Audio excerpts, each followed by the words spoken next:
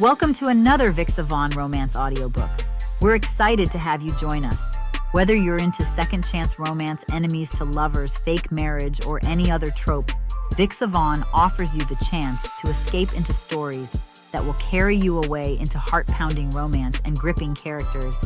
While we want to get you the full experience, some parts of this audiobook are abridged to stay abreast of YouTube's community guidelines. If you want the full experience, you can always head to Vixa Vaughn Romance and use code VIXA40 to get the unabridged version of this audiobook for 40% off. Now sit back and enjoy the show.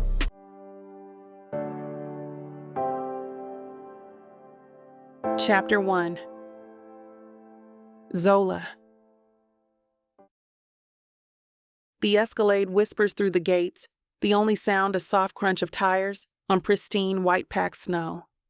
Outside, the world is a monochrome photograph of aspen perfection, sentinel-like pine trees heavy with powder, a sky the color of faded denim. Inside, the room is charged with the scent of heated leather and the oppressive silence of being delivered. It's a feeling I know well. I am precious cargo, a Fabergé egg with a record deal. We're on approach to the secure location, Ms. King. The driver, a man whose name I've already forgotten, murmurs to the rearview mirror.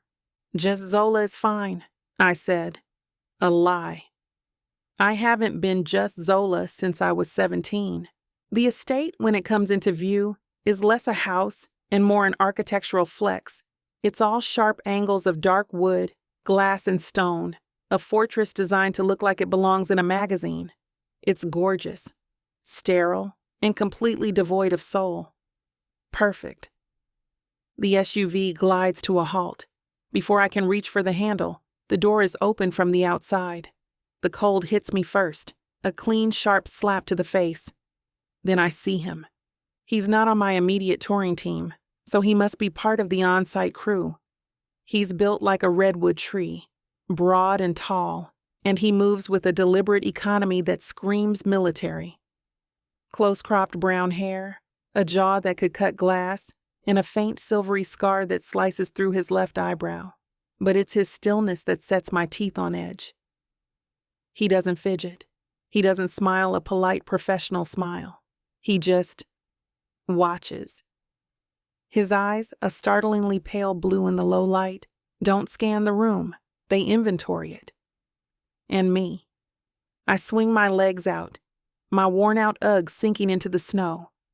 I'm in my off-duty uniform, black cashmere sweats, an oversized hoodie with my alma mater's logo, and my hair piled into a pineapple on top of my head, a few curls escaping to frame my face. It's my attempt at feeling normal. It never works. "Welcome to the estate, Miss King," he says. His voice is a low baritone, completely flat. No warmth, no welcome, just a statement of fact. "Zola, please," I repeat, a little more firmly this time. I offer a small testing smile. Miss King is my mother and she hates the snow. Nothing, not a twitch. He simply gives a curt, almost imperceptible nod. "This way." "Mallory is waiting to give you the walkthrough." He turns, expecting me to follow. No offer to take my bag, no small talk. He's a wall, a very large, uncooperative, and annoyingly handsome wall. I grab my duffel, the one with the worn strap and the coffee stain from 2018, and follow his broad back toward the ridiculously oversized front door. Inside, the great room is a cathedral of white marble, gray cashmere, and glass. It's so minimalist, it feels less like a home and more like an advertisement for one, where the people are just props. A woman with a sleek silver bob and a crisp pantsuit approaches, her hand extended. She has kind eyes, at least. "Zola, it's a pleasure." "I'm Mallory, head of security for the property," she says. Her handshake is firm. "This is Asher North, the lead on your personal detail." I glance at the wall, who is now apparently named Asher. He gives that same sharp nod. "Right. The detail," I say, letting a little of my weariness show. I can't help it. You guys planned a fun 2 weeks of staring at walls? A young, fresh-faced guard standing near the fireplace chuckles. He's got a spray of freckles across his nose and an easy grin. We could play charades, ma'am. I make a mean Rudolph. Mallory shoots him a look that isn't exactly a glare, but it's in the same zip code. This is Leo. He's also on your team. Leo of the mean Rudolph. Noted. I say, offering him a genuine smile. He seems human, normal. It's nice to meet you. Asher will show you to your wing. Mallory continues, all business again. Your bags are being brought up. We operate on a 24-hour cycle, but you'll have complete privacy in your designated areas. Any questions? Come to me or Asher. I look at Asher. Asking him a question feels like it would require a written request submitted in triplicate. Got it. Lead the way, North. I see a flicker in his eyes at my use of his last name. Good. A reaction. He turns without a word and leads me down a long glass-walled hallway. The silence stretches, pulled taut between us. I start humming under my breath, a nervous habit. It's a new melody, something bluesy and unfinished. Is the humming a requirement for your creative process? He asks, not even turning his head. The question is so unexpected, so personal, that I stop dead. Excuse me? He finally stops and faces me. The hallway is narrow, and his sheer size seems to shrink it even more. The humming. It's a consistent pattern. I need to know if it's a baseline habit or an indicator of distress. I stare at him, my mouth slightly agape. A baseline habit? Are you running diagnostics on me? I'm establishing a behavioral baseline, yes. It's my job to recognize any deviations from the norm. I can't help the short, sharp laugh that escapes me. It's bitter. Right. The job. Well, you can add it to your little file. Zola King hums when she's thinking. She taps her nails against things when she's anxious. She drinks chicory coffee, which you won't find anywhere in this godforsaken state, and she is 100% not a damsel in distress. His expression doesn't change, but his gaze intensifies, as if he's filing every word away. Noted is all he says, before turning and continuing down the hall. My suite is, of course, magnificent. It has its own fireplace, a balcony with a view of the mountains that probably cost more than my first apartment, and a bathtub deep enough to swim in. It's another beautiful cage. My phone buzzes on the marble countertop where I dropped it. The screen lights up with a name that makes my stomach clench. Brendan Work. I let it go to voicemail. 2 seconds later, it buzzes again. I sigh and answer, hitting the speakerphone button. What, Brendan? Don't what, Brendan me. Z. What the hell is this? Citing personal exhaustion. You sound like a Victorian novelist. The label is losing their minds. We had the Jingle Ball, the London special. I walk over to the massive window and watch the snow begin to fall again, each flake a tiny, perfect piece of silence. I was exhausted. So I'm taking a personal day, or 12. An unsteady rhythm tapped out from my fingers, betraying the calm I was trying to project on the cold glass. Tap, tap, tap. This isn't a personal day, Zola. This is a breach of contract. This is brand suicide.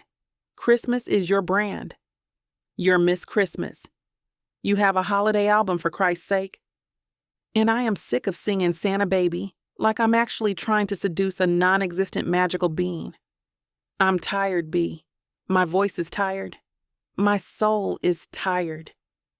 Your soul doesn't have a multi-million-dollar endorsement deal with Sparkle Soda. He shrieks. I can picture him pacing his sterile LA office, tugging at his perfectly manicured hair. Just release one statement. A photo of you by a cozy fire. We can say you have laryngitis. People love a tragic, silent songbird at Christmas. The rage that simmers just under my skin begins to boil. No more statements. No more curated photos. I am here. You are there. I will be back for the New Year's Eve gig in Times Square. Until then, the songbird is officially off the clock. Zola, don't you... I hang up. My breath fogs up the window. The silence that follows is deafening. This is what I wanted. Quiet. Peace. So why do I feel like screaming? I press my forehead against the cold glass, my humming forgotten, the nail tapping the only sound in the room. Later that evening, Mallory calls a mandatory team meeting in the main living area. It's me, her, Asher, Leo, and 2 other guards who might as well be cardboard cutouts for all the personality they've shown. I take a seat on one of the ridiculously uncomfortable gray sofas, curling my legs under me. Asher stands by the mantelpiece, hands clasped behind his back in that formal, at-ease stance. He's like a statue, the sentinel. It's infuriating how much space he takes up without making a sound. All right, team. Mallory begins, her voice brisk. Given the extended nature of this assignment and the isolated conditions, we're going to implement a small morale-boosting initiative. Oh, God. This is going to be bad. I can feel it. This has Brendan's corporate retreat energy all over it. Leo perks up. Are we getting a hot tub? No, Leo, Mallory says patiently. We are going to do a secret Santa. A collective, barely audible groan ripples through the room. I can't help the cynical smile that touches my lips. Of course. A forced, festive, fun-filled exercise in meaningless gift-giving. It's the perfect metaphor for my entire career. Participation is mandatory, she continues, ignoring the lack of enthusiasm. She holds up a small velvet bag. Names are in here. Spending limit is $50. Gifts will be exchanged on Christmas Eve. It will be a way to get to know one another on a more personal level. My eyes instinctively flick to Asher. His expression is unreadable, a mask of pure professional indifference. Getting to know him on a personal level seems about as likely as me deciding to re-record my Christmas album with a death metal band. Mallory passes the bag around. Leo draws a name and winks at me. The other guards pull their slips of paper with grim determination. She holds the bag out to Asher. He reaches in, his large, competent fingers disappearing into the velvet, and pulls out a single folded square. Then the bag is in front of me. I sigh, the sound louder than I intend, and reach inside. My fingers close around a small piece of paper. I pull it out, my desire to participate somewhere around 0. This is a fantastic idea, Mallory, I say, my voice dripping with the fake sweetness I usually reserve for red carpet interviews. Nothing lifts the spirits like a mandatory office-wide bonding exercise. Mallory's lips thin, but she doesn't call me on the sarcasm. She's too professional for that. Asher, however, is not. His pale blue eyes meet mine from across the room, and it's a first. I see a flicker of something in their depths. It's not annoyance or anger. It looks, bizarrely, like a challenge, as if he's daring me to find a single shred of authenticity in this charade. I drop my gaze to the slip of paper in my hand, my nails tapping a frantic, silent rhythm against it. A soulless house, a human wall for a bodyguard, and now, a mandatory game of pretend. This isn't an escape. It's just a prettier cage with a festive, corporate-approved bow on top. Chapter 2. Asher. 6 a.m. System check. I sweep the monitors, my eyes tracking the 16 camera feeds in a practice figure 8 pattern. Perimeter sensors are green. Thermal imaging shows nothing but a few deer moving through the eastern woods. The air is clean. The overnight security log is empty. The asset, codenamed Songbird, is wheels down in 3 hours. My job is to ensure this sterile paradise remains exactly that, until she leaves. Control is everything in this line of work. Control the environment. Control the variables. Control yourself. My world is a series of concentric rings of security. The outer ring is the fence, the sensors, the patrols. The inner ring is this house, this team. At the very center is the asset, Zola King. And my job is to be the final unbreachable wall around her. I've studied the file. 200 pages of her life, stripped of all the glamour and distilled into data points. Known associates, travel patterns, medical history, past threats. I've watched hours of interviews, not for the content, but for the tells. The way she taps her nails when a question gets too personal. The slight southern lilt that deepens when she's tired. The forced, camera-ready smile that never ever reaches her eyes. To me, she isn't a person. She's a package, a complex puzzle of vulnerabilities that I am paid to protect. 9:17. The Escalade appears on the long-range camera, a black beetle crawling through a world of white. Songbird is on approach, I say into my comms, my voice even. Leo, visual confirmation at the gate. Copy that, Ash. Gate is clear. Leo's cheerful voice crackles back. He's a good kid, but he talks too much. He sees this as a paid vacation. I see it as 2 weeks of holding my breath. I move to the front entrance, positioning myself to the left of the doorframe. My stance is relaxed but ready. Hands clasped behind my back, weight balanced on the balls of my feet. I perform a mental systems check on myself. Breathing, steady. Heart rate, 62 beats per minute. Mind, clear. When the SUV door opens, the first thing I note is her footwear. Uggs, zero traction, zero ankle support. A liability in this terrain. Then she emerges. In person, the data doesn't do her justice. The camera flattens her, makes her a two-dimensional image. Standing here with the crisp mountain air swirling around her, she is high definition. Voluminous curls piled on her head, a few escaping. No makeup. The exhaustion I'd seen in her file is etched into the faint shadows under her warm, expressive eyes. My mind automatically categorizes the details. Height, approximately 5 feet 7 inches. Distinguishing marks, series of micro-tattoos on the right forearm, mostly obscured by her sleeve. Threat level, non-existent. Vulnerability level, critical. Welcome to the estate, Ms. King, I state. Protocol. Formal address establishes the professional boundary from first contact. She offers a smile. It's small, tired, but it's a clear attempt to breach my perimeter. Zola, please. Ms. King is my mother, and she hates the snow. I register the attempt at humor. I log it. I do not react to it. Reaction equals engagement. Engagement equals a weakening of the boundary. I give a single, sharp nod of acknowledgement. This way. Mallory is waiting to give you the walkthrough. I turn and lead the way. I can feel her presence behind me, a low-grade hum of energy that wasn't here 5 minutes ago. The house was just a structure. Now it has a center of gravity, and it's her. Then she starts humming. The sound is soft, almost subconscious, a low melodic vibration in the air. It's a variable I haven't anticipated. It's distracting.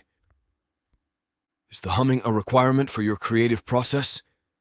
The question is out before I can apply the professional filter.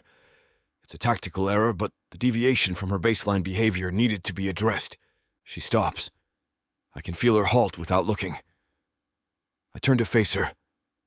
In the narrow hallway, she has to tilt her head back slightly to meet my eyes. Her own are wide, a flicker of surprise in their brown depths. Excuse me. The humming, I clarify, keeping my tone level, analytical. It's a consistent pattern. I need to know if it's a baseline habit or an indicator of distress. Her mouth opens, then closes. A short, sharp laugh, devoid of any real humor, breaks the silence. A baseline habit? Are you running diagnostics on me? I'm establishing a behavioral baseline, yes. It's my job to recognize any deviations from the norm. This is the truth, It is the core of my function. But the way she's looking at me with a mixture of disbelief and irritation makes the words feel cold, alien. Her posture shifts. The weariness is replaced by a flash of defiance. Right. The job. Well, you can add it to your little file. Zola King hums when she's thinking. She taps her nails against things when she's anxious. She drinks chicory coffee, which you won't find anywhere in this godforsaken state. And she is 100% not a damsel in distress. Each statement is a carefully aimed dart. She's giving me data, but on her own terms. It's a power play. A declaration that she will not be reduced to a set of observable behaviors. I absorb the information. I give her the only thing I can. A confirmation that her message was received. Noted. I deposit her at her suite and retreat to the security hub, our primary monitoring station. I need to recalibrate.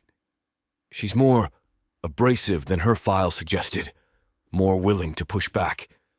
It requires an adjustment to my strategy. An hour later, Mallory enters the hub. She just got off the phone with her manager.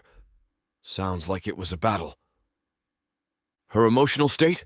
I ask, not looking up from the monitors. Agitated, annoyed. Probably a C4 on a scale of 1 to 10, Mallory says with a dry smile. An agitated principal is an unpredictable principal, I state. It's an axiom of the job. She's not the president, Asher.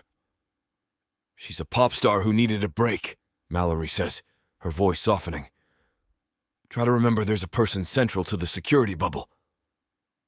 The person is the variable I can't control, I reply. My focus is on the bubble. Mallory sighs. Fine. Be a robot, but you're still required for the team meeting at 1900. Don't be late. The meeting is precisely the kind of frivolous, unprofessional distraction I despise. I stand by the fireplace, observing. Zola is curled on the couch, a study in a defensive posture. Leo is practically vibrating with excitement. Mallory is trying to project cheerful authority. It's a farce. Then she says the words, "Secret Santa." I fight the urge to clench my jaw. It's a breach of every professional instinct I have. We are not co-workers at a paper company. We are a security detail. Our interactions should be sterile, professional, and limited to the scope of the mission. This is a mandated personal connection. It's a logistical nightmare designed to compromise operational integrity. I watch as Zola's face settles into a mask of pure cynicism. Her sarcastic comment to Mallory is a clean shot, and I'll admit, it's a well-aimed one. She sees this for exactly what it is. For a split second, I feel a flicker of something that feels dangerously like camaraderie. I immediately extinguish it. Mallory holds the bag out to me. I reach in, my fingers brushing against the folded slips of paper. It is a tactical operation, I tell myself. Objective. Retrieve one name. Execute the task. Maintain professional distance. I pull out a single square and retreat to my position by the mantel. I don't open it immediately. I watch Zola take her turn, her movements filled with a theatrical reluctance. Our eyes meet across the room. I see the challenge in her gaze, the silent dare. She's testing me, testing this entire situation. I give her nothing back, holding my expression neutral, my posture unmoved. The meeting dissolves. Mallory gives a few final instructions. Leo tries to make a joke that doesn't land. Zola disappears Jay down the hallway to her wing. Left in the quiet of the great room, the fire crackling in the hearth. Only then do I allow my focus to shift to the small piece of paper in my hand. I unfold it. The name is written in Mallory's neat, efficient print. 2 words. 4 syllables that represent the absolute center of this operation. The one variable I'm meant to observe, not interact with. The person I'm supposed to be. A wall around, a shadow, an unfeeling professional. Zola King. A feeling, cold and sharp, jolts through me. It's not panic. It's not fear. It's the icy dread of a perfectly planned mission that has just been compromised by a single, unpredictable, and utterly unprofessional variable. My objective was to remain detached. Now I have to buy a gift. Chapter 3. Zola. 3 days, 72 hours, 4,320 minutes. I have counted them all. I have paced the length of this glass and stone box 100 times. I've written exactly 0 bars of music. I've rearranged the throw pillows on the couch into 8 different configurations. I've even had a surprisingly deep, one-sided conversation with a squirrel on my balcony about the predatory nature of the music industry. He was a very good listener. This is the apex of luxury. To be so comfortable, so provided for, that you start to vibrate with sheer, unadulterated boredom. It's a low internal hum of restlessness that makes my skin feel too tight. My phone is a minefield of texts from Brendan, ranging from pleading to threatening. My socials are a dumpster fire of fan speculation. Out here, the silence is so loud it rings in my ears. I need to talk to a person, a real one, not a human security camera like Asher. I find Leo in the state-of-the-art gym, dutifully walking on a treadmill and watching some daytime talk show on the massive screen. He's the only one of them who seems to use the amenities. Asher, I suspect, probably just does push-ups in his room until the floorboards creak in submission. "Anything good on?" I ask, leaning against the doorframe. Leo jumps, startled, and nearly trips off the treadmill. He fumbles with the controls, bringing it to a stop. A flush creeps up his freckled neck. "Ms. King, Zola, geez, you move quietly." "It's a secret skill," I say, wandering over to the rack of weights. I pick up a 5-pound dumbbell and do a single sarcastic bicep curl. Comes in handy when I'm sneaking up on treadmills. He laughs, a genuine easy sound. "Right. Sorry, I was just catching up on Mornings with Marla." A man of taste. Is she still solving the nation's problems with celebrity gossip and recipes for avocado toast? Today, it is a segment on the best way to organize your pantry. It was riveting stuff.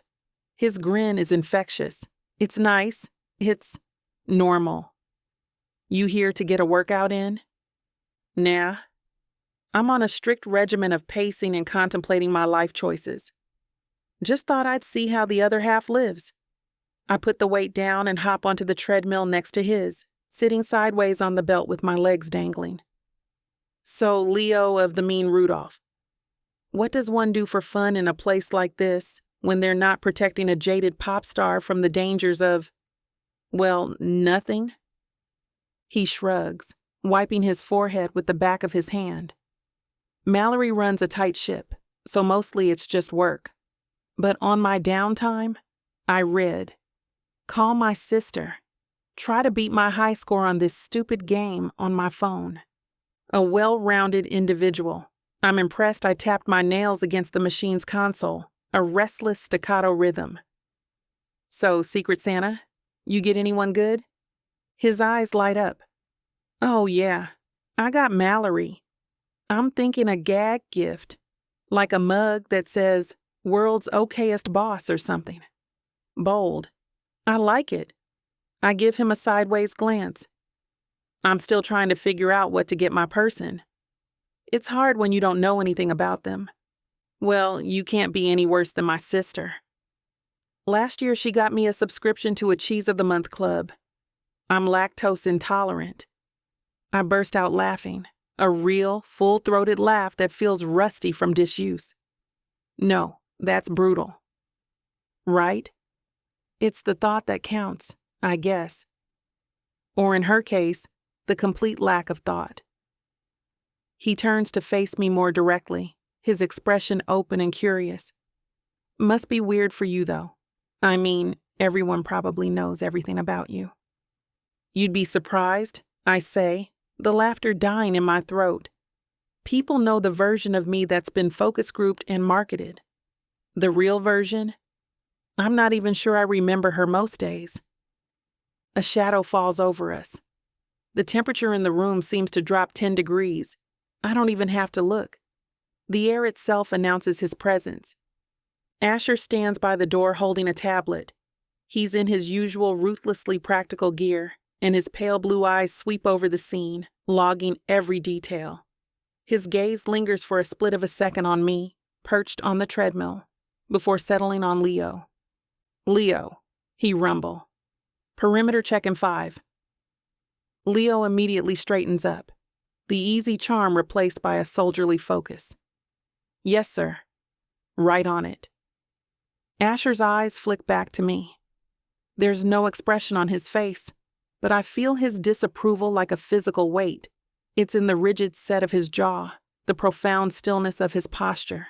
He's judging me for distracting his subordinate, for being a frivolous variable in his perfectly controlled equation. "Don't let me get in the way of perimeters," I say, my voice laced with a sweetness I know he'll recognize as fake. I hop off the treadmill. He doesn't respond. He just gives Leo a final pointed look before turning and walking away, his footsteps utterly silent on the rubberized floor. The room feels warmer the second he's gone. "Sorry about that," Leo says, looking flustered. "He's intense." Is he ever not intense? I picture him ordering a coffee with tactical precision. "Give me 1 black coffee. No room for error. Or cream." Leo snorts. That's pretty much it. He's ex-Special Forces.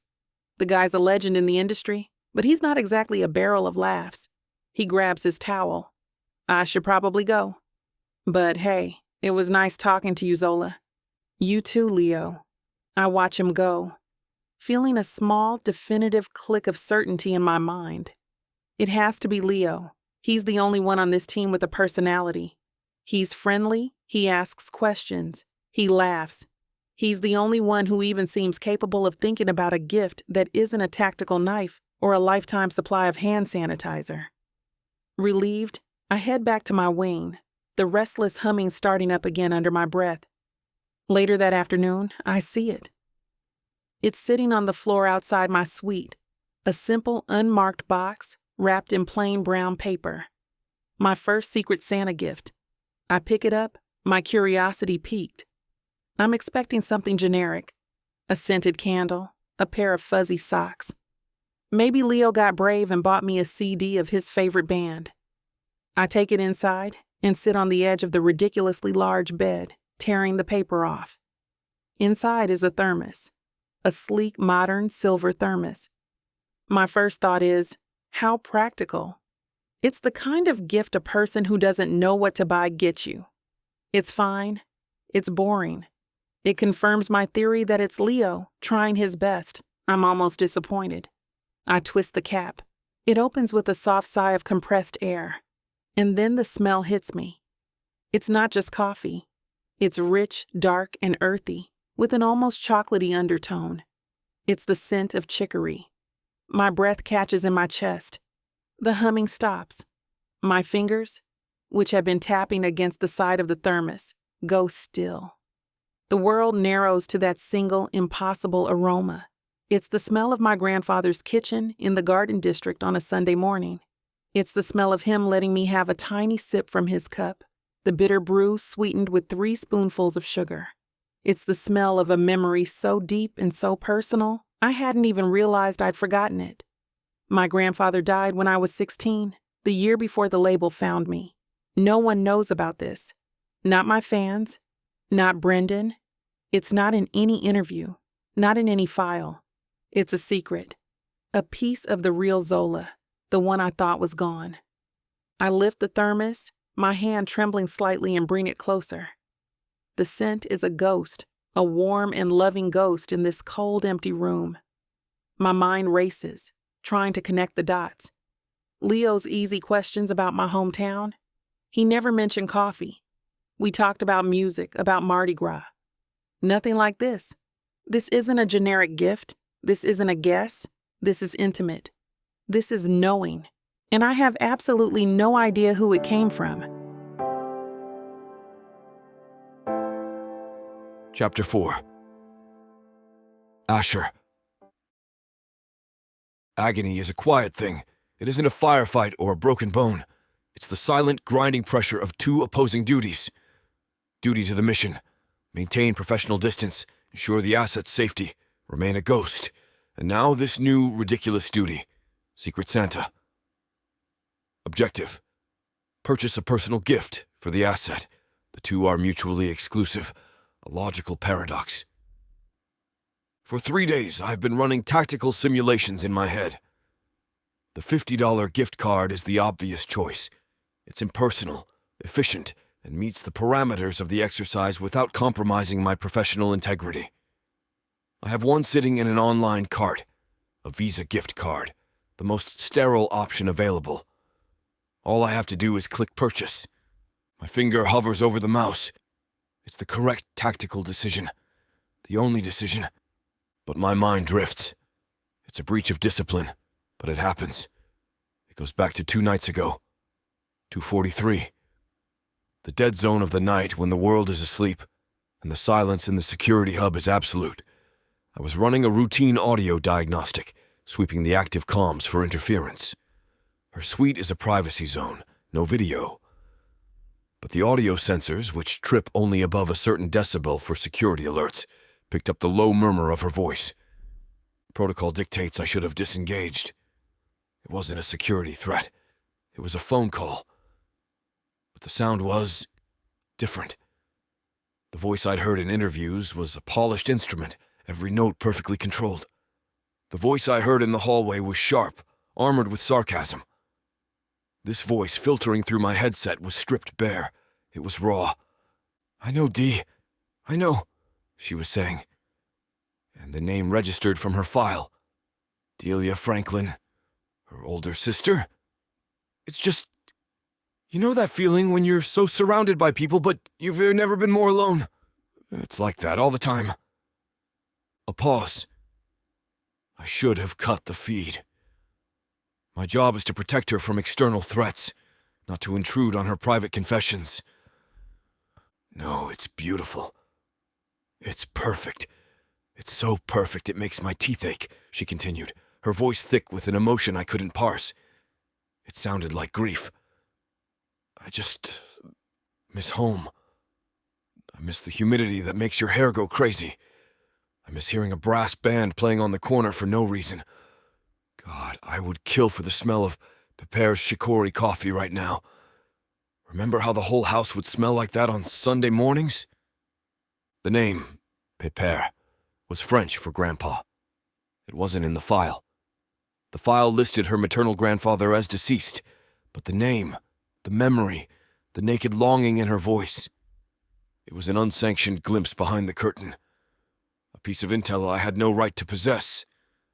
I cut the feed, the silence in my ears suddenly feeling heavy, accusatory.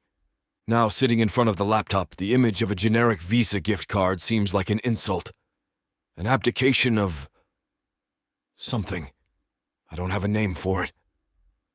My fingers move, betraying my training. I close the gift card tab. I open a new one. A quick search. Artisanal New Orleans coffee roasters. I find a small, family-owned place in the French Quarter. They have a dark roast chicory blend. They ship overnight. It's $24. I add a $50 thermos to the order. Sleek, efficient, something that looks like a professional choice to mask the deeply unprofessional one I'm making. Total, $74, $24 over the sanctioned budget. Another breach. I hit purchase. The order confirmation flashes on the screen. There's no going back. I've willingly compromised my own protocol. For a smell. For memory that isn't mine. The package arrives the next day in a discreet box. I intercept it before it enters the general mail. I brew the coffee myself in the small private kitchen off the security hub, the rich, unfamiliar scent filling the sterile space. I pour it into the thermos, seal it, and wipe the exterior for fingerprints. A ridiculous, instinctual habit. Placing it outside her door feels like planting a surveillance device. It's a calculated risk. I set it down, knock once, a soft, anonymous rap, and retreat down the hall, melting into the shadows of an alcove where I have a clean line of sight I watch as the door opens a crack. I see her hand, the long, unpainted nails, emerge and pull the package inside. Then nothing. I return to the hub, my gut tight with a tension that has nothing to do with security. I am a mess of contradictions. I am the watcher who has become an active participant. For the rest of the afternoon, I keep her on the monitors in the common areas. She doesn't emerge. The silence from her wing is absolute. The thought that I miscalculated, that the gesture was unwelcome, intrusive, gnaws at me. It was a mistake, an emotional, tactical blunder. Just as I'm about to write it off as a complete failure, she appears on the feed from the main living room. She's holding the thermos. She's just standing in the middle of the vast, empty space, staring out the massive window at the snow-covered mountains. She isn't humming. She isn't tapping her nails. She's perfectly still. And as she brings the thermos up, her thumb stroking the smooth metal, I see the look on her face. It's not happy. It's not sad. It's recognition. A deep, quiet, and utterly confused recognition. And the knot of tension in my gut doesn't just loosen. It dissolves. It's replaced by a warm, spreading sensation that I identify with clinical precision. Satisfaction. It's dangerous. It's unprofessional. It's the feeling of a marksman hitting a target from 1,000 yards. I saw a vulnerability, her loneliness, her homesickness, and I neutralized it. I provided comfort. It's the most profound breach of protocol I've ever committed. "Hey, Ash." Leo's voice cuts through my concentration. I straighten up, my expression defaulting to neutral as he enters the hub, rosy-cheeked from the cold. "Just finished the perimeter check." "All clear. Nothing to report but some seriously majestic-looking elk," he says, grabbing a bottle of water from the mini-fridge. "Good," I say, my eyes still on the monitor. Zola is still standing there, lost in thought. "Man, I just had a great chat with Zola in the gym," he continues, oblivious to the storm of conflict in my head. "Before you came in, I mean. She was hilarious." My hands clench behind my back. "I know. I saw you. I saw the way you made her laugh. A real laugh. She's actually really cool once you get past the whole mega-celebrity thing," he says, leaning against the console. "We were talking about her home, about New Orleans.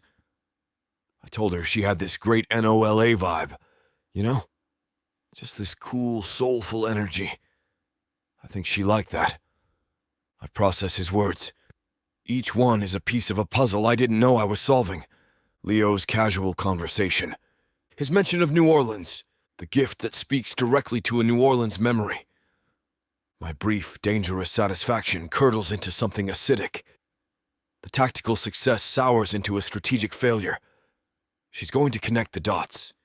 The charming, friendly guard who talks to her about her hometown. The anonymous, thoughtful gift that smells like her childhood. The conclusion is logical, inevitable, and it is completely wrong. I just delivered the most personal, rule-shattering gesture I could conceive of. And Leo, with his easy smile and talk of NOLA vibes, is about to get all the credit for it. Chapter 5. Zola. The next morning I wake up before the sun. It isn't anxiety that has me up. It's anticipation. I pad into my suite's ridiculously opulent kitchenette and pour the last of the chicory coffee from the silver thermos into a mug. The aroma alone is a balm, a warm blanket of a memory that makes this cold, modern fortress feel a little more like a home. Sipping it, I lean against the counter and stare out at the pre-dawn sky, a canvas of deep indigo and bruised purple. The coffee was a message. It wasn't just a gift, it was a statement. I see you. Not the pop star. You. The question is, who is I? My mind immediately serves up Leo with his easy grin and talk of NOLA vibes. It has to be him. He's the only one who's made an effort. He's the only one who's spoken to me like I'm not a piece of fragile, priceless art. The coffee was his way of following up on that conversation. It's the only theory that makes sense. The alternative is that one of the other faceless guards, or worse, Asher, has a secret, soulful side. The thought is so absurd it's almost funny. My mission for the day is clear. Operation: confirm the sunshine. I need more data. I find him a few hours later in the main kitchen, a cavernous space of stainless steel and marble that could service a 5-star restaurant. He's attempting to make pancakes, and from the looks of the slightly smoking pan, it's not going well. Is that a pancake or a science experiment? I ask, leaning against the massive island. He jumps, spatula in hand. Whoa. You really have that ninja thing down. And for your information, this is a deconstructed pancake. Right. A delicate way of putting it. Burnt now? I tease, moving closer. I grab a bowl and the carton of eggs. Scoot over, Picasso. Let me show you how it's done. He willingly cedes control of the stove. Be my guest. I was about to set off the fire alarm, and I have a feeling Asher would file that under unacceptable breach of kitchen protocol. I'm sure he has a protocol for everything, including the correct way to breathe, I say, cracking eggs into the bowl with practiced ease. So, I wanted to say thank you. Leo looks up from where he's leaning against the counter. For what? For what you said yesterday, in the gym, about the, NOLA vibe. I keep my eyes on the batter I'm whisking, trying to sound casual. It was sweet. Not a lot of people see past all this. I gesture vaguely at myself, at the invisible circus of my life. A genuine smile spreads across his face. Oh? Well, you're welcome. It's true. There's just something different about you. It's cool. Thanks, Leo. I pour a perfect circle of batter onto the hot griddle. So, when you're not critiquing my vibe, or saving the world from lactose-intolerant cheese, what do you read? I'm going crazy with boredom, and I've already read everything on my Kindle. Oh man. I'm in the middle of this epic fantasy series. Dragons, prophecies, 1,000 characters you can't keep straight. It's awesome. Dragons, of course. It's adorable. Sounds epic, I say, flipping the pancake. It's golden brown. Perfect. Any non-dragon-related recommendations? I read whatever's on the bestseller list, usually. Thrillers, mostly. The kind of thing you buy at the airport. The kitchen door swings open.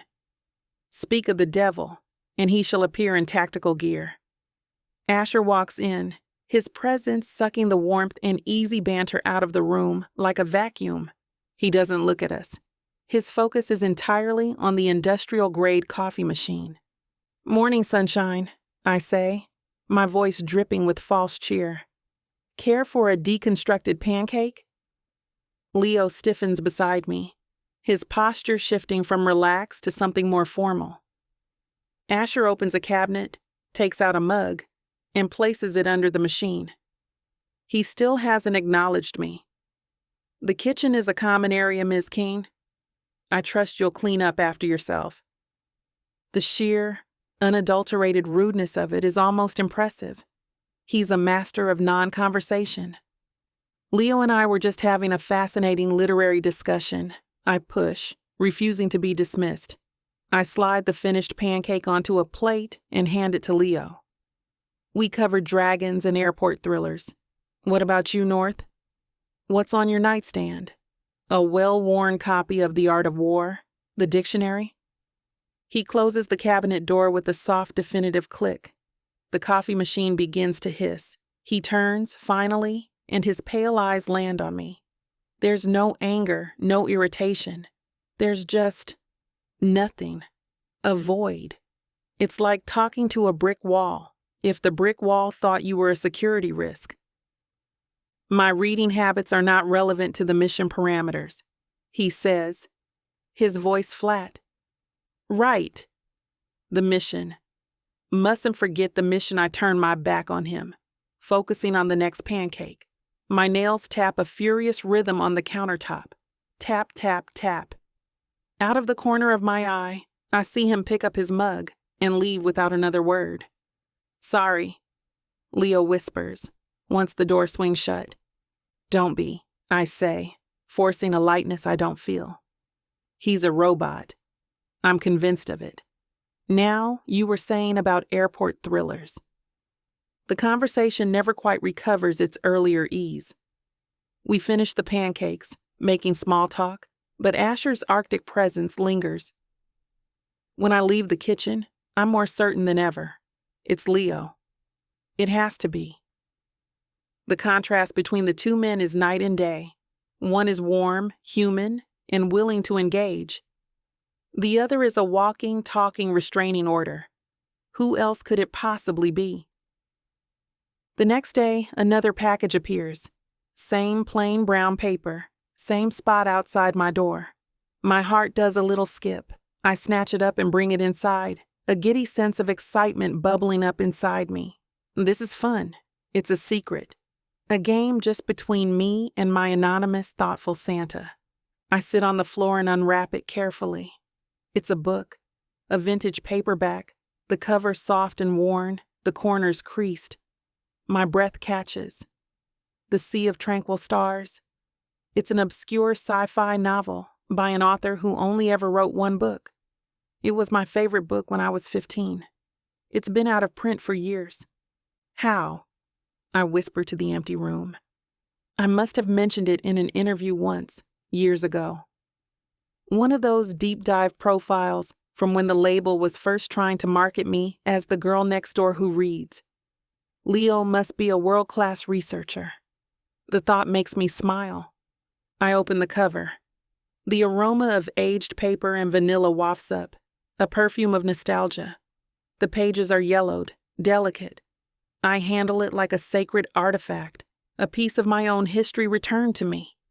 As I gently thumb through the pages, something flutters out from the middle of the book and lands on the plush white rug. It's a flower, a single pressed magnolia blossom, pale and perfect, its petals flattened by time. I stare at it. My smile falters. The air in my lungs seems to freeze. Slowly, as if in a trance, I reach up and touch my right forearm, just below the elbow. My fingers trace the outline of the shape, hidden beneath the sleeve of my cashmere sweater. It's a winding vine of delicate micro-tattoos I got on a rebellious trip to Austin 5 years ago. Sheet music, a few stars, and at the very top, a single, perfect magnolia blossom. It's my secret, not a memory from my childhood, not a quote from an old interview. A secret etched into my skin, hidden from the cameras, from the fans, from almost everyone. My heart starts to pound, a heavy, frantic beat against my ribs. This isn't just thoughtful anymore. This isn't a good researcher. This is impossibly personal. Oh, so you think you're ready for some hockey romance, huh? Baby, you don't even know what you're about to step into. This is not your grandma's romance collection. No, sir.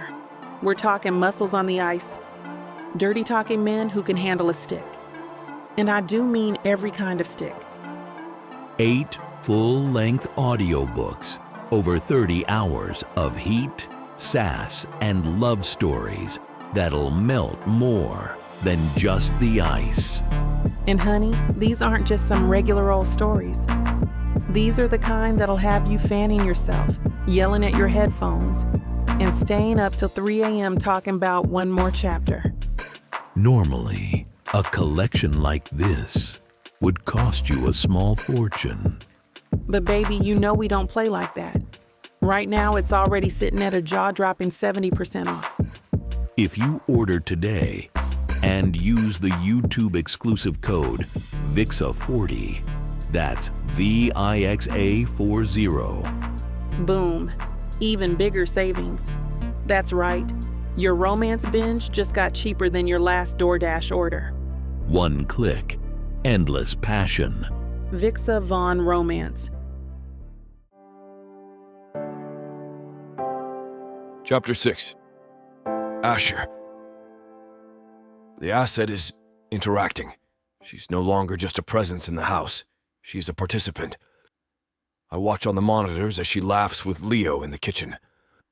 It's a full, uninhibited sound that the audio sensors pick up with perfect clarity. It is a sound I have not heard before. It is a sound Leo elicited. The satisfaction I felt from the coffee gift vanished, replaced by a persistent, low-grade irritation. The outcome of my tactical decision was a success, but the credit was misassigned. It's an unacceptable operational discrepancy. My carefully aimed message was intercepted by the wrong recipient. I need to correct the variable. The variable, at this moment, is Leo. I spotted him in the staff gym later, running through hand-to-hand combat drills with a practice dummy. "Leo," I say. My voice is quiet, but it cuts through the thud of his strikes. He stops, breathing hard, and turns to face me. "Ash, what's up?" "A question," I say, walking a slow, deliberate circle around him and the dummy. "What is your primary objective on this detail?" He straightens up, wiping sweat from his brow. His posture shifts from relaxed to something more formal. "To ensure the safety and security of the principal, Miss King." "Correct. And what is the primary method for ensuring that safety?" Maintaining perimeter integrity, monitoring for threats, following protocol," he lists, a hint of confusion in his voice. "And where in that protocol does it mention pancake making and literary discussions?" The confusion on his face hardens into defensiveness. "I was in a common area." She initiated the conversation. "Are you suggesting I should have been rude to her?" "I am suggesting you have forgotten the boundary," I say, stopping directly in front of him. "I am taller by a good 4 inches, and I use it. She is the principal. You are the protection detail. There is a line. You are not her friend. You are not her confidant. You are a professional, here to perform a function." "With all due respect, sir," he says, his jaw tight, "that a function involves the well-being of a human being." She's isolated. She's stressed. Maybe making her feel like she's surrounded by people instead of robots helps with that. Maybe it makes her less likely to do something unpredictable. "You think your charm is a security asset? I think being a decent human being is," he counters, his voice rising slightly.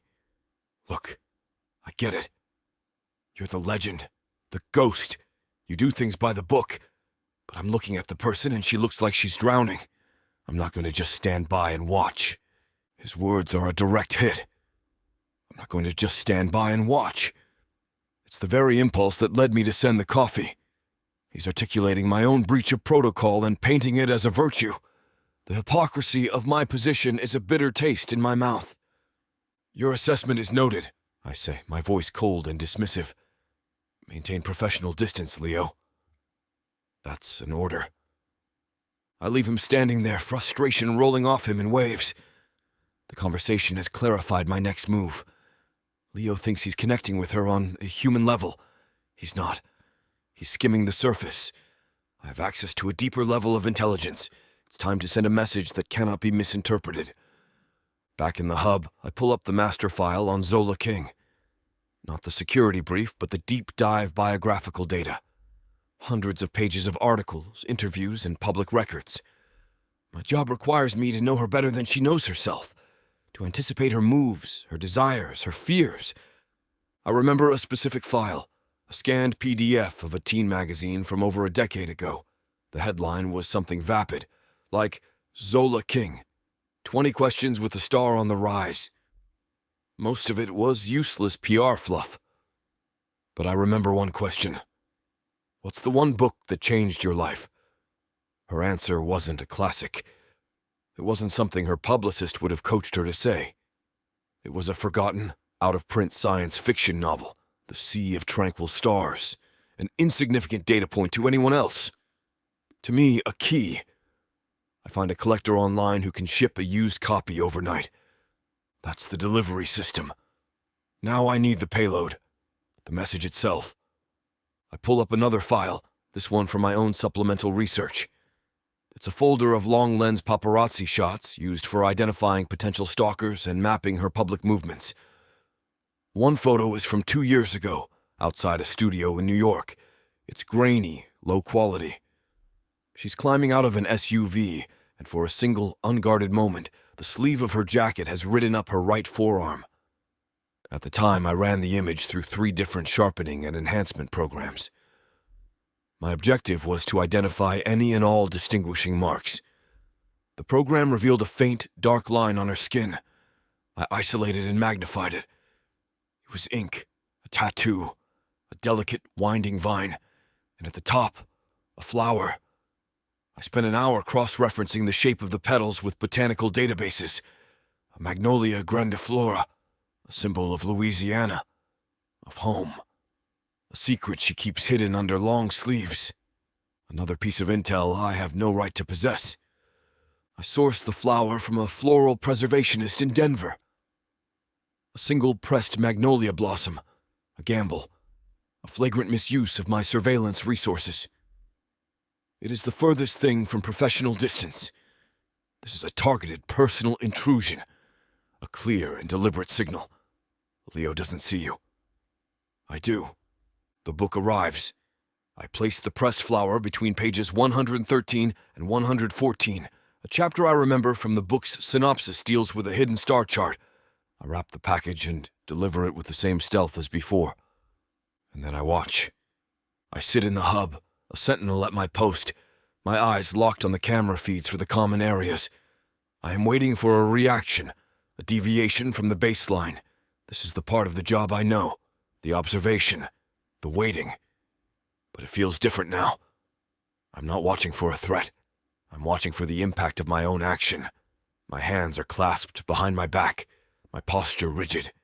But inside, there is a chaotic hum of anticipation. The door to the hub opens. Mallory walks in, holding 2 mugs of coffee.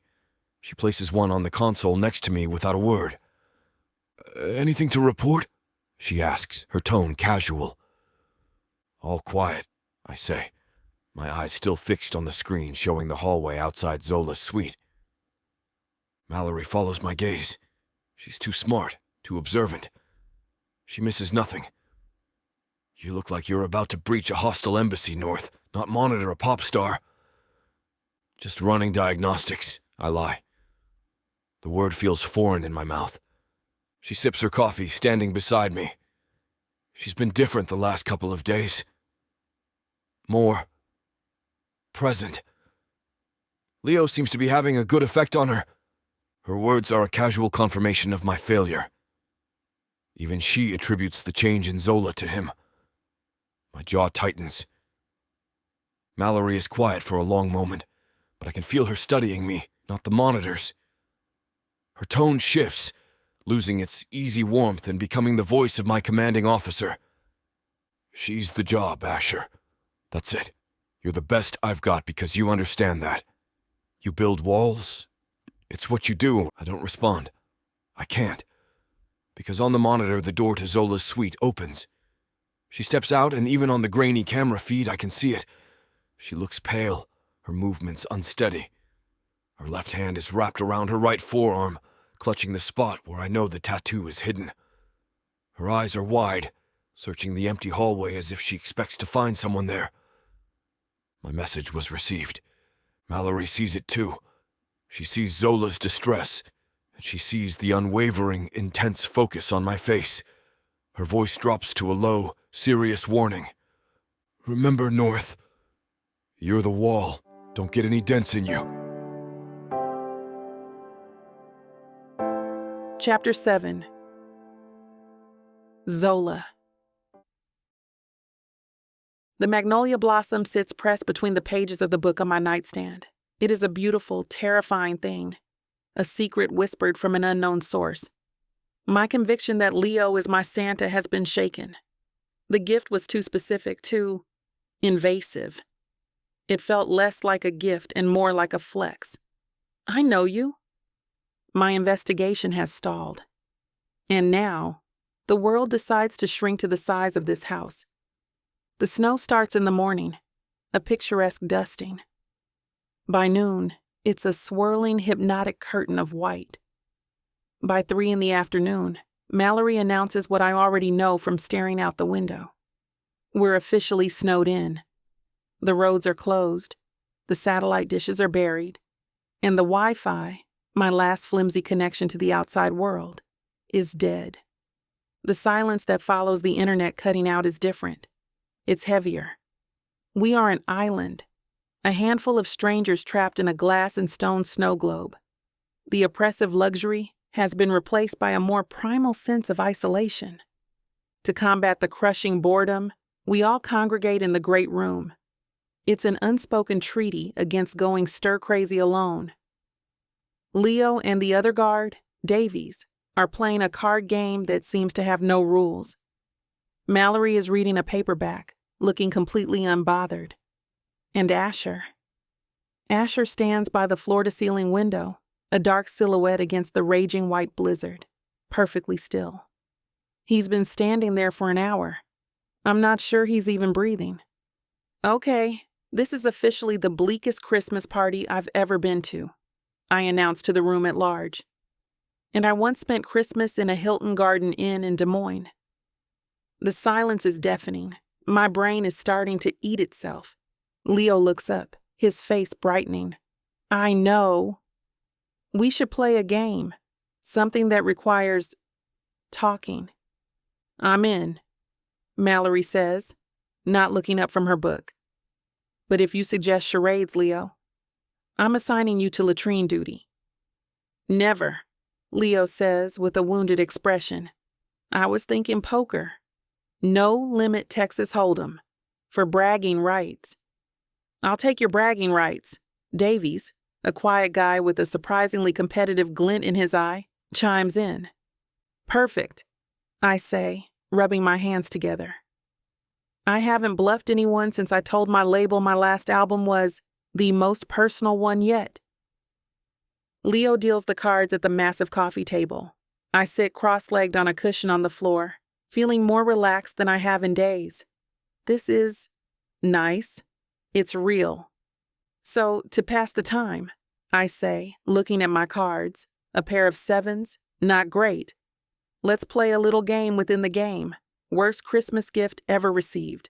I'll start. My estranged aunt once sent me a framed photo of herself. That's it. Just her face. In a frame. Mallory snorts. My ex-husband gave me a vacuum cleaner. The divorce was finalized in March. We all groan in sympathetic horror. Okay, you win, I concede. What about you, Leo? You have to be able to beat a self-portrait. Oh, easy. The lactose-intolerant cheese of the month club from my sister, he says, and I laugh, remembering. But the best gift? My dad tracked down a copy of my favorite comic book from when I was a kid, the one I lost in a move. It wasn't worth anything, but, I look at him. A thoughtful, nostalgic gift. It fits the profile. My internal detective is back on the case. That's sweet, I say, my voice casual. I raise the bet with a stack of poker chips. It's always the things that have a story behind them, right? My eyes flick over to the silent figure at the window. What about you, North? Don't tell me your mom gave you a vacuum cleaner, too. Asher doesn't turn. His reflection is a faint, distorted shape in the dark glass. I don't celebrate Christmas. The statement drops into the warm, chatty atmosphere like a stone in a pond. The easy banter ripples, then stills. Leo clears his throat. Oh, okay. Why not? I ask, unable to help myself. The man is a fortress. I can't resist looking for a crack in the walls. He's silent for a long moment. The only sounds are the crackling fire and the howling of the wind outside. Finally, he speaks, his voice low and devoid of emotion. Some associations are best left in the past. He turns from the window then, and his pale eyes meet mine. There's a depth there, a darkness I can't read but I can feel. It's a history, locked away. For the first time, I wonder about the man, not the bodyguard. What associations? What past? The poker game continues, but the energy has shifted. My focus is no longer on Leo.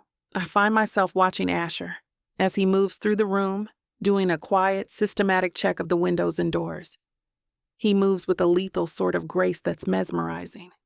He is a puzzle, and the gifts, with their impossible intimacy, feel more like his brand of silent, intense observation than Leo's easy charm. The logic is a tangled mess. The man who refuses to speak to me is the only one who seems to be actually listening. Later that night, the storm is still raging. I can't sleep. The house is quiet, the others having retreated to their rooms. I pad down to the kitchen for a glass of water, my bare feet silent on the cold marble floor. And of course, he's there. He's standing in front of an open security panel on the wall, the dim green light of the screen illuminating his focused expression. He's not wearing his usual tactical jacket, just a plain black t-shirt that stretches across his broad shoulders and back. I can see the sharp lines of his muscles, the sheer, solid power of him. "You never stop, do you?" I ask softly. He doesn't startle. I'm not sure he's capable of it. He just finishes typing a command before closing the panel and turning to face me. A storm of this magnitude can create vulnerabilities in the system. My job is to ensure they're addressed. Right. The job I lean against the counter, crossing my arms. We're 10 feet apart, but the space between us feels charged, electric. You know, for a guy paid to be invisible, you have a very loud silence. A muscle feathers in his jaw. I'm not paid to be your friend, Zola. It's the first time he's used my first name. The sound of it in his low, rough voice does something strange to my insides. "No," I say, my voice barely a whisper. "You're definitely not." He takes a half step toward me, his expression unreadable in the dim, ambient light from the living room fireplace. "Is there something you need?" Before I can answer, it happens. The lights flicker once, twice. A low groan comes from the guts of the house, and then everything goes out. Utter, absolute blackness. The crackling fire is gone, the hum of the refrigerator, the faint green light from the panel, all extinguished. The only sound is the shrieking of the wind outside and the frantic sudden drumming of my own heart. I gasp, a completely involuntary sound of surprise, and take a stumbling step back, my hand reaching for the counter that isn't where I thought it was. Something solid and warm blocks my path. A hand shoots out, grabbing my arm to steady me. The touch is electric, a jolt of heat through my thin pajama shirt. I'm flush against him, my front pressed into his hard chest, my face turned up toward a man I can no longer see. The emergency backup lights flicker on, a few dim, battery-powered strips along the floor, casting the room in a ghostly, inadequate glow. It's not enough to see his expression, but it's enough to see how close we are. Inches. My hands are flat against his chest, and I can feel the steady rhythmic beat of his heart in my palm. It's beating just as fast as mine. The air is thick, heavy. I can't breathe. All I can smell is the faint, clean scent of his soap and the storm outside. All I can feel is the solid wall of his body and the radiating heat that seems to be pouring off him in waves. Chapter 8. Asher. Time ceases to be a measurable concept. For 1, maybe 2 seconds, my entire operational protocol is wiped clean. There is no mission. There is no asset. There is only the absolute pitch-black dark and the woman pressed against me. My training is a distant alarm bell, drowned out by a tidal wave of sensory input. The scent of her hair, something clean, like green tea and citrus. The surprising solidness of her body, the frantic, bird-like flutter of her heart against my chest, a perfect counter-rhythm to the heavy, unfamiliar thud of my own. My hand is still wrapped around her arm, my thumb resting on the pulse point of her wrist. It's a tactical hold, designed to control and subdue. It does not feel tactical. The backup lights flicker on, casting us in a ghostly underwater glow. Her face is tilted up to mine, her lips parted, her eyes wide and dark. I can see the confusion, the fear, and something else. A flicker of the same charged awareness that is currently short-circuiting my entire nervous system. My training finally wins, rebooting my system with a single blaring command. Compromised. I release her and step back, the movement abrupt, almost violent. The cold air rushes into the space I've created between us, a necessary buffer. Are you all right? My voice comes out rough, a gravelly approximation of my normal tone. She blinks, wrapping her arms around herself as if she's suddenly cold. Fine. Just dark. The backup generator will kick in momentarily, I say, turning away from her, from the dangerous proximity. I need a task, a protocol to follow. My hands find the cool metal of the security panel. Stay here. The command is for her, but it's also for me. Stay here, in your lane, on your side of the line. The deep, guttural groan of the generator starting up fills the silence. The main kitchen lights hum back to life, flooding the room with a harsh, unforgiving brightness. The moment is gone, incinerated by the fluorescent glare. When I turn back, she's standing by the counter, looking at me with an expression I can't decipher. It's wary, watchful. The boundary is back in place, thicker than ever. The next morning, I'm in the hub with Mallory. The storm has weakened, but the snow is still falling. We're going over the system diagnostics from the outage. Or rather, she is. I'm staring at the screen, but my mind is replaying the blackout on a loop. Everything looks good on my end, she says, leaning back in her chair and taking a sip of her coffee. Generator kicked in at the 30-second mark, exactly to spec. Power grid is stable for now. Full report on the outage. North. Power failure due to storm overload, I recite, my voice a monotone. Backup generator engaged within the expected time frame. All systems are green. And the principal? She asks, her eyes sharp, analytical. Secure, I say, keeping my gaze fixed on the screen. She was in the kitchen at the time of the outage. I was present. No incidents. The lie is one of omission, but it feels like a betrayal of the truth. Mallory is quiet for a moment. I can feel her studying my profile. You seem tense. I'm assessing potential new threats caused by the storm, I deflect. That's my job.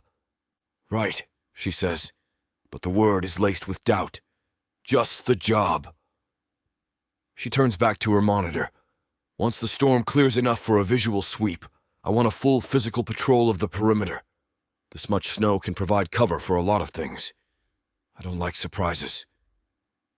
Neither do I say, the words tasting like ash. 2 hours later, the snow has subsided to a light flurry. I gear up. Thermal layers, waterproof shell, snowshoes. The cold is a welcome shock, a physical reality to focus on. The perimeter is a 3-mile loop. The work is arduous, the snow coming up to my waist in some places. It's grounding. It's penance. With every step, I'm trying to force the memory of Zola, the feel of her, the scent of her, out of my head. I'm 3/4 of the way through the patrol when I find it. The western fence line, bordering the densest part of the woods. A massive drift has created a ramp of snow, lowering the effective height of the 8-foot fence to less than 5. It's a vulnerability. I'm making a note of it on my tablet when I see the depression. It's almost nothing. A faint oblong shape in the snow, already being covered by fresh powder. It could be from a fallen piece of ice, a small animal. But my training screams at me to look closer. I crouch down, my face inches from the snow. The shape is wrong for an animal. It's too uniform. It has a slight curve at one end, a flatter plane at the other. It's the ghost of a boot print. My senses go on high alert. I do a slow 360-degree scan of the silent, snow-laden woods. Nothing. No sound but the whisper of the wind through the pines. No movement. It's probably paranoia. a play of light. But I've learned to trust the instincts that scream the loudest. I photograph the depression from multiple angles, log the exact GPS coordinates, and mark the area for increased sensor sweeps. I complete the rest of the patrol on high alert.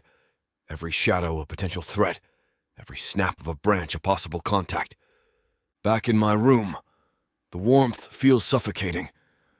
I strip off my wet gear, but I can't shake the chill that has settled deep in my bones. The potential threat on the perimeter is a known quantity. I have protocols for that. It's the threat inside this house, the one currently humming a new melody in her suite down the hall, that I have no protocol for. The blackout proved that. The proximity, the contact. It was a catastrophic failure of my self-control. I sit at my laptop. It's time to select the next Secret Santa gift. My mind is clear on one thing. I have to pull back. The book, the flower. That was a tactical error, a reckless indulgence. I need to reestablish the wall, brick by painful brick. I need something safe, something sterile, something that says, I am your bodyguard, not your confidant. My fingers type luxury corporate gift baskets. The search results pop up. Wicker baskets filled with artisanal cheeses, cured meats, and expensive crackers. Tins of imported cookies, boxes of generic gold foil wrapped chocolates.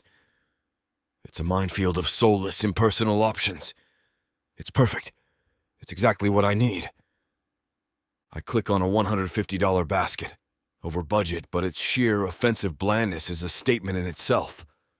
It's called the Chairman's Choice. I add it to my cart. My finger hovers over the checkout button. This is the correct choice, I tell myself. Rebuild the boundary, neutralize the variable. But my gaze drifts to the corner of my desk, where a copy of The Sea of Tranquil Stars sits. I bought a second one for myself to understand the reference.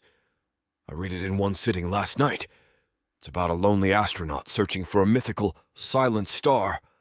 It's about finding a signal in the noise. My hand clenches into a fist. The Chairman's Choice.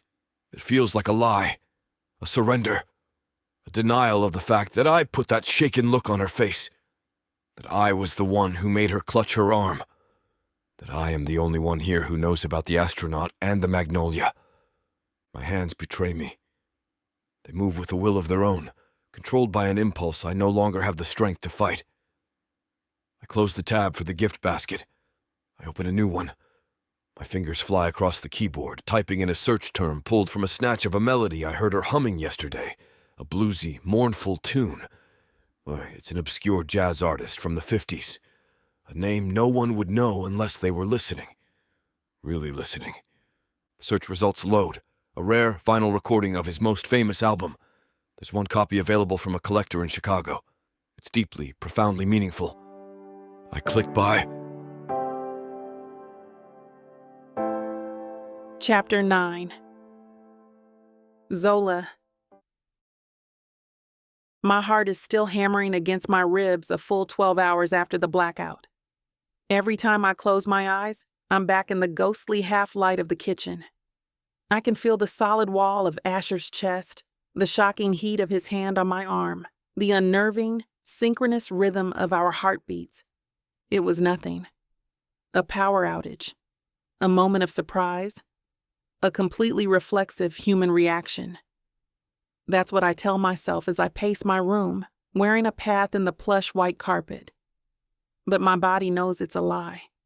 My body remembers the jolt, the sudden, terrifying awareness of him not as a guard, but as a man. The pull is undeniable. He is a locked room, a puzzle box, a silent storm.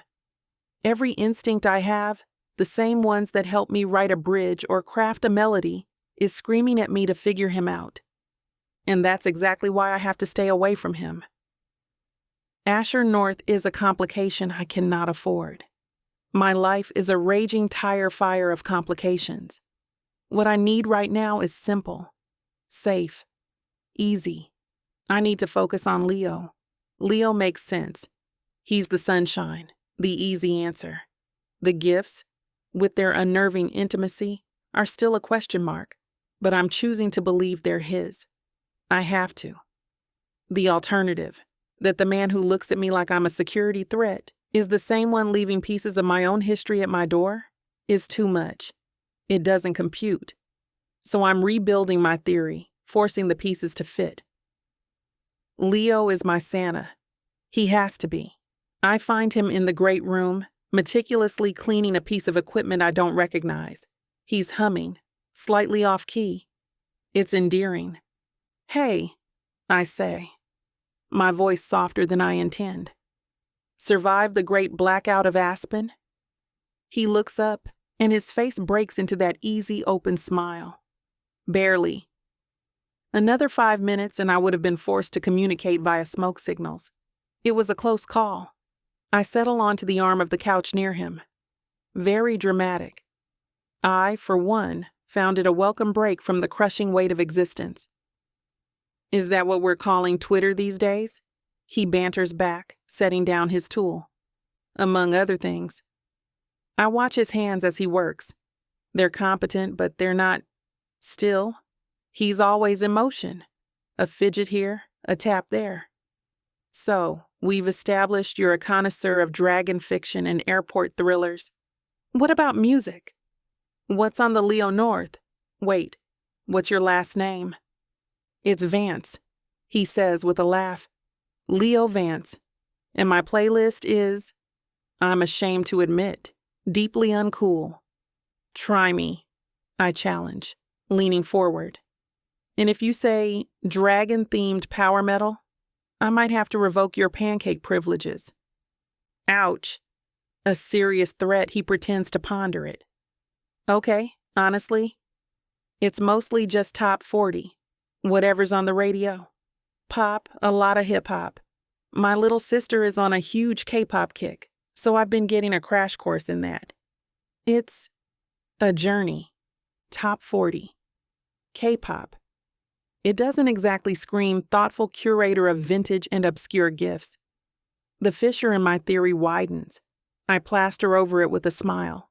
He's just being modest. He's not going to show off his secret sophisticated taste to me. A man of the people. I respect it, I say. It's gotta be better than the stuff I have to listen to. Do you know how many times I've had to hear my own song at the grocery store? It's a unique form of psychological torture. He gets serious for a moment, his brow furrowing. That must be weird. How do you ever turn it off? Like, when you're writing something new, how do you find the quiet when your own voice is already everywhere? The question is so insightful, so genuinely curious, that it takes me by surprise. It's the kind of question no interviewer has ever asked. It's the kind of question a person who was really listening might ask. The fissure in my theory closes up again. See? It's him. That, I say, meeting his earnest gaze, is a very good question. The answer involves a lot of noise-canceling headphones and occasionally hiding in a closet. Before he can respond, another package appears. Davies walks into the room and places a flat square parcel on the table. "Another delivery for you, Ms. King?" My heart gives a familiar lurch. It's from him. From my Santa. This time, I'm not waiting. I'm not going to agonize over it alone in my room. I'm going to solve this. I pick up the package. It's the size and shape of a vinyl record. I turn to Leo, the package held between my hands like an offering. "Okay, I think this is from my secret Santa." Leo leans forward, intrigued. "Another one? What do you think it is this time?" "I don't know," I say, my eyes locked on his.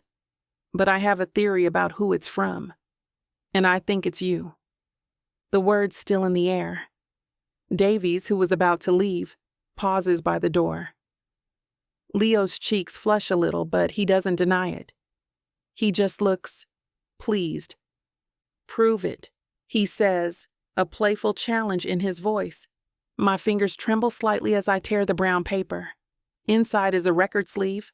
Not one, but 3 of them, bound together with twine. They are old, the cardboard softened with age. I recognize the artist instantly. Professor Longhair, the Meters, Irma Thomas. It's the holy trinity of New Orleans funk and soul. It's the music my parents played on their old turntable on Saturday nights. It's the sound of my home. I look up at Leo, my throat tight with emotion. Jazz, I managed to say, my voice thick. Old school New Orleans jazz. My absolute favorite. He's staring at the records, then back at me, a look of genuine surprise and delight on his face. He sees the unshed tears in my eyes, the raw gratitude on my face, and he smiles. He doesn't say, "It wasn't me." He doesn't correct the record. He just accepts the credit that I'm so desperately trying to give him. "Wow," he says, his voice soft. "That's really cool. I'm glad you like it, Zola." Relief floods through me, so potent it makes me dizzy. It's him. It was him all along. My safe choice, my easy answer. It was the right one. The magnolia blossom, the coffee, it was all just incredible, intuitive guesswork from a sweet guy who was really listening. The tension in my shoulders releases for the first time in days. I give him a smile that feels like the sun coming out from behind the clouds, a real one. On pure impulse, I lean forward and wrap my arms around his neck in a quick, tight hug. "Thank you," I whisper. When I pull back, I'm still smiling. And over Leo's shoulder, my eyes drift to the far end of the long hallway. He's standing there. Asher. He's partially in shadow, a silhouette against the light from the far window. I don't know how long he's been there. He's not moving. He's just watching. His expression was a blank slate, as unreadable as ever. But his eyes, even from this distance, I can feel them. They are fixed on me, on the records in my hands, on the smile on my face. And there's an intensity in his gaze that's different from his usual detached surveillance. It's colder, sharper. It's a look that strips the joyful relief right out of me, leaving a strange, unsettling chill in its place. My smile falters. The feeling of safety evaporates. And all I can do is stare back at the man in the shadows, wondering why the sight of my happiness seems to have made him so incredibly, dangerously angry. Chapter 10. Asher. I see the hug.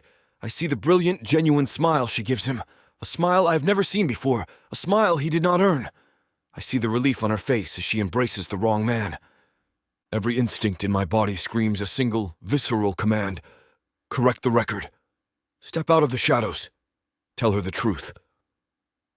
But I am frozen, rooted to the spot by a lifetime of training that prizes inaction, that values the boundary above all else.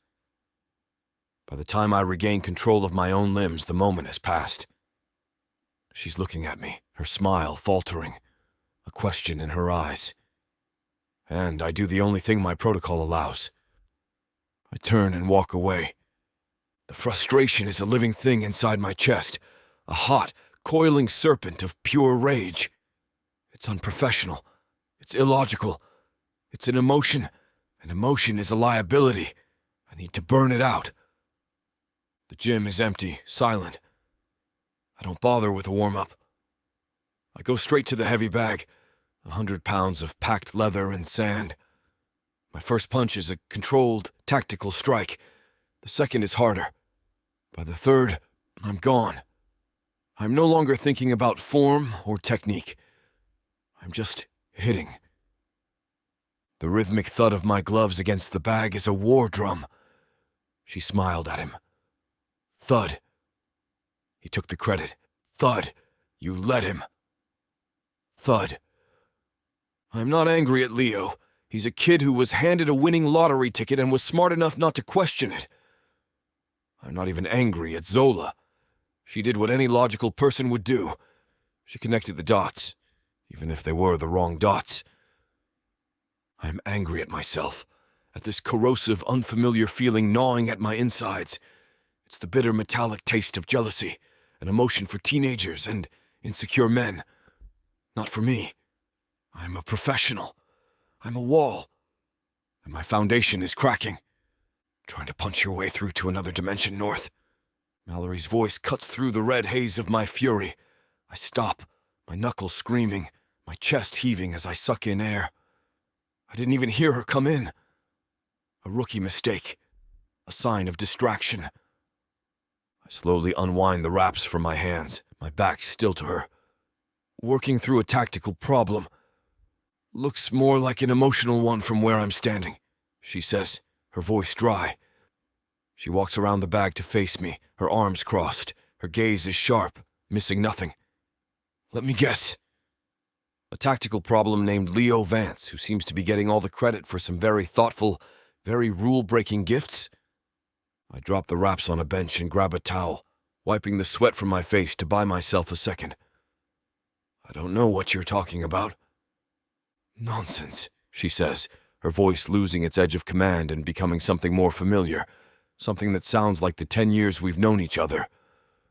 Asher, I saw the delivery manifest for a vintage record collector in Chicago. Don't play dumb with me, it's insulting. I finally meet her eyes. It's a Secret Santa. I'm participating in your mandatory morale-boosting initiative. Right. And your choice of gift, a deeply personal selection of rare jazz vinyl, had nothing to do with your own feelings and was based purely on team spirit? She raises a skeptical eyebrow.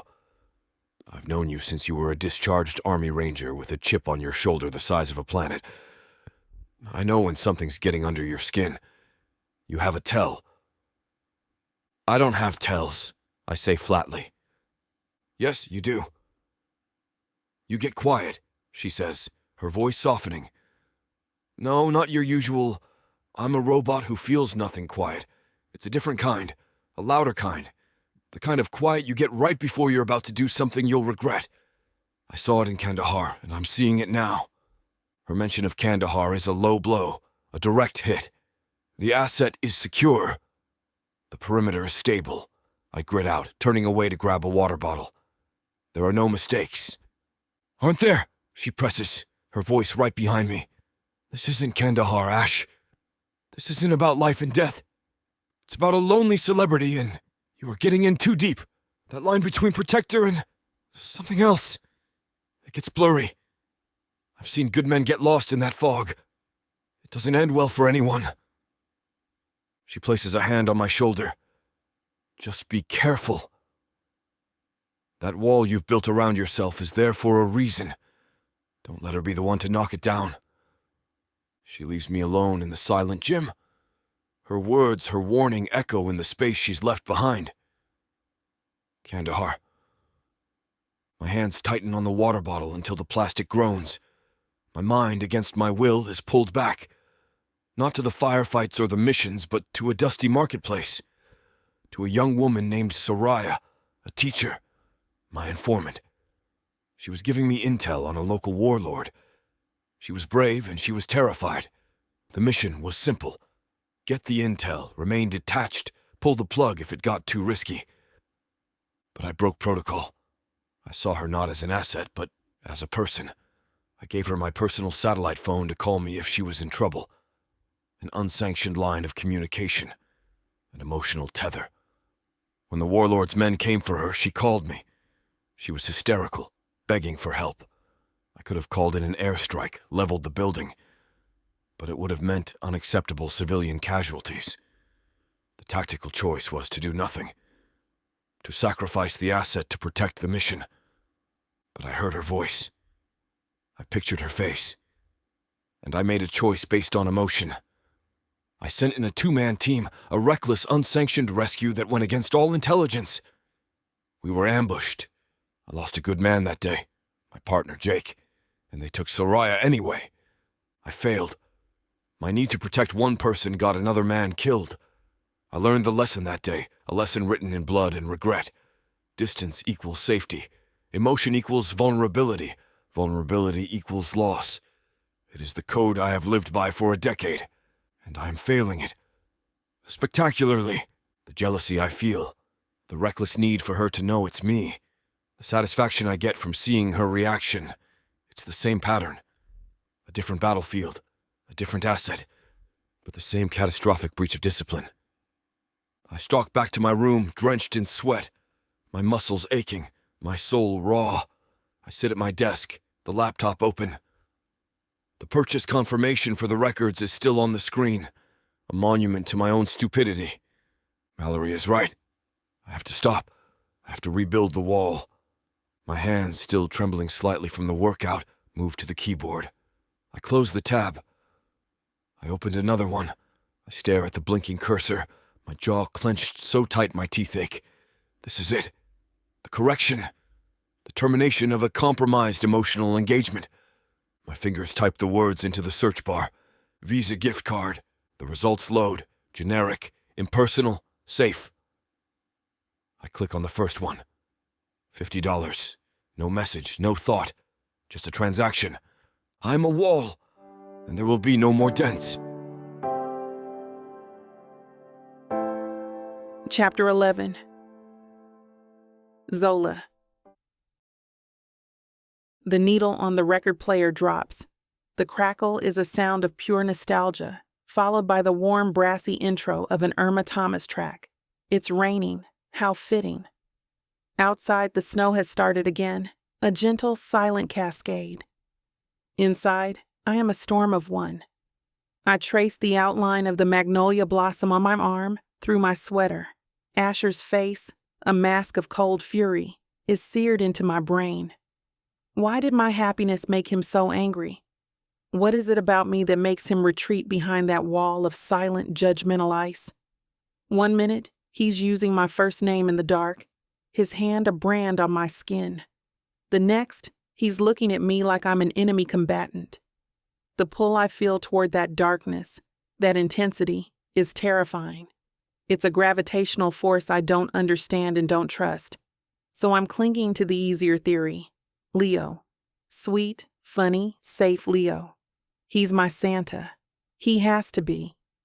I play the records he supposedly gave me, trying to make the fantasy real, trying to drown out the memory of Asher's eyes. My laptop, sitting on the desk, chimes. The Wi-Fi is back, and with it, the real world comes crashing in. A video call request pops up on my screen, accompanied by the photo I took of him at last year's Grammys. It's a picture where he looks vaguely human, a trick of the light. Brendan, work. I let it chime, the upbeat digital sound a stark contrast to Irma's soulful blues. I'm not in the mood. I am never in the mood. It stops, and for a blissful second I think he's given up. Then it starts again, more insistent this time. He will not be ignored. I sigh, the sound swallowed by the music. Might as well get this over with. I take a deep breath, smooth my face into a mask of bored indifference, and click accept. His face fills the screen. He's in his office, a place as sterile and gray as his soul. He's wearing a crisp blue shirt, and not a single strand of his perfectly coiffed salt and pepper hair is out of place. Zola. There you are. He says a smooth, dangerous purr. I was beginning to think you'd been eaten by a bear. Was about to send a search party, or a process server. Haven't decided which is scarier. Brendan, I say, my voice flat. I lean back in my chair, propping my feet up on the desk. You look tense. All that gray is really starting to wash you out. You should try meditating. Or maybe just a nice long walk off a short pier. Always a delight, he says, his smile not reaching his eyes. I'm glad to see you're keeping your spirits up while the entire empire we've built together burns to the ground. It's a great look for you. Very Nero. I'm not burning anything down. I'm taking a vacation. You know, that thing normal people do when they're exhausted. It's in my contract. Section 4, subsection C. Look it up. I start tapping my nails on the desk, a slow, deliberate rhythm. Tap, tap, tap. I know what's in your contract, Zola. I wrote it. He snaps, the professional veneer cracking for a second. And a vacation doesn't involve going completely dark and violating 3 separate endorsement agreements. The Sparkle Soda people are having a collective aneurysm. Their whole Zola's Cozy Christmas campaign is currently just pictures of sad, empty soda cans. The campaign hashtag is being overrun by your fans asking if you've been kidnapped. Have I been kidnapped, Brendan? Because this fortified snow globe in the middle of nowhere sure feels like a prison. And for the record, I am a sad, empty soda can. Don't be dramatic, he scoffs. You're a highly compensated Grammy Award-winning soda can. There's a difference. We need a post. Something. A picture of you by a fire with some hot chocolate. A caption that says, "Taking a much-needed rest. So grateful for my fans." It's not that hard. The rage, the familiar, helpless rage, begins to bubble in my chest. No. No? What do you mean, no? I mean, no. N-O. The brand is not grateful. The brand is not cozy. The brand is sick and tired of performing for a world that just wants to consume her until there's nothing left. I say, my voice rising. I am not a soda machine, Brendan. You can't just put a coin in and expect a jingle to come out. I'm empty. Don't you get it? He leans forward, his face close to his camera. His voice drops, becoming deadly serious. What I get, Zola, is that your emptiness is currently costing us a 7-figure lawsuit from the Jingle Ball sponsors. What I get is that the label is talking about shelving your spring album. What I get is that there are 100 girls in Nashville and LA who would kill for your prison. It's a low blow. A direct hit to my guilt, my biggest vulnerability. He knows it. This isn't about you, he continues, pressing his advantage. This is about the hundreds of people, the roadies, the sound techs, your band, my staff, whose paychecks depend on you getting on a stage and being Zola King. This little stunt of yours isn't just selfish, it's irresponsible. I feel the fight drain out of me, replaced by a cold, heavy exhaustion. He's right. He's always right. My freedom is a luxury that other people pay for. What do you want from me, Brendan? I whisper. His face softens, shifting from executioner to concerned father figure, in a move that's so practiced it makes me sick. I want you to come back. We'll cancel the rest of the holiday dates. We'll release a statement about vocal strain. You just have to come back into the fold. Stop this. Rebellion. It's not a good look. It's not a look, I say, my voice numb. It's my life. Zola, he sighs, and the condescension in his tone is the final straw. This isn't your life. It's your brand, and the brand is happy. The brand is festive. The brand does not have emotional breakdowns in a snowstorm. The brand. The word hangs in the air, a final, soulless nail in my coffin. That's all I am. A product, a collection of assets and marketing points. I look at his perfectly composed face on my screen. He doesn't see me. He doesn't see the exhaustion, the pain. The girl who just wants to smell her grandfather's coffee and read an old book. He sees a brand that is malfunctioning. A bitter smile touches my lips. You know what, Brendan? You're right. He blinks, surprised by my sudden agreement. I am? Yeah, I say. My voice suddenly light, airy, and completely devoid of feeling. The brand is officially on unpaid leave. Send my regards to the soda cans. I slam the laptop shut before he can respond. The silence rushes back in, but it's different now. It's not peaceful. It's empty. Irma Thomas is still singing about the rain, but the music feels like a mockery. Brendan's words echo in the multi-million-dollar space. The brand. The brand. The brand. I can't breathe. The walls are closing in. I shove my chair back and stumble out of the room, out of the main house, and onto my private balcony. The cold is a brutal welcome shock, slicing through the numb haze. I gasp, the frigid air burning my lungs. I grip the railing, my knuckles white, and stare out at the impossible, majestic beauty of the snow-covered mountains.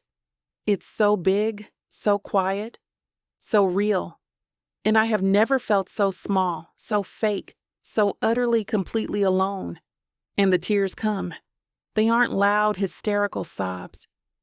They are the quiet, ragged, hopeless tears of someone who has just realized they are lost and has no idea how to find their way home. I wrap my arms around my waist, hugging myself, as if I can physically hold the broken pieces of my life together. The tears freeze on my cheeks, a testament to the cold, lonely prison I've built for myself. No one can see me out here. In this gilded cage, on this private balcony, my breakdown is a silent, solitary performance for an audience of none. No one knows.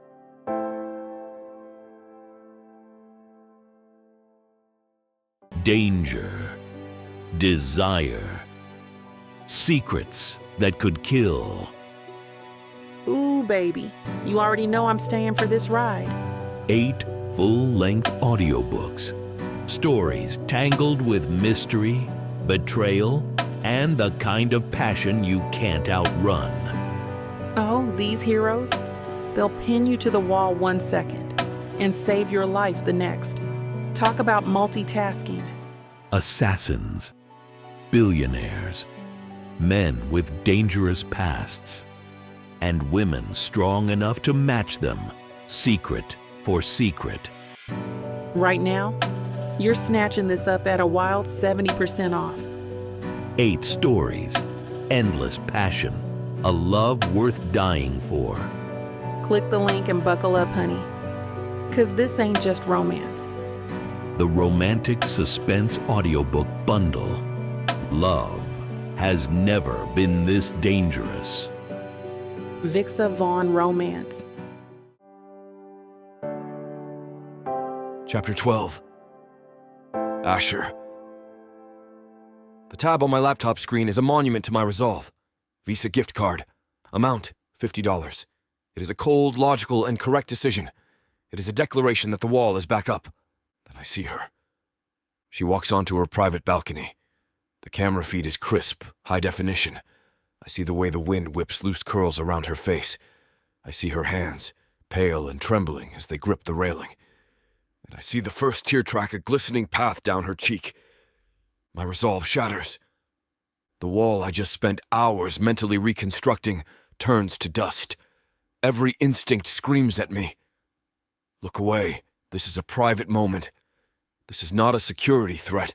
Disengage.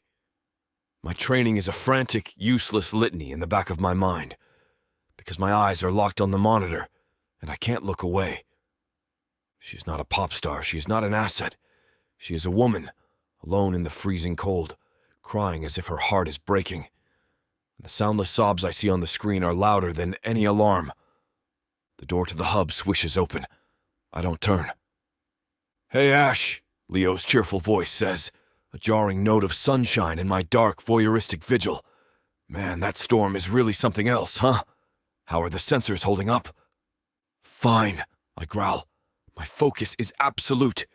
She's wrapping her arms around herself now, her shoulders shaking. "Anything interesting?" Leo asks, walking closer. I can feel his presence at my shoulder, his curiosity. A rogue moose trying to breach the perimeter? He leans in, trying to get a look at my primary monitor. He sees her. Whoa, is she okay? It's like 10 degrees out there. A white-hot, protective rage floods my system. This moment is not for him. It is not for his casual, good-natured concern. I switch the feed to a useless camera showing a snow-covered pine tree, my movements sharp, violent. "Everything is under control, Vance," I say, my voice dangerously quiet. I turn to face him, blocking the console with my body. "Your shift doesn't start for another hour. Go find something else to do." Leo takes a step back, his hands raised in a gesture of surrender.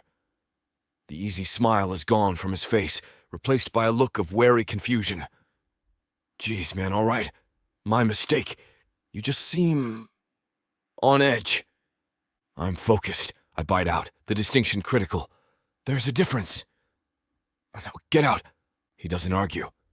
He just gives a single sharp nod and leaves, the door hissing shut behind him.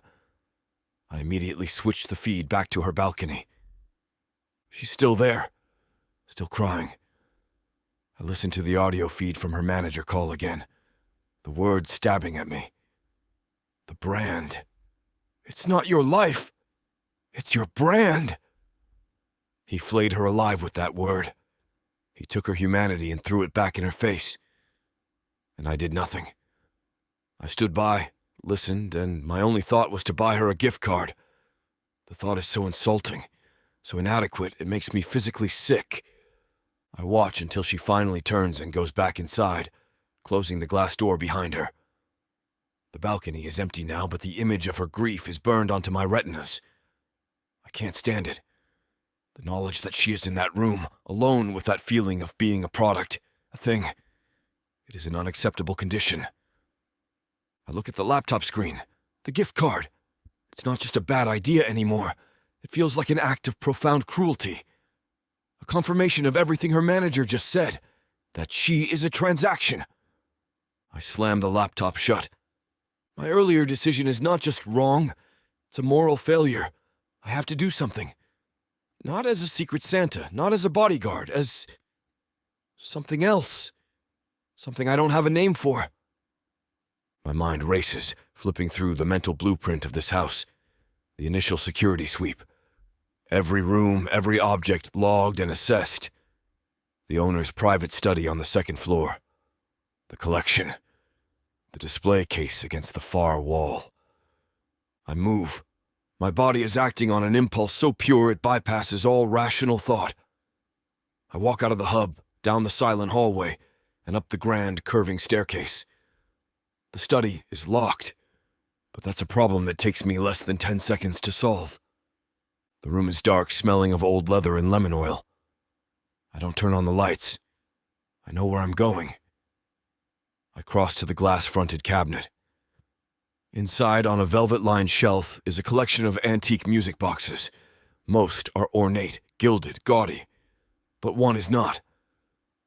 It's small, unadorned, made of a dark, rich walnut wood. Simple. Quiet. I take it. My movements are silent, precise. I open the lid. A delicate, tinny melody begins to play. It's not a nursery rhyme. It's Eric Satie's Gymnopédie number 1. A piece of music I know from a past I don't think about. It's melancholy, beautiful, and profoundly calming. It's a piece of music that knows what it is to be sad. It is the right choice. I carry it back downstairs, my heart hammering against my ribs. This is a breach. A clear violation. I am an agent of chaos in my own perfectly controlled world. I stop at her door. The hall is empty, silent. I can hear the faint sound of the Irma Thomas record still playing from within. I crouch down and place the small wooden box on the floor directly in front of her door. I don't knock. A knock is a demand. An intrusion. This needs to be an offering. I open the lid just a crack, letting the first few notes of Sadie's melody escape. The sound is impossibly delicate in the vast silence. Then I push the lid almost closed. So the music is just a faint, ethereal whisper. A question mark in the air. Then I retreat into the shadows of an alcove down the hall and I wait. It feels like an eternity. A full minute passes. The tiny muffled melody is the only thing I can hear over the blood pounding in my ears.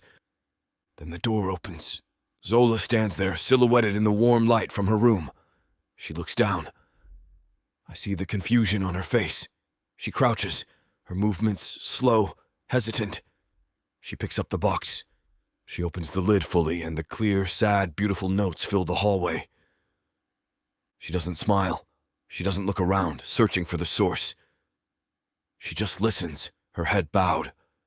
Then she pulls the simple wooden box to her chest, clutching it with both hands as if it's an anchor. Her eyes close, and the expression that washes over her face is not one of happiness or even curiosity. It's a look of profound, aching recognition, as if this strange, sad little song is something she's been waiting her entire life to hear. My own chest aches in response. The wall is gone. My resolve is a distant memory. There's no protocol for this feeling, for the raw, undeniable connection that hums in the air between the music box and her heart. I'm in too deep. Chapter 13. Zola. The music box sits on my nightstand, its lid open, the sad, simple melody of Satie's Gymnopédie number. One has been playing on a loop for the last hour. A delicate, tinny heartbeat in the quiet of my room. Everything has shifted. The records, those were gifts from the past. They were memories, thoughtfully excavated from my history. This is different. This was a response, a real-time acknowledgement of my pain. I was breaking, and someone, somewhere in this house, sent this. Not a text, not a knock on the door.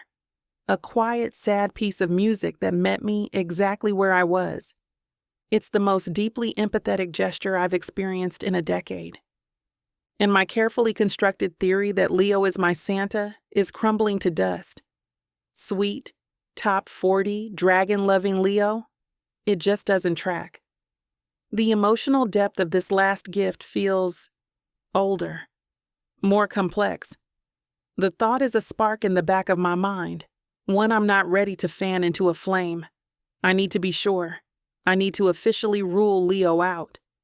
I find him in the great room, trying to teach Davies how to juggle with 3 oranges from the kitchen. He's laughing as one of the oranges bounces off Davies' head. "Having fun, guys?" I ask, sinking into one of the cashmere armchairs. Zola. "Perfect timing," Leo says, grinning. "Settle a bet for us. Is it physically possible for a man with no discernible hand-eye coordination to learn to juggle?" "I'm coordinated," Davies protests as another orange rolls under the sofa. "The evidence suggests otherwise," I say with a smile. "Leo, can I ask you a weird question?" "My life is an open book," he says, abandoning the juggling lesson and flopping onto the couch opposite me. "As long as it's not about my high school poetry phase, because that is a locked, sealed, and buried vault." Duly noted. I lean forward, trying to sound casual. Random question. "What do you think about classical music?" He scrunches up his freckled nose. "Classical? Like Mozart and Beethoven and all that?" "For starters, yeah. I mean, it's okay," he says with a shrug. "It makes me feel like I should be in a palace, wearing a powdered wig and solving a murder. It's not really my jam, you know?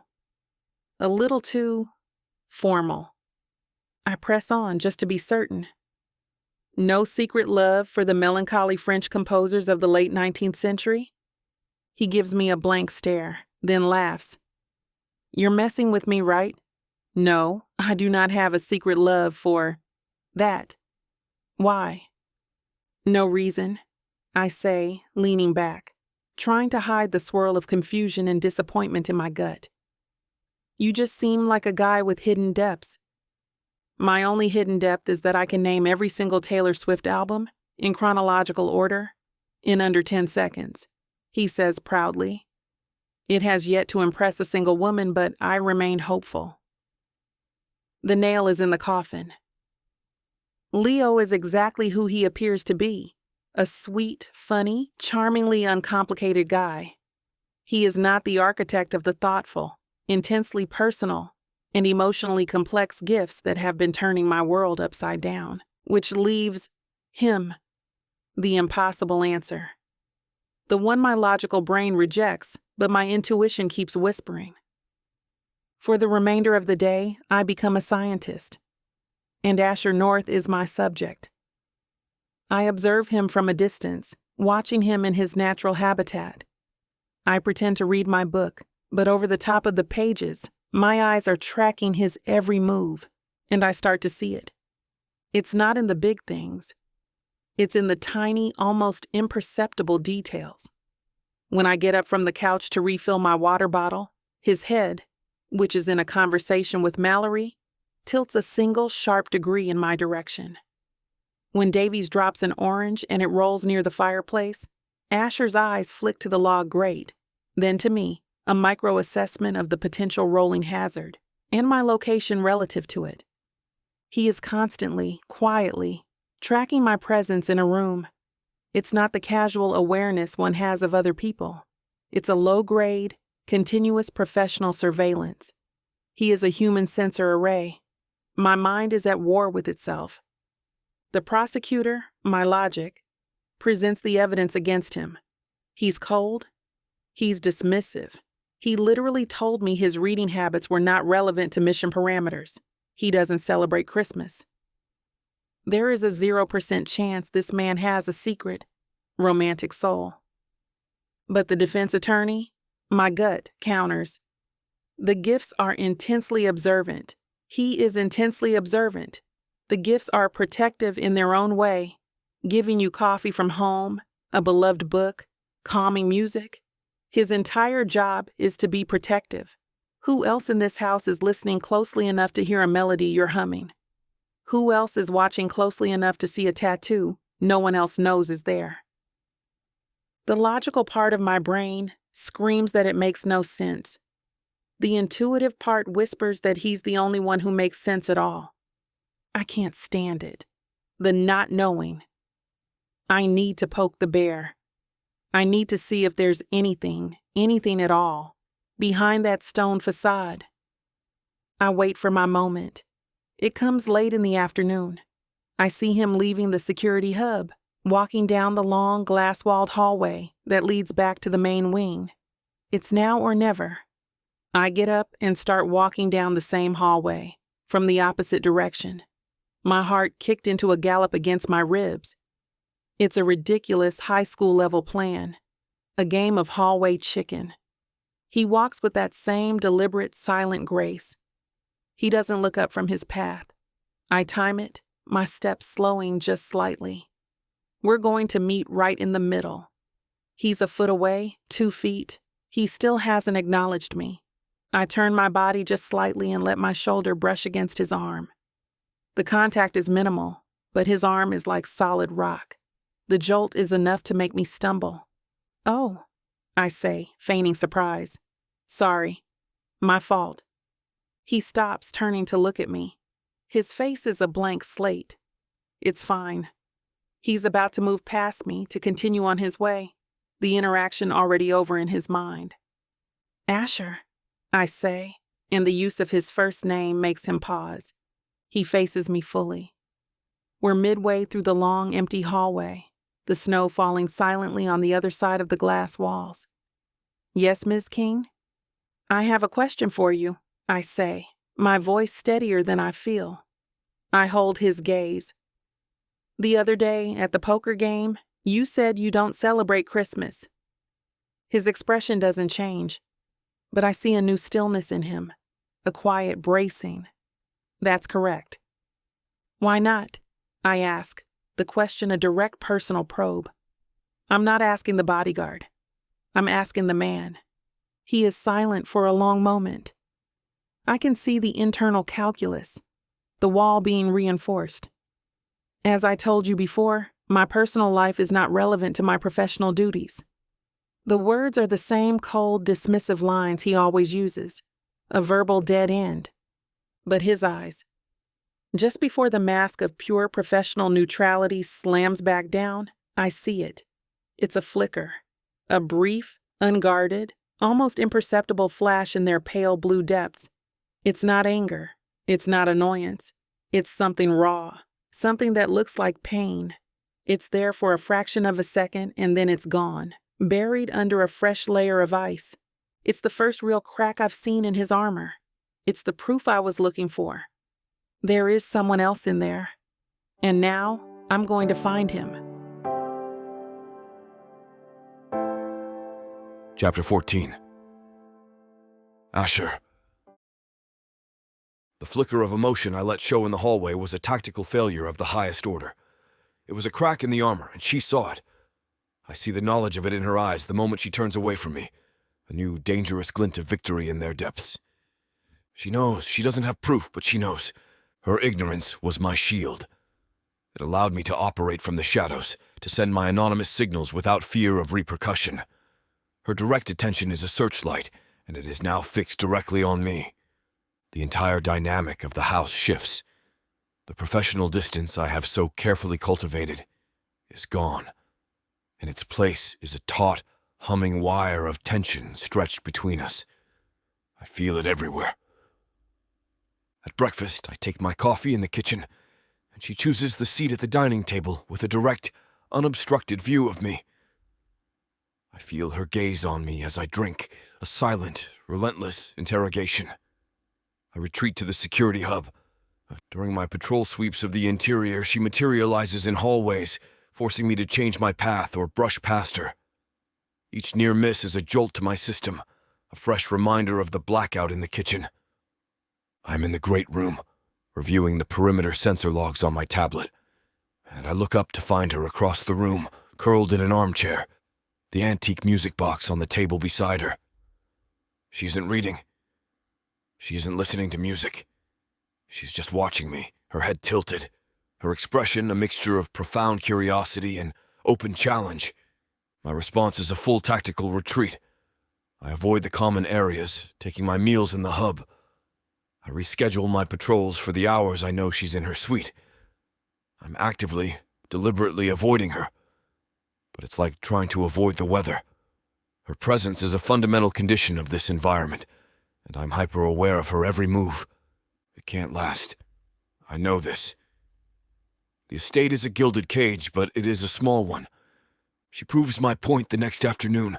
I'm in the hub, running a diagnostic on the external camera feeds, when a shadow falls over the doorway.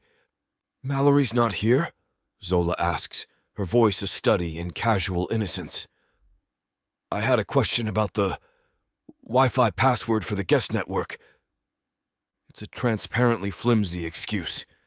The password is on a laminated card in every single room of this house. I don't look up from my monitors. "It's written on the notepad in your suite's office, Ms. King."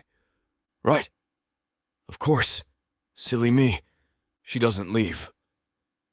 I can feel her leaning against the doorframe, her presence a tangible disruption to the sterile order of my workspace. I continue my diagnostic, my fingers moving across the keyboard. "You know," she says, her voice musing, "for a place with 16 cameras watching every move, it's amazing how much you can miss." My jaw tightens. This is not about the Wi-Fi. This is an infiltration. "The system is comprehensive," I state, my eyes still fixed on the screen.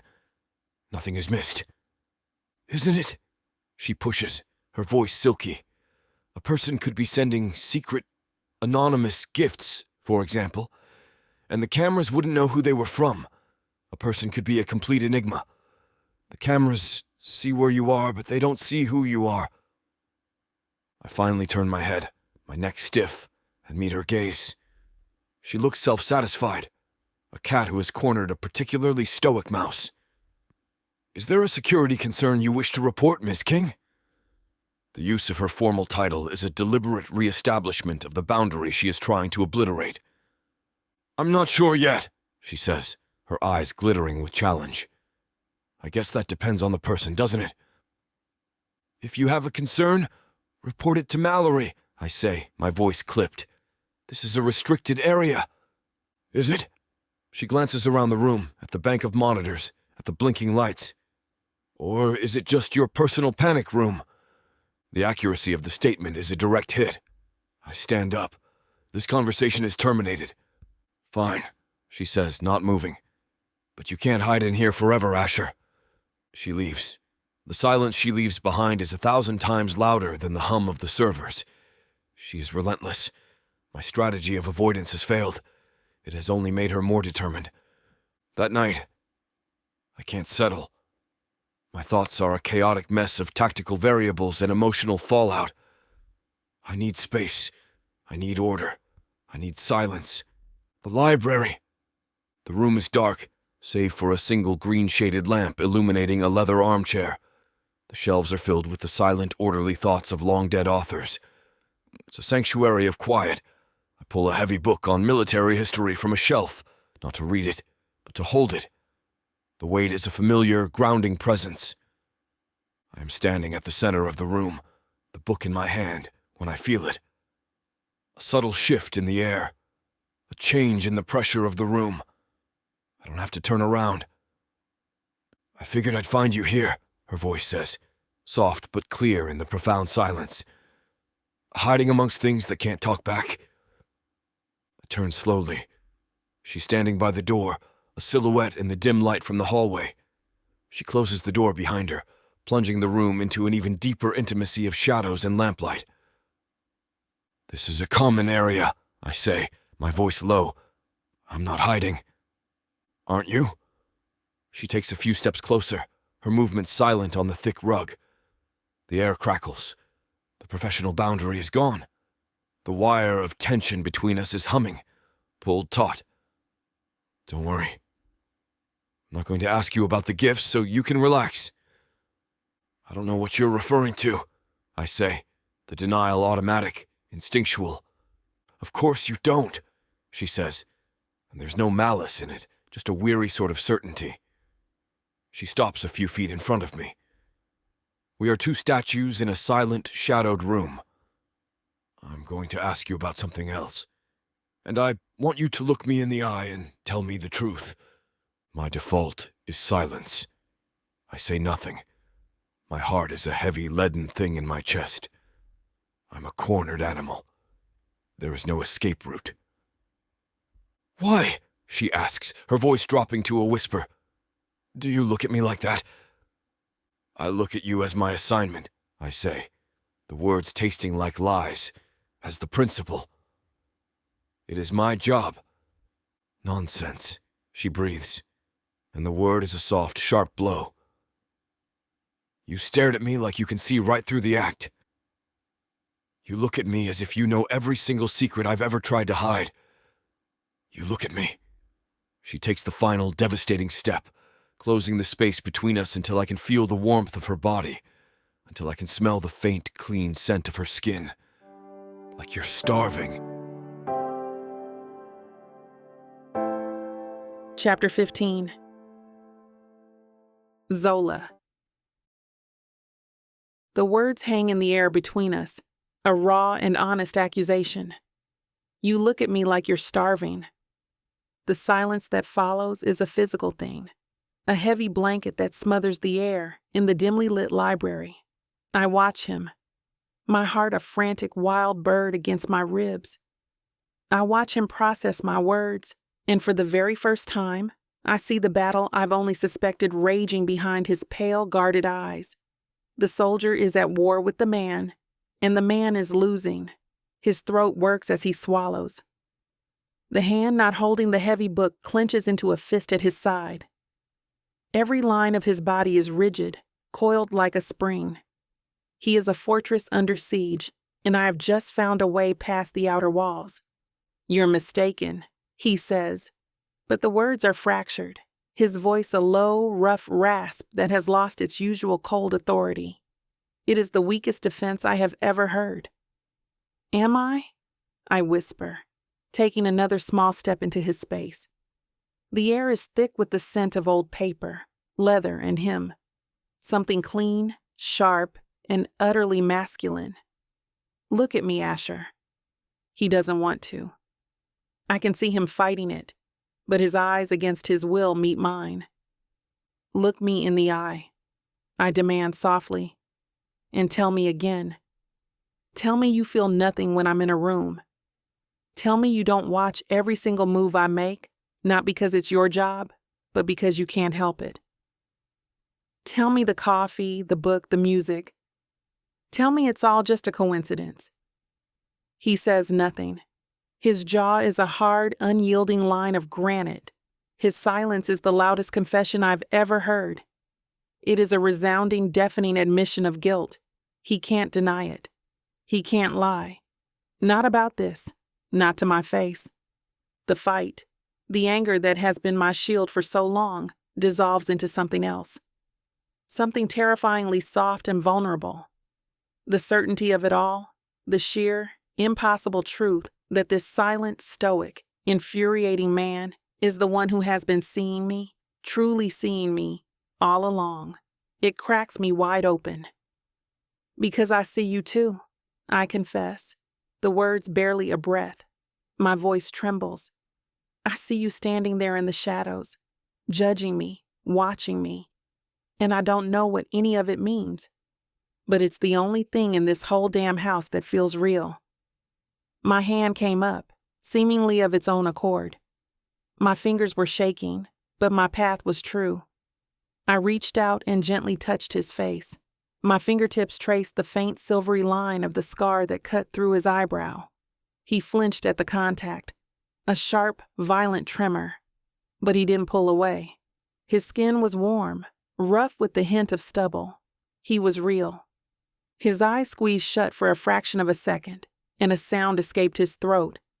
A low, guttural groan of surrender. And then the world exploded. His hand came up and cupped the back of my head, his fingers tangling in my curls, and his mouth crashed down on mine. This was not a gentle kiss. It was not sweet or romantic or hesitant. It was a collision, a desperate, frantic, and utterly consuming expression of everything we hadn't said. It was all the tension, the frustration, the questions, the longing, the anger, the confusion, melted down and poured into one searing, desperate act. I hate to burst your bubble when things are just getting started, but this platform won't allow us to air the steamy content coming up in this chapter. If you want us to keep bringing you free audiobooks, we have to abide by their rules. Luckily for you, the unabridged version of every Vixavon audiobook is available at vixavonromance.com.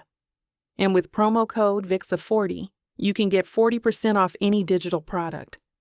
This can't happen, he said, a raw, tortured rasp that was torn from the very depths of his soul. And before I can say a word, before I can reach for him, before I can do anything but stand there, trembling and alive and more confused than I have ever been in my life, he turns. And he leaves. He doesn't just walk away. He flees, leaving me alone in the shadows and silence of the library, the ghost of his touch still burning on my skin. Chapter 16. Asher. I don't remember leaving the library. I don't remember the walk back to my room. My body is on autopilot, but my mind is a white-hot critical error message, flashing red with a single repeating phrase. Line crossed. Protocol obliterated. Mission failure. I stand in the center of my Spartan room, my hands unsteady. I can still feel the ghost of her on my skin, the soft tangle of her curls under my fingertips, the desperate, yielding press of her body against mine.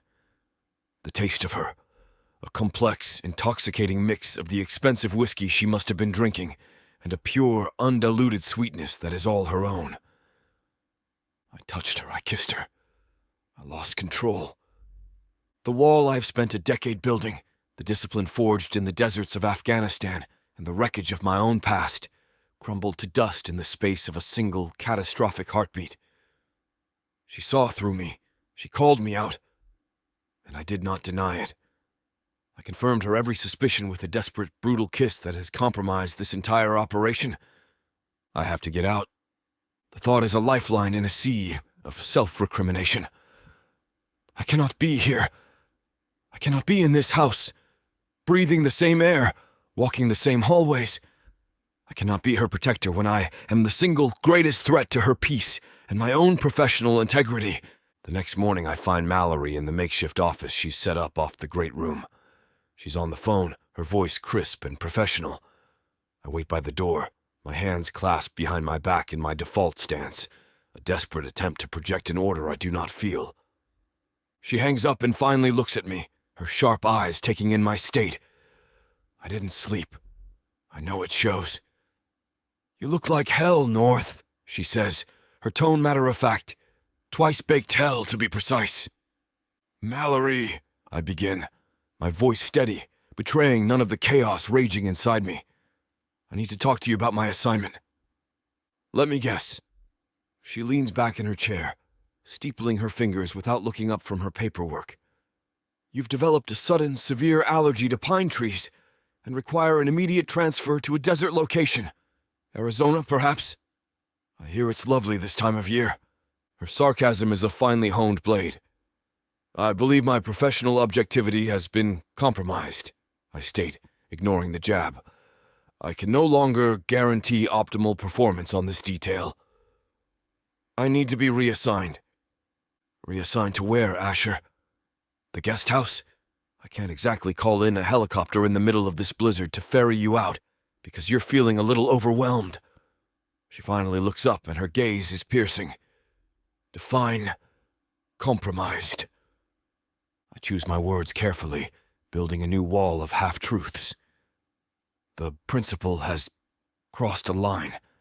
Her behavior is creating an unprofessional dynamic that is not conducive to a secure environment. I'm blaming her. The words taste like poison, but it's the only defense I have.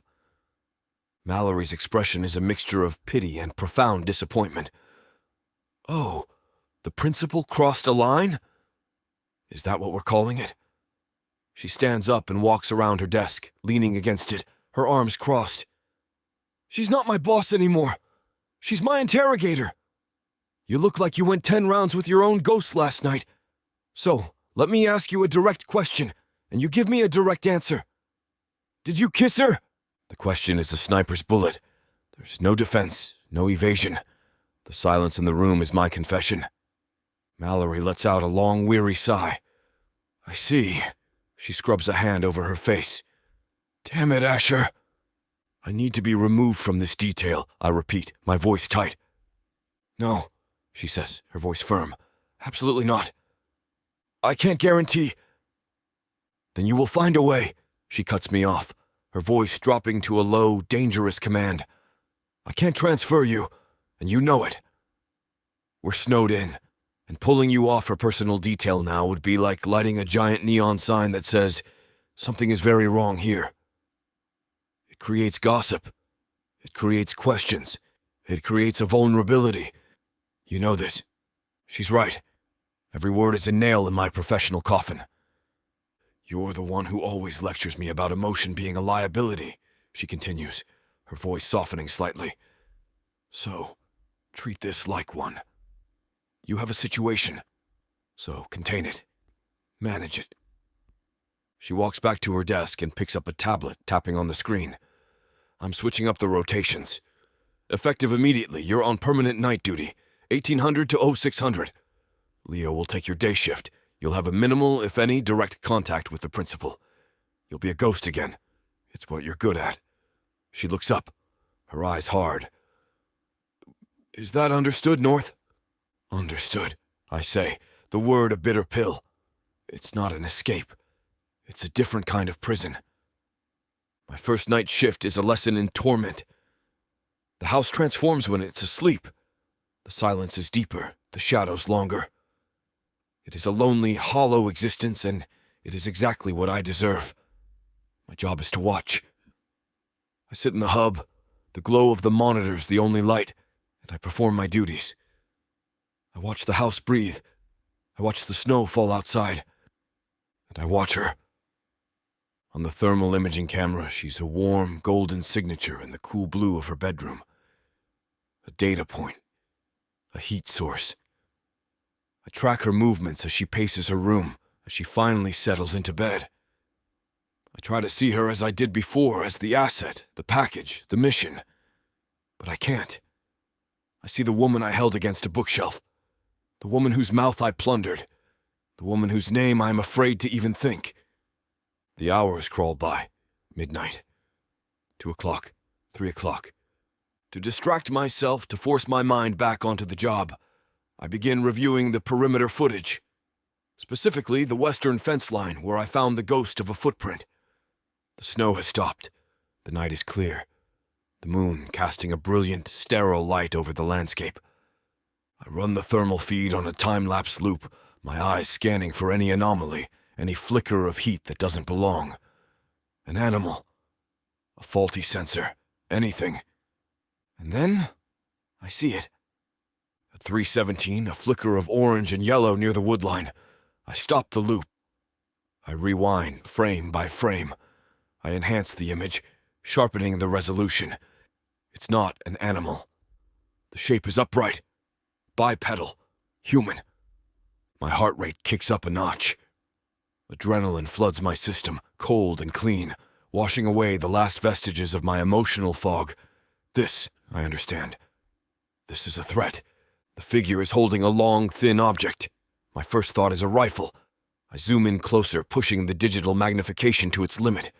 The object has a distinct thermal signature at the far end, a small, circular bloom of heat. Not a muzzle flash, a lens, the internal electronics of a high-powered camera. The heat signature of a person with a long-lens camera lurking just outside the woods. They are there for 12 seconds, a ghost of heat in the cold, and then they melt back into the trees. Gone. The hair on the back of my neck stands up. My personal chaos, my self-inflicted crisis, it all evaporates. None of it matters now. The threat isn't just a possibility anymore. The threat is real, and it's already at the gate. Chapter 17. Zola. I wake up the next morning feeling like I've been in a car crash. Every part of me aches with a strange thrumming energy. My lips feel tender, swollen. The library, the kiss, his horrified retreat, it plays in my mind on a relentless, high-definition loop. It was real. It had to be. A kiss like that, a collision of that magnitude, can't be a dream. But when I finally drag myself out of my suite, the house is quiet. Too quiet. The charged electric tension that has been humming under the surface for days is gone. The air is flat, cold, empty. And so is Asher. He's not at his usual post by the fireplace. He's not a silent shadow in the hallways. He's not in the kitchen when I go for coffee. It's Leo who greets me, his smile as bright and uncomplicated as ever. "Morning, Zola," he chirps, holding out a mug. "I made a fresh pot." "Thanks, Leo," I say, taking the mug. My eyes are scanning the room, searching the corners, the doorways. Nothing. "Where's everyone?" "Davies is running a perimeter check, and Mallory's on a call," he says. "It's just you and me, kid." He winks. The easy flirtation that felt charming 2 days ago now feels hollow. Right. Just us. I take a sip of coffee. It's not chicory. It tastes like disappointment. "And your grumpy overlord? Did he spontaneously combust from a brief, unsanctioned display of human emotion?" Leo laughs, but it's a little strained. No. Mallory switched up the rotations. Asher's on nights now. Full vampire mode. Guess he decided he'd rather deal with the dark than with, well, us. The words land like a punch to the gut. He's on nights. It's a strategic retreat. He's not just avoiding me in the moment. He has rearranged his entire existence to not be in the same room with me during daylight hours. He's hiding from me. The validation I felt in the library, the certainty that I had finally broken through, curdles into a sour mix of humiliation and hurt. I didn't break through his wall. I just made him build it higher. Later that day, I find Leo in the great room, reading one of his airport thrillers. The silence is starting to get to me again, but now it's an aching void where a storm used to be. I need to talk. I need to poke at this. To try and make sense of it, even if I'm talking to the wrong person. "Hey," I say, dropping onto the couch across from him. "Can I ask your professional opinion on something?" "Sure," he says, putting his book down. "If it's about how to survive a zombie apocalypse, I have a very detailed, multi-phase plan." "Noted for future reference," I say with a weak smile. "This is more human psychology." I lean forward, picking at a loose thread on a cushion. "What's his deal?" "Asher, I mean. You've worked with him before. Is he always such a black hole of emotion?" Leo's expression turns serious. "Yeah, Pretty much. The guy is a legend, but he's wound tighter than a piano wire. He's the best in the business for a reason. He's all control all the time. But why? I press. People aren't born like that. Something must have happened. He shrugs, looking uncomfortable. I've heard whispers. Stuff about his last tour in the service. Something went bad. Real bad. A mission that went sideways. People got hurt. He doesn't talk about it. He doesn't talk about anything, really. It's like he's locked all that stuff away and thrown away the key. So he just bottles everything up until he... What? I ask, the word catching in my throat. Explodes? I've never seen him explode, Leo says thoughtfully. But I have seen him get scary quiet. Right before a situation gets tense, it's like the air gets thin around him. Everything just stops. It's intense. Intense. It's the perfect word for him. The kiss wasn't an explosion. It was the split second after, the silent, vibrating aftermath of a detonation. It was the air getting thin. The conversation does nothing to soothe the chaos in my mind. It only deepens the mystery. The more I learn about him, the less the kiss makes sense. Was it about me at all? Or was I just a convenient target for a man whose control finally slipped? A moment of weakness that he now regrets so much he's literally hiding from the sun to avoid me. Doubt, cold and insidious, begins to creep back in. The kiss feels more and more like a fever dream. Maybe it meant nothing. And if it meant nothing, then what about the gifts? My mind, desperate for a foothold, for an explanation that doesn't leave me feeling so raw and rejected, circles back to the only other option. Maybe it really is Leo. Maybe he's just incredibly shy, hiding a secret romantic soul behind a love for K-pop and fantasy novels. Maybe he saw the way I was looking at Asher, and he's afraid to confess.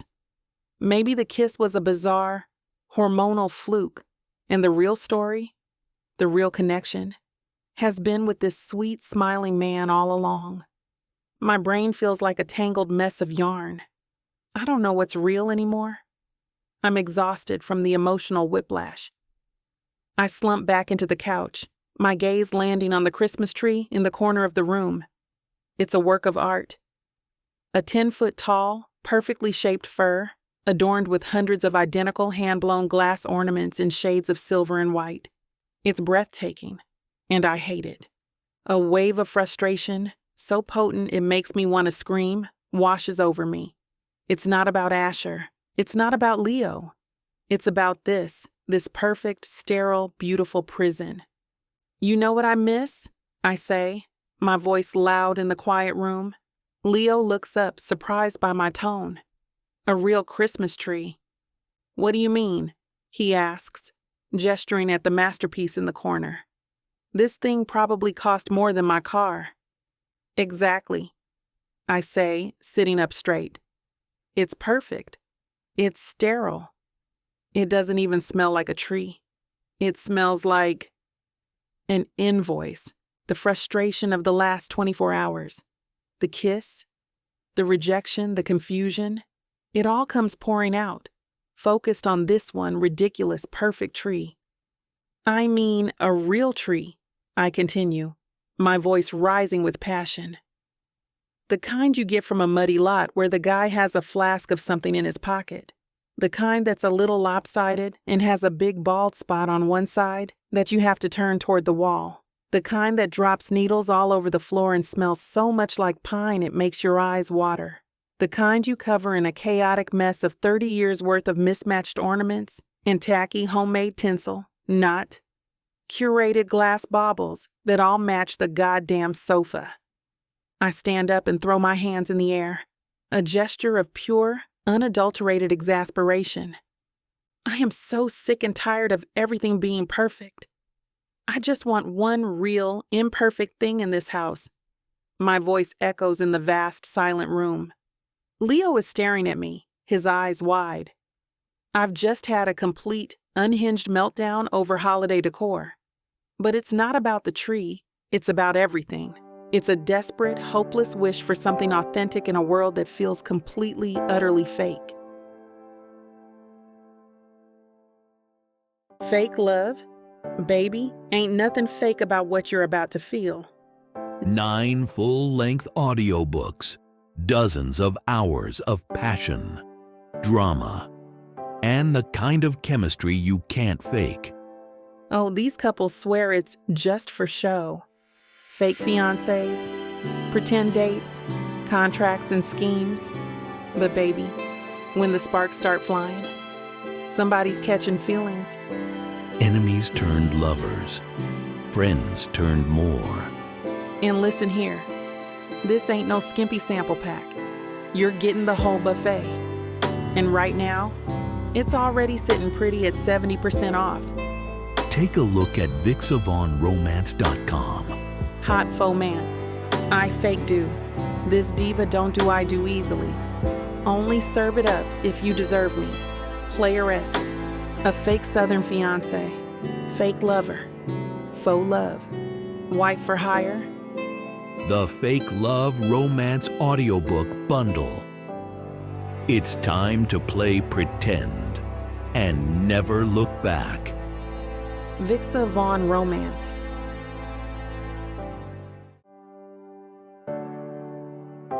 Chapter 18. Asher. Night is my sanctuary. The house is asleep. The asset is a dormant heat signature in her bed, and the only sounds are the quiet hum of the servers and the whisper of the wind outside. In the dark, I can pretend. I can pretend the kiss in the library was a tactical error, a momentary lapse to be analyzed and corrected. I can pretend the memory of her taste is not a permanent brand on my soul. In the dark, I can almost believe I am still in control. I focus on the external threat, the thermal signature in the woods. I run pattern analyses, map potential ingress points, and draft contingency plans. This is familiar territory. A quantifiable threat with a logical response. It is a welcome distraction from the illogical, unquantifiable chaos that Zola King has unleashed inside my head. The door to the security hub swishes open, and the sanctuary is breached. Mallory walks in, holding a steaming mug. Her presence is a quiet accusation. "Burning the midnight oil, North?" she asks, her voice low. "Or just trying to become one with the machine?" I don't take my eyes off the bank of monitors. Running pattern analysis on the perimeter threat. He's patient. That worries me. "What worries me is my lead agent looking like he hasn't slept since the day we arrived," she says, walking to stand beside me. She places the mug on the console. It's black coffee, just how I take it. A peace offering. Or a test. "How's the new rotation working out for you?" "It's efficient," I say, my voice a flat line. "It minimizes unnecessary contact. It's the correct tactical arrangement." "Unnecessary contact," she repeats, the words dripping with irony. "Is that the official after-action report name for kissing the principal in the library?" The direct hit makes my jaw clench. I refuse to look at her. I continue to stare at the screen, at the silent, snow-covered landscape. It was a momentary lapse in judgment. An error. It has been contained. "Has it?" she challenges, her voice dangerously soft. Because contained isn't the word I'd use for the atmosphere in this house. It feels like a morgue with better furniture. She walks around like a ghost and you look like the man who haunts her. It's not subtle, Asher. "My job is her physical security," I bite out, the words tasting like a lie. "Her emotional state is not my concern." "Don't you dare give me that nonsense," she snaps, her patience gone. "You and I both know a principal's state of mind is a critical component of their security profile. An unhappy asset is an unpredictable one. And you're the one who just lit a match and threw it into the middle of her life. So I'm asking you again, not as your boss, but as the person who dragged you out of a bar in Kabul 10 years ago. Can you handle this?" I finally turn to face her. Her eyes are narrowed, searching my face for the truth. "Yes," I say. The word is hard, cold, a piece of forged steel. She holds my gaze for a long, silent moment, then gives a single, sharp nod. Good. Because if I see one more crack in that fortress of yours, I'm pulling you off this detail. Blizzard or no blizzard. I will park your butt in the damn woodshed if I have to, and you will run perimeter checks on squirrels until this is over. Are we crystal clear? Crystal, I say. She leaves, and the lie I just told hangs in the air between me and the monitors. To prove her wrong, to prove to myself that I am still in control, I force my focus back to the job. I begin reviewing the daytime audio logs from the common areas, citing the need to monitor the principal's state of mind for security threats. I find the log from the great room late afternoon. I put on my headset. I see her talking to Leo. I see her frustration. And then I hear it. Her voice raw and passionate and full of an aching, desperate longing. A real tree. Lopsided. Drops needles all over the floor. Smells so much like pine it makes your eyes water. A chaotic mess of mismatched ornaments. And then the final devastating blow. A cry so full of pain it bypasses my ears and hits me square in the chest. I am so sick and tired of everything being perfect. I just want one real imperfect thing in this house. I rip the headset off as if it's on fire. My carefully constructed control, my promise to Mallory, my own decade of rigid discipline. It all turns to ash. It is completely and utterly obliterated by her voice. She's not talking about a tree. She's talking about her life. She's talking about the loneliness, the curated perfection, the crushing weight of being a brand. It is the very reason I've been breaking every rule in the book for her. And my response, my cowardice after the kiss, my retreat into the shadows of the night shift has only made it worse. The thought of her being this sad, this desperate for something authentic, while I hide in a dark room watching her on a screen, is unacceptable. There is no debate. There is no internal conflict. There is only the mission. I move. I check the security rotations on the tablet. Leo and Davies are on their final interior sweep. Mallory is in her office. Zola's heat signature is dormant in her suite. I have a window. I slip out of the hub and move silently through the sleeping house. In the main storage closet, tucked away behind a stack of linen boxes, is a dusty cardboard box I cataloged on day one. Vintage Ornaments is written on the side in faded marker. I take it. Outside, I bypass the main doors and head to the maintenance shed. The lock is a minor inconvenience. I find what I need. A small, sharp hand axe. Back at the hub, I access the master controls. I create a 90-second dead zone on the western perimeter sensors, a blind spot that won't trigger a system-wide alert. It's a massive breach, a fireable offense. I don't hesitate. I hit the command and I'm out the door, melting into the darkness. The cold is a physical shock, a welcome slap of reality. The snow is deep, the silence of the woods profound. I move with purpose, my objective clear. I find it 100 yards into the woods. It's not a grand, majestic fir. It's a spruce, no more than 7 feet tall. It's a little crooked, its branches are slightly sparse on the left side, and its top is bent at a funny angle. It is gloriously, beautifully imperfect. It is real. The work is hard and fast. The bite of the axe into the frozen wood is the only sound in the silent world. 10 minutes later, the tree is down. Hauling it back is a brutal, exhausting struggle. I'm covered in snow, my lungs burning, my muscles screaming. The final challenge is the balcony. It's on the second floor, her private space. The ultimate intrusion. I use a trellis thick with frozen ivy as a ladder, dragging the tree up behind me with a length of rope from the shed. It's a reckless, insane maneuver that could get me shot if one of my own men saw me, but I make it. I stand on her balcony, the imperfect tree propped against the railing. I position it in the corner, securing it with the rope. I place the dusty box of mismatched vintage ornaments beside it. My mission is almost complete. I take a note card and a pen from the inner pocket of my jacket. My hand is steady, my resolve absolute. In stark, black, military-style block letters, I write 5 words. I place the note on top of the box. I take one last look at the scene, the crooked tree, the box of old memories, the message. It is a flagrant, undeniable, and irrevocable act. I disappear back over the railing and into the shadows, melting back into the night just as the first pale, gray light of dawn begins to bruise the eastern sky. I have just crossed a line. And I know with absolute certainty there is no going back. Chapter 19. Zola. I wake to a world of white. The storm has passed, leaving behind a thick, pristine blanket of snow that muffles all sound. The house is a silent tomb. My body is still a live wire from the confrontation with Asher, from the kiss that felt like a confession, and the retreat that felt like a rejection. The emotional whiplash has left me raw, hollowed out. I drag myself out of bed and pull on an oversized sweater, my movements sluggish.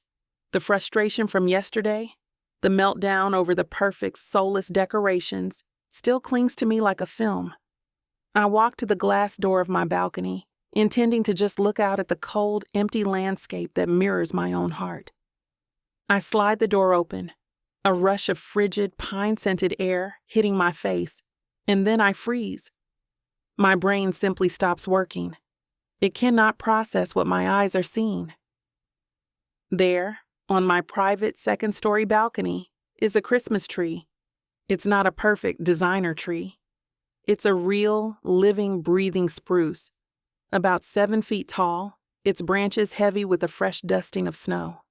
It's magnificent. It's also imperfect. It leans slightly to the left, like it's listening to a secret.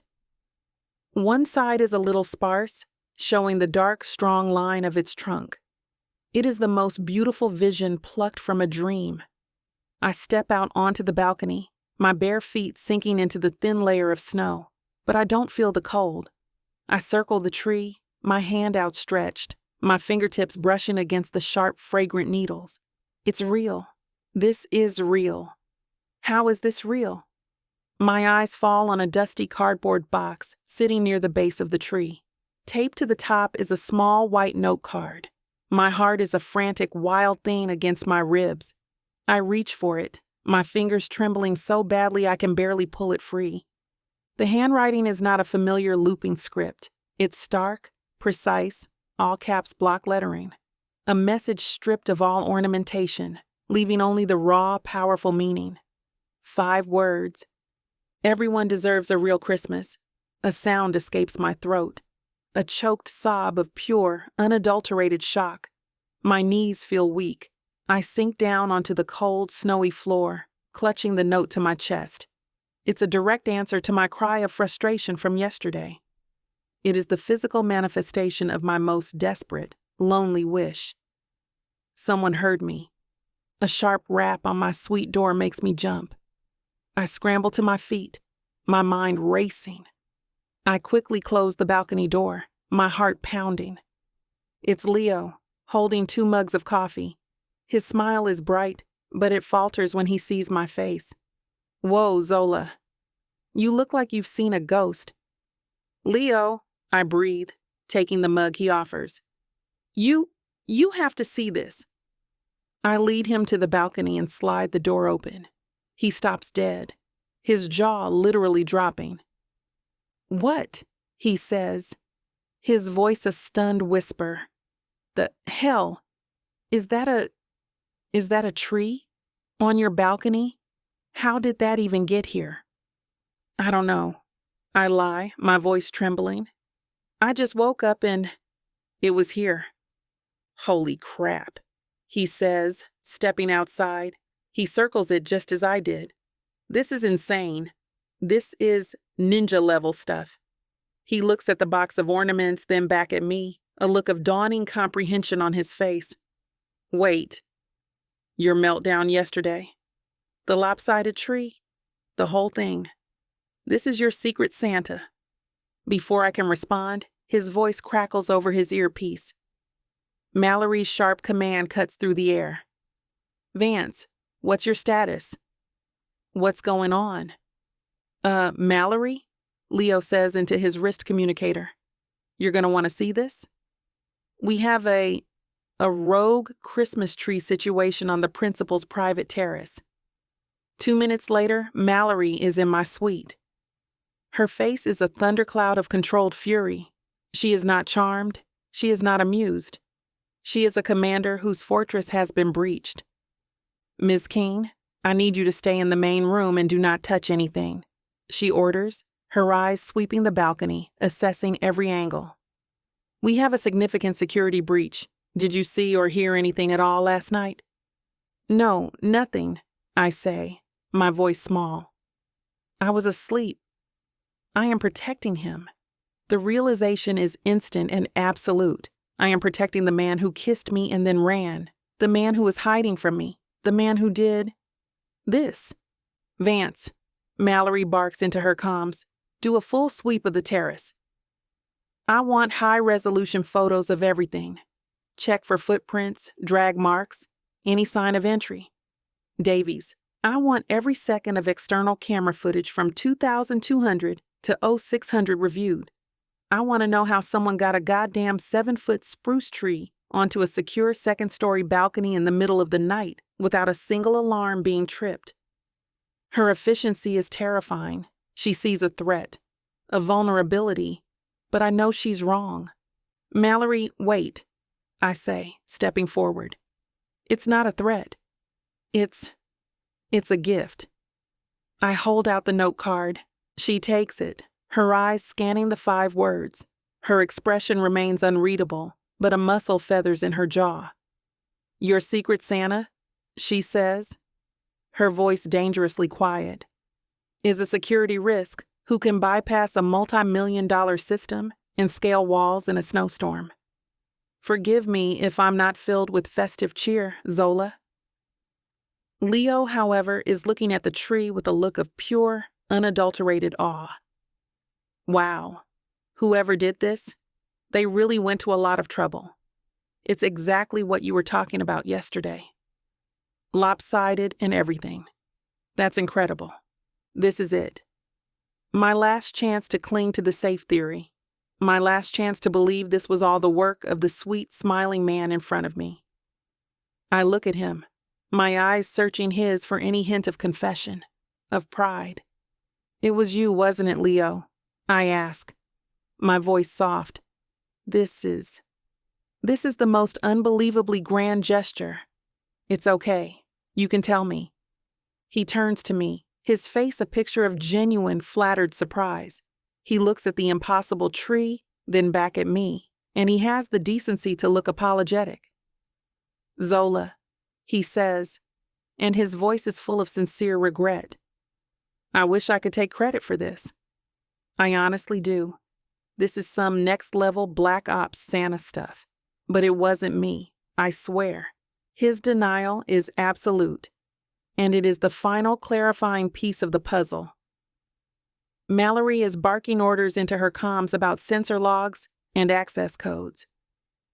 Leo is marveling at the sheer audacity of the act, but I am perfectly still. My mind is a silent, calm sea, and all the pieces, the book, the coffee, the magnolia, the music box, the kiss, the retreat, and now this.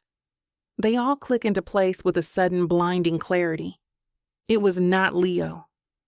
A gesture this quiet, this profound, this intensely personal and protective. Someone with the skills to be a ghost in his own house. Someone who can bypass a state-of-the-art security system and scale walls in the dark. Someone who was listening, really listening, when I was at my most vulnerable. There is only one person in this house who is a silent storm. One person who contains a world of unspoken things. One person who looks at me like I'm the only thing in the room that's real. I look past Mallory's frantic energy and Leo's boyish wonder. My gaze fixed on the hallway that leads to the staff quarters, to the room where the man who is hiding from the daylight is trying to sleep.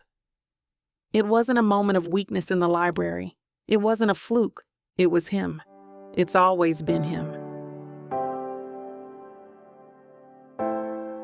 Chapter 20. Asher. The end of my night shift is a slow, agonizing sunrise. I sit in the security hub, the caffeine in my system, the only thing keeping me upright. My body is a wreck of exhaustion and adrenaline, my muscles screaming from the effort of hauling a 7-foot spruce tree through waist-deep snow in the dead of night. My mind is a battlefield. I'm waiting for the explosion. The door swishes open and Leo walks in, bringing the scent of fresh coffee and a blast of cheerful daytime energy that feels like an assault on my senses. "Morning, Count Dracula," he says, setting a mug on the console. "You look like you wrestled a pine tree and lost." The irony is so sharp it could cut glass. I ignore it, my eyes fixed on the small black and white monitor showing the feed from Zola's private balcony. It's still there. My grand, reckless, fireable offense. "Night report is on the tablet," I say, my voice a low rasp. "No activity on the perimeter. All systems green." "Copy that." Leo leans against the console, taking a sip from his own mug. "Man, this night shift thing is really agreeing with you. You're even more talkative than usual. It's almost a whole sentence." "Just focused," I say, my knuckles white where I'm gripping the edge of the desk. I need to know. I need to see her face when she sees it. But I also need to get out of this room before Leo notices I'm about to vibrate out of my own skin. I force a professional tone. "What's the principal's schedule for the day?" "Same as it ever was," Leo says with a shrug. "Pacing, looking moody, maybe some light brooding by the fireplace. She had that big meltdown about the Christmas tree yesterday. I kind of feel bad for her. It's gotta be weird, being rich and famous and miserable in a palace." He leans closer, his eyes on my bank of monitors. "You know, I was thinking about what she said. About wanting something real. Maybe my Secret Santa gift should be, like, a really ugly, lopsided coffee mug I make myself. You think she'd like that?" Before I can answer, his eyes widen. He points at the small screen I've been staring at all morning. "Whoa. Hang on. What the hell is that? Is that a tree? On her balcony?" I force my expression to remain neutral, a mask of mild professional interest. "Visual anomaly. Could be an optical illusion." "That's no trick of the light, man," Leo says, squinting at the screen. "That is a full-on, real-life Christmas tree." "Where did that come from?" "Go check it out," I order, my voice clipped. Standard procedure for any environmental anomaly in the principal's vicinity. Report back. I'm sending him to be my eyes and ears. The thought is a bitter pill. He leaves the hub, and I immediately put in my earpiece, tuning it to his comms channel. I watch on the camera as he approaches her suite, knocks, and she opens the door. The house throughout the morning is electric with mystery. Staff whisper in the hallways. Mallory walks around with a thunderous expression, her eyes promising a full investigation that I know will lead directly to a dead end. I'm at a dead end. I sit through the debrief, a silent, stoic observer of the chaos I created, offering no theories, only calm, professional assessments of the security breach. It is the performance of a lifetime. My shift is over. I'm supposed to be in my room, sleeping, but I can't. I find myself in the great room, standing in the shadows of the massive stone fireplace, a ghost in the daylight. And then I see her. She's on the balcony. The crooked spruce tree is standing proudly in the corner, and she is decorating it. She has the dusty box of mismatched ornaments open, and she's carefully, thoughtfully, hanging them on the branches. A chipped glass bird, a faded red ball with 1987 painted on it, a ridiculous, lumpy felt reindeer. And she is humming. It's a soft, happy, contented sound, a melody I've never heard before. As she reaches up to place a silver star on the lopsided top, a small, real, breathtakingly beautiful smile touches her lips. In that moment, everything else falls away. The professional consequences, Mallory's inevitable wrath, the career I've just set on fire. None of it matters. The rightness of my insane, reckless, unforgivable act settles into my soul, not as a question, but as a certainty. It was worth it. She finishes with the star, steps back to admire her work, and then she turns. Her eyes scan the great room, and they find me. They lock onto me from across the expanse of glass and stone. The smile on her face doesn't falter. It changes. It deepens into something else. Something knowing. I brace myself. My training kicks in. My hands clasp behind my back. My posture straightens. I am the wall. The sentinel. She walks off the balcony, disappears into her suite for a moment, and then emerges from the hallway that leads to the great room. She doesn't hesitate. She walks directly toward me, her steps silent on the rug. The entire buzzing house seems to fall silent. The world narrows to the space between us. She stops directly in front of me, much closer than professional distance allows. Her head is tilted back slightly to meet my gaze. She smells like pine needles in the cold, clean air. She doesn't mention the tree. She doesn't ask how I did it or why. Her eyes, warm and deep, hold mine. Her voice is quiet, a soft, velvet sound that carries all the meaning in the world. Thank you. 2 words. It's an acknowledgement, an acceptance, a confession. I know it was you. The wall inside me, the fortress I have spent my life building, does not just crack. It turns to sand. I don't smile. I don't speak. I hold her gaze. At that moment, I finally understood. I don't try to hide what's behind my own. I give a single, sharp, almost imperceptible nod. It is my surrender, my confession, my you're welcome. The unspoken truth is finally, terrifyingly out in the open between us. Chapter 21. Zola. The silent one-nod confession from Asher hangs in the air between us for the rest of the day. The truth is no longer a suspicion. It is a living, breathing entity in the house. It has a weight, a presence, and it is terrifying.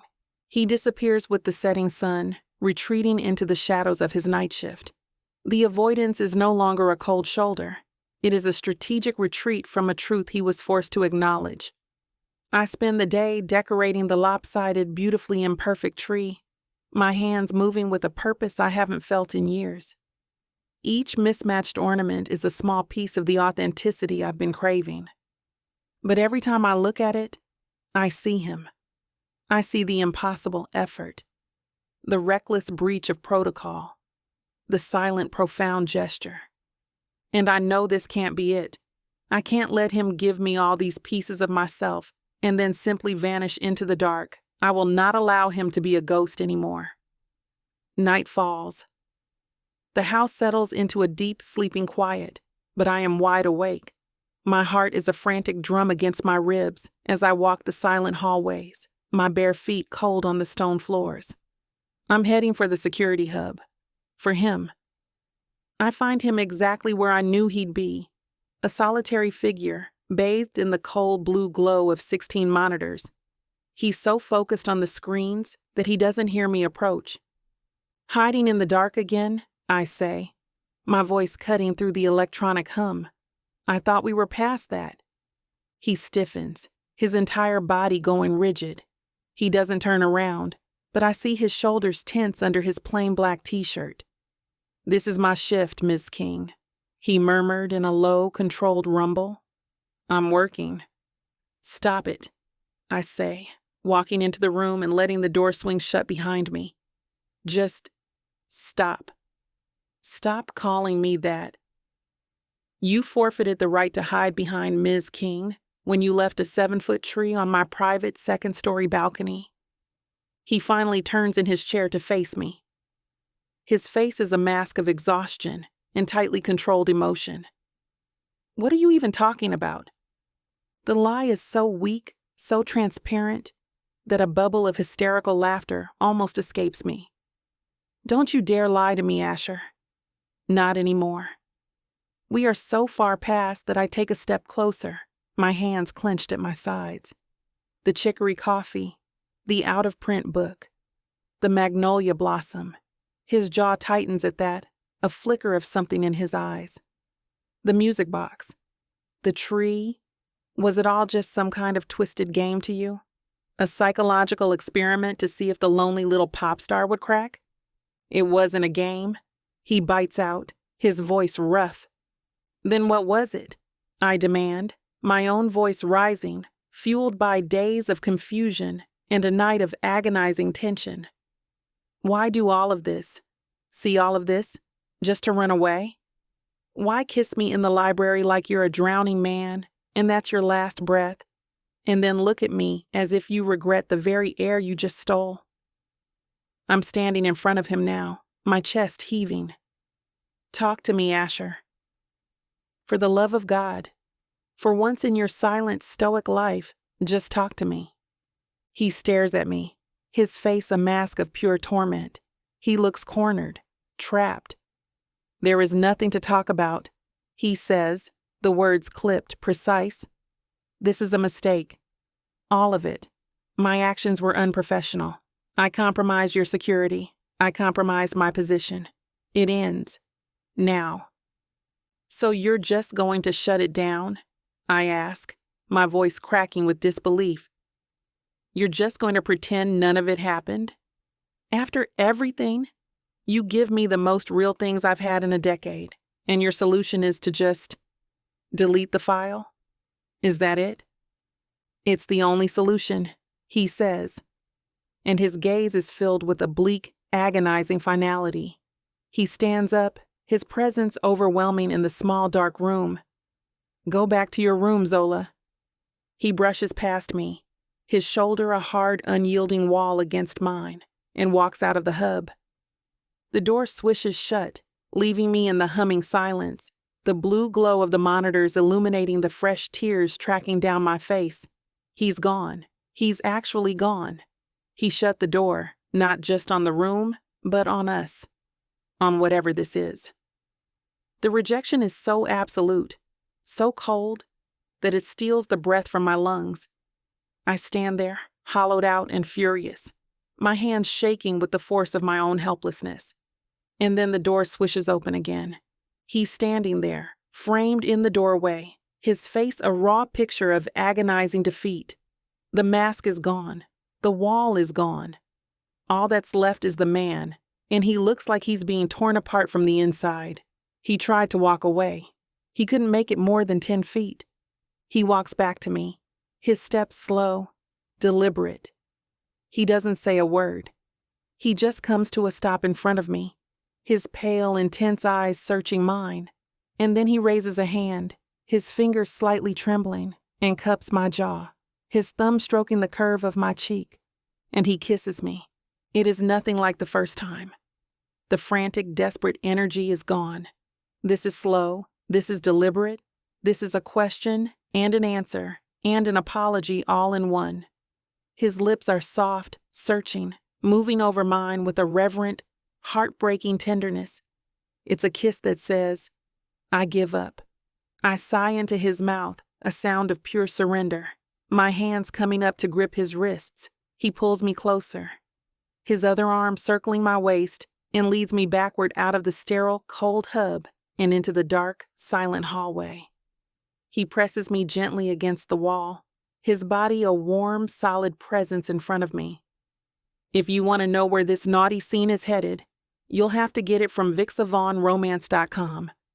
This platform has rules and guidelines that we have to follow in order to keep these free stories coming. Find any Vixa audiobook on her website and use code VIXA40 for a 40% discount to make up for these interruptions. Let's return to the story. He lowers his head again, his lips brushing against mine. A promise of more. The space was suffocating with want, with the overwhelming, terrifying intimacy of being truly seen for the first time. This is it. This is the moment. And then he stops. He freezes, his body going rigid against mine. He pulls back just enough to look at me, and the look in his eyes is one of profound, aching sincerity. What? I whisper, my heart sinking. What's wrong? Nothing. He breathes, his voice torn. Everything. He gently lowers me until my feet are back on the floor, but he doesn't let me go. His hands frame my face, his gaze holding mine captive. We can't. Not like this. I don't understand, I say, my voice breaking. This is too important, he says, his voice rough with a restraint that is costing him everything. You are my assignment. I am your bodyguard. These lines are a goddamn mess. We can't do this right. Not here. Not now. He leans in and presses a soft, firm, heartbreakingly final kiss to my forehead. Not until this is over. Chapter 22. Asher. The sun rises on Christmas Eve, Judgment Day. I stand in the security hub, running a final diagnostic before Leo relieves me. The house is quiet, the screens in front of me a silent testament to a peaceful night. It's a lie. The real threat isn't the patient photographer hiding in the woods anymore, it's me.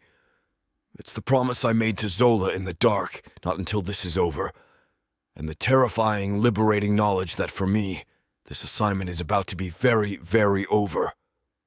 My body is a taut wire of exhaustion and adrenaline. My mind is unnervingly calm. I've made my choice, and I've accepted the consequences. Tonight, at the mandatory Secret Santa reveal, I will hand Zola her final gift, and in doing so, I will hand Mallory my career in a neat little box. The door swishes open and Leo bounces in, radiating an amount of morning energy that should be illegal. Merry Christmas Eve, Maestro. Composed any symphonies of security overnight? Just the usual static, I say, standing to stretch. My muscles ache from a night spent coiled with tension. Right. Leo pours himself a coffee, his back to me.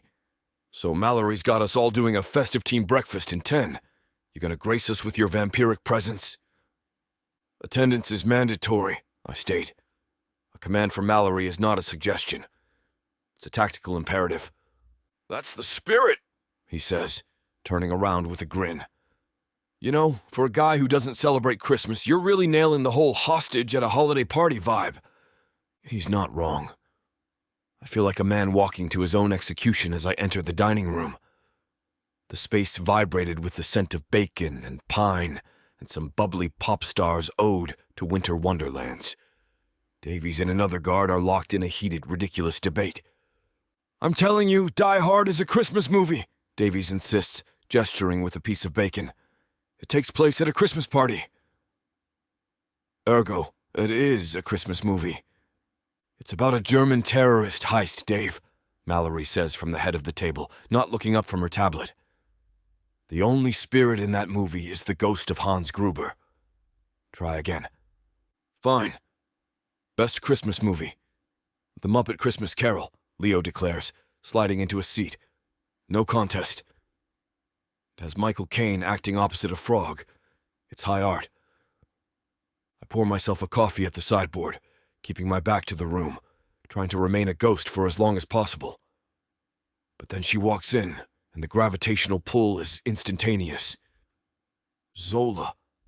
She's wearing a deep green sweater that makes her skin glow, her curls a magnificent, chaotic halo around her head. She looks rested.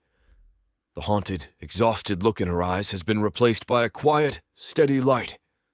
She sees me by the coffee machine, and a small, secret smile touches her lips as she walks over. Morning, she says, her voice a low murmur just for me. You look like you've been wrestling with your conscience all night. It's a direct hit, a playful knowing probe that tells me she's not going to let me hide today. Good morning, Miss King, I say, my voice carefully neutral as I hand her a mug. The professional shield is a flimsy piece of cardboard, and we both know it. I was reviewing security logs. Right. The logs. She leans against the counter next to me, her shoulder almost brushing mine. Find any interesting ghosts in the machine? She's talking about me. About the gifts. I can feel the eyes of the others in the room on us. Just the usual static, I say, my voice tight. Funny, she whispers, taking a sip of her coffee. I feel like the signal has never been clearer. Zola! Asher! We need a ruling! Leo calls out, pulling us into the orbit of the table. Settle the great debate! Muppet Christmas Carol or It's a Wonderful Life? Zola slides into a chair, her eyes still holding mine, glittering with amusement. Oh, that's easy. Muppets all the way. It's got more laughs and the songs are bangers. All eyes turn to me. I am trapped. I take a seat at the far end of the table, a tactical retreat to create distance. I'm not familiar with the source material, I said plainly. The table goes silent for a beat, then Leo bursts out laughing. Of course you're not. That would imply you've experienced a moment of festive joy in your entire life. He's more of a brooding, silent film kind of guy, Zola chimes in, her voice laced with a teasing warmth that makes my chest ache. She's looking at Leo, but the comment is aimed directly at me. Lots of meaningful, tortured stares. Not a lot of dialogue. Very avant-garde. The rest of the meal is a blur of this new, terrifying dynamic. She doesn't let me retreat. She pulls me into the conversation with pointed questions and inside jokes that only the two of us understand. She is dismantling my walls in front of a live audience, and I am powerless to stop her. After breakfast, I escape to the solitude of my room. The small, square box is on my desk. My final gift, my confession. I pick up the leather-bound journal. The argument in my head is over. My training, my past, Mallory's warnings. They're all just ghosts now. The only thing that's real is the memory of Zola's laughter this morning, the knowledge that I am the reason for that sound. I wrap the journal in simple brown paper. This act is the surrender, the acceptance of the consequences. By choosing to give her this, I'm choosing her. I'm choosing to end my career not with a bang, but with a quiet, heartfelt, and deeply unprofessional gift. The evening arrives too quickly. The team gathers in the great room by the fire. The atmosphere is genuinely festive now, the earlier tension replaced by wine and easy laughter. Mallory stands up to begin the exchange. All right, everyone. Let the mandatory fun commence. I stand by the window, a sentinel watching the end of his own world. I'm calm, resigned. I watch as Leo gives Mallory her gag mug and she actually cracks a smile. I watch Davies unwrap a bottle of absurdly expensive scotch. I watch the easy camaraderie, a world I've always observed but never been a part of. And I watch Zola. She is sitting on the floor, her back against the sofa, her face glowing in the firelight. She is laughing at a story Leo was telling, her head thrown back, her eyes sparkling. She is the most beautiful thing unparalleled. She is happy. She is whole. I look at Zola, at the pure, unrestrained joy on her face, a joy I helped put there. The cost of my actions, my job, my future, the only life I know, is a second away from being due. And as I look at her, a profound, unshakable peace settles in my soul. I made the right choice. It was worth everything. Chapter 23. Zola. Christmas Eve. The air in the house is thick with a strange fizzy energy. It's a cocktail of festive cheer, cheap wine, and the unspoken explosive truth that's been humming between Asher and me for the last 24 hours. I stand in front of my mirror, applying a touch of mascara, my hand not quite steady. I'm nervous and excited. The two feelings are a tangled, chaotic knot in my stomach. Tonight is the reveal. Tonight the game ends. The secrets, the anonymous gifts, the stolen glances. It all comes out. I feel like an actress on opening night, waiting for the curtain to rise on a play where I don't know the ending. I know it's him. He knows that I know. And tonight, everyone else will know too. I have a role to play in this final act. My performance is for an audience of one, Mallory. I need to protect Asher, to keep her suspicious eyes off him for as long as I possibly can. I walk into the great room, a glass of champagne in my hand, and a bright, manufactured smile on my face. The fire is roaring. The awful pop Christmas playlist is on again. Leo, Davies, Mallory, and the other guards are gathered. The pile of brightly wrapped gifts on the coffee table, the center of attention. Asher is where I knew he would be. Standing near the window, a silent, solitary sentinel in a plain black Henley, a ghost at his own party. He is a million miles away from the easy chatter, and my heart gives a painful little lurch. Showtime. I make a beeline for Leo, who is wearing a ridiculous sweater with a light-up reindeer on it. I slide onto the sofa next to him, my thigh brushing against his. "So, Vance," I say, my voice playful and loud enough for the others to hear. "The big night. The moment of truth. Are you ready to be unmasked as the mastermind behind the most elaborate Secret Santa in history?" Leo laughs, a flush creeping up his neck as Davies claps him on the shoulder. Where is this coming from? My gift is a masterpiece of mediocrity that I bought online 2 days ago. You'll see. "Yeah, right, Leo," Davies chimes in.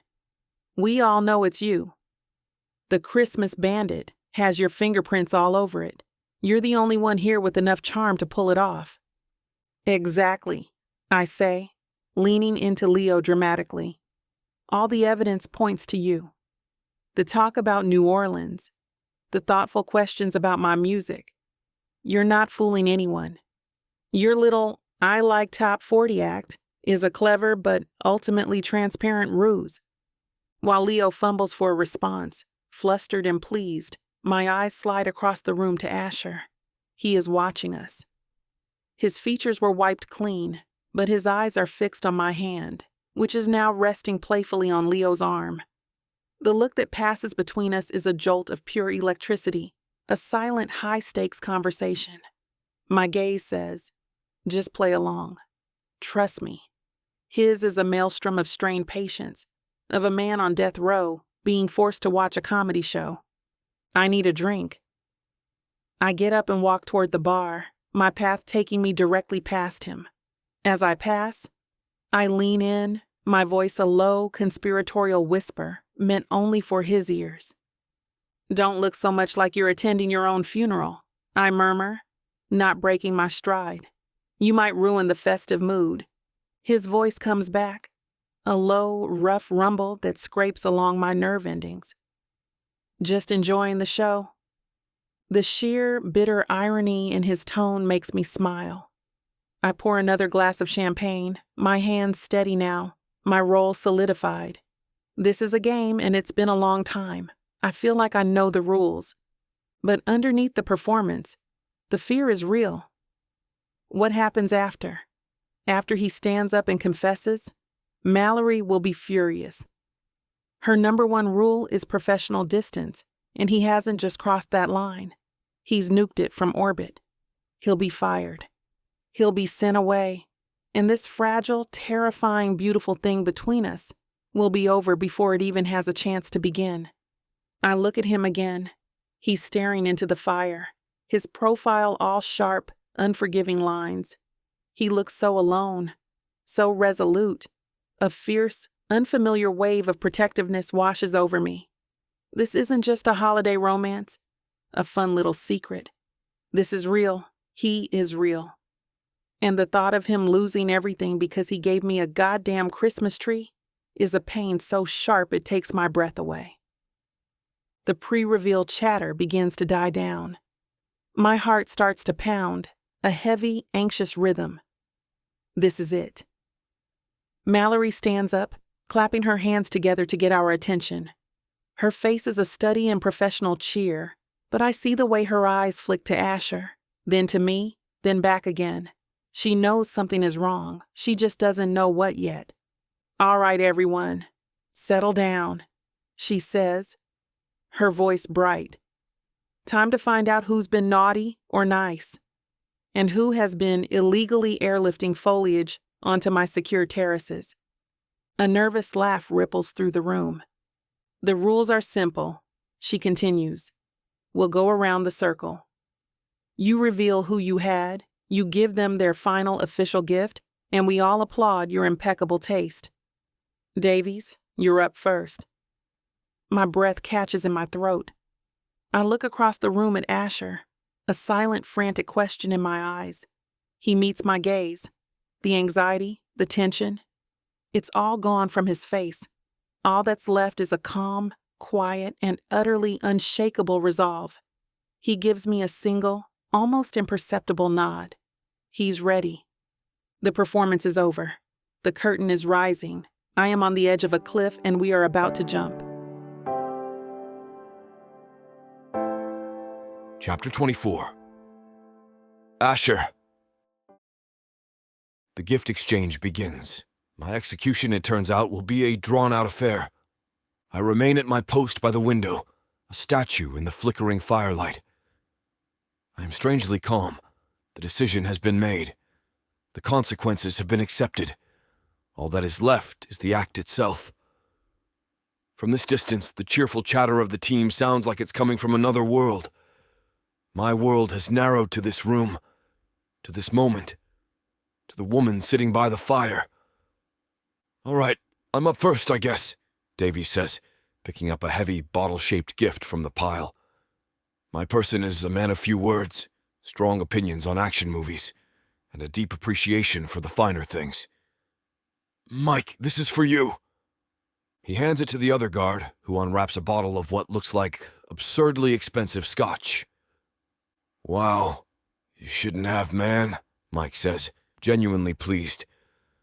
Now I have something to wash down the memory of Leo's Christmas playlist.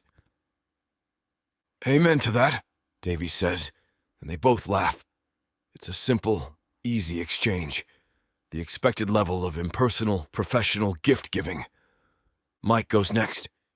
"I had Davy's." And since I know he values preparedness above all else, he hands over a small, heavy box. Davies opens it to reveal a high-tech tactical flashlight with about 16 different settings. "Oh, hell yeah," Davies says, clicking it on and shining a beam so bright it makes us all flinch.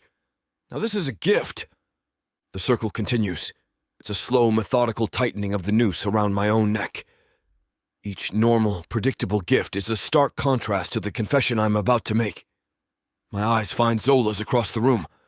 She's watching me, a question in her gaze. I give her nothing back. Not yet. Then it's Leo's turn. He stands up with a theatrical flourish, holding a brightly wrapped, mug-shaped box. My turn. My recipient is a true leader. She is tough, she is fair, she's occasionally terrifying, and she signs my paychecks, he announces. "Mallory, this is for you." He presents the gift with a bow. Mallory takes it, a rare, amused smile on her face as she tears off the paper. She holds up a large, black ceramic mug. On the side, in plain white letters, it reads, "World's okayest boss." A bark of genuine laughter escapes her. "Vance, you're a menace! And you're on thin ice." "The thinnest," he says cheerfully. "But I'm also your favorite. Admit it." "Don't push your luck," she says, but she's still smiling. The room is filled with warmth, with easy camaraderie. This is what she wanted, a moment of team morale. I'm about to burn it to the ground. "My turn," Mallory says, her smile fading slightly as her eyes scan the room. "I had Leo." She hands him a small, sleek box. He opens it, a top-of-the-line portable power bank. "So, your phone doesn't die in the middle of a perimeter check because you were playing that stupid dragon game again." Practical and a little insulting. "It's perfect," Leo says, genuinely thrilled. "Thanks, Mallory." Then it's Zola's turn. My breath catches. She picks up a gift bag and looks at Davies.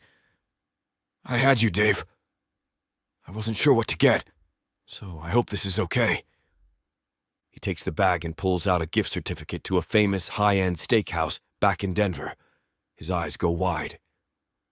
"Miss King, Zola.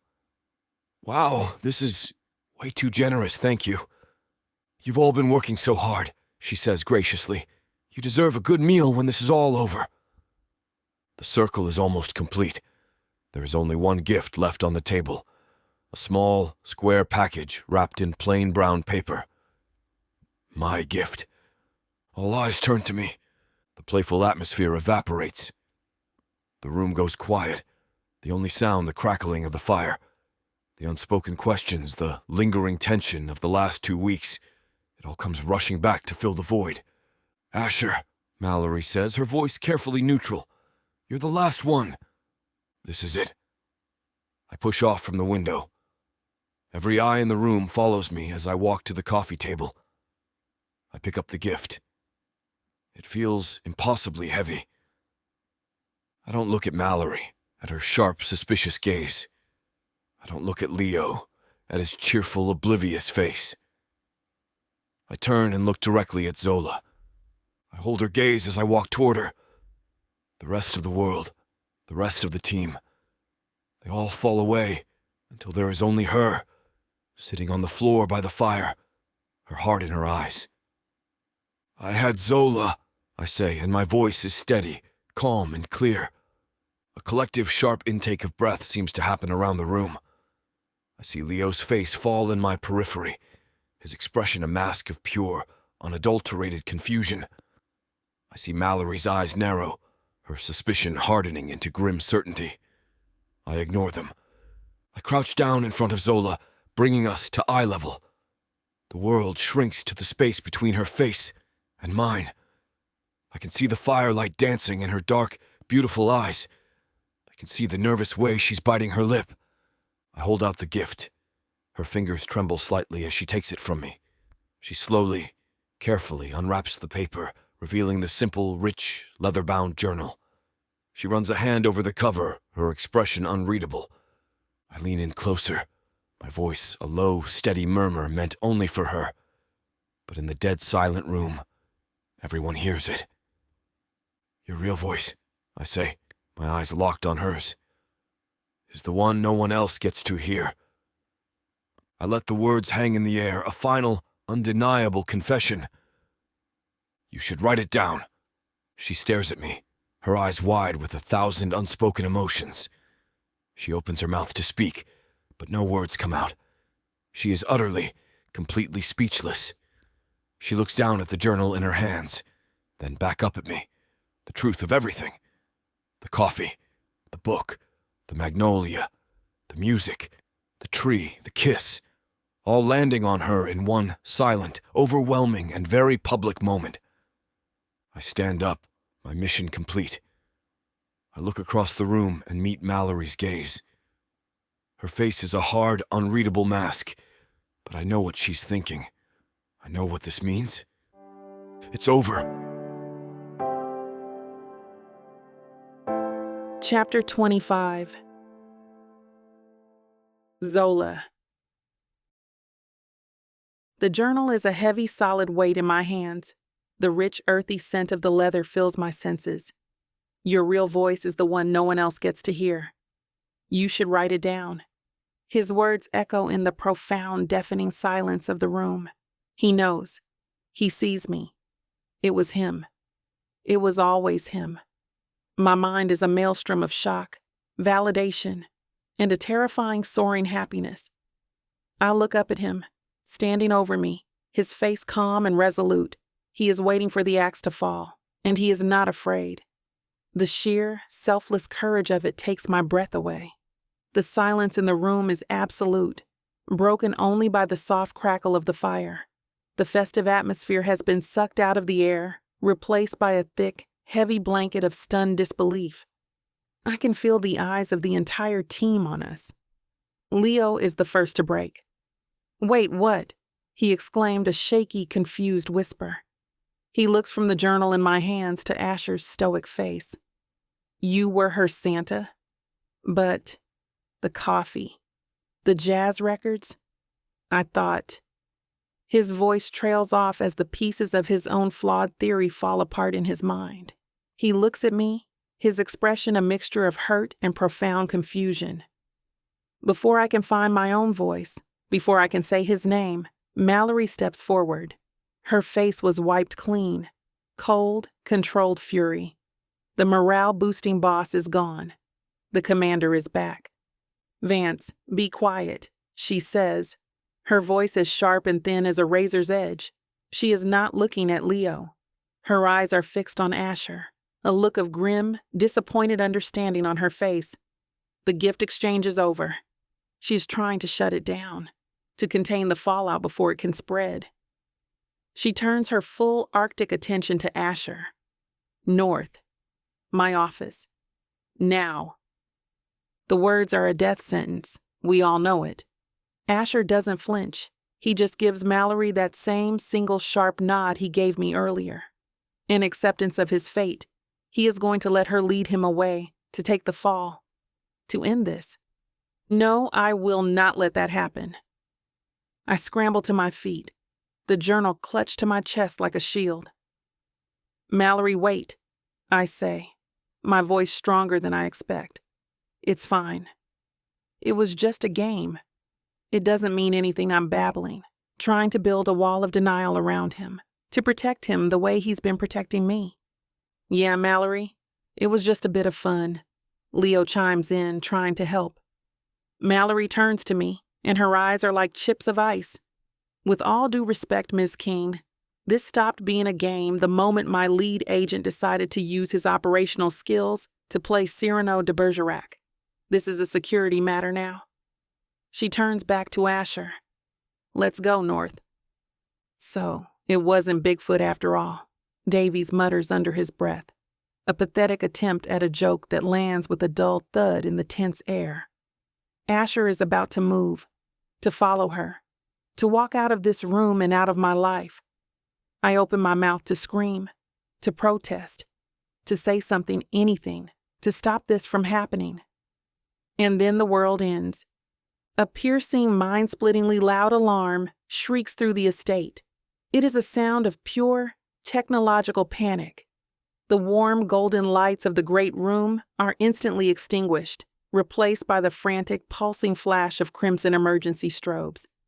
The cozy, festive scene is transformed into a nightmarish, red-drenched tableau of chaos.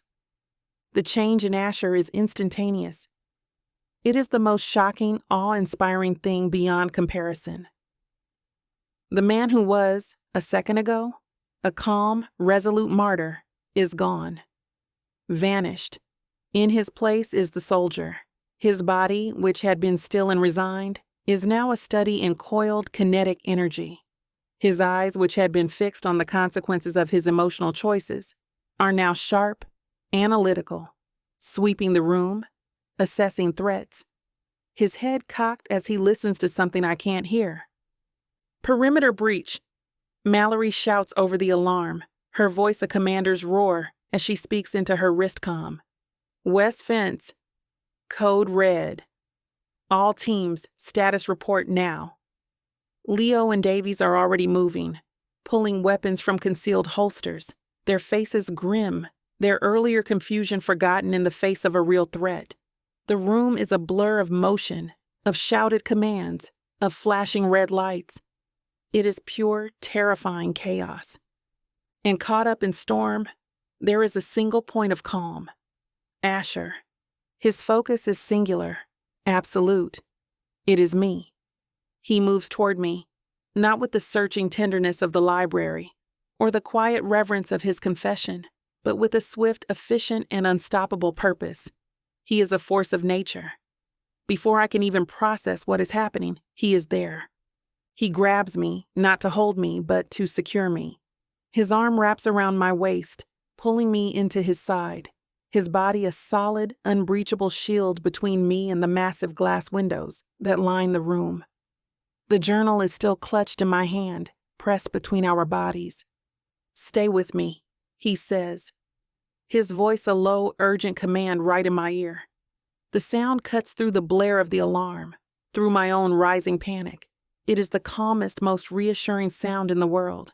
He is no longer the man who is about to be fired for his feelings. He is the protector. He is the wall. He is the soldier who has just been given back his war. And I am his mission. "With me," he says again, his voice leaving no room for argument, his grip on me firm, certain. Now.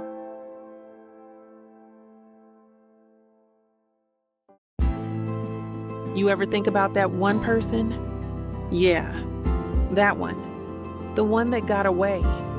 Or maybe the one who never really left your heart. They broke it once, but what if they're the only one who can fix it? Who, baby? Now we're talking second chances. 8 full-length audiobooks, dozens of hours of longing, regret, and the kind of love that refuses to stay buried. And because healing your heart shouldn't break the bank, you get all of this for 70% off. Use the YouTube exclusive code VIXA40 and get an additional 40% off. The Second Chance Romance Audiobook Bundle. It's not too late. Vixa Vaughn Romance. Chapter 26. Asher. The alarm is a cleansing fire. The emotional chaos, the stunned silence, the impending professional doom, it all burns away, leaving behind the cold, hard clarity of a threat. My body moves before my mind has time to process a single consequence. The man who just confessed is gone. The soldier is in command. My senses are dialed to 11. I register the pulsing red strobes, the exact decibel of the alarm, the positions of my team. Mallory is already on comms. Leo and Davies are moving to secure the room. All correct. All by the book. But there is a variable that is not by the book. Zola.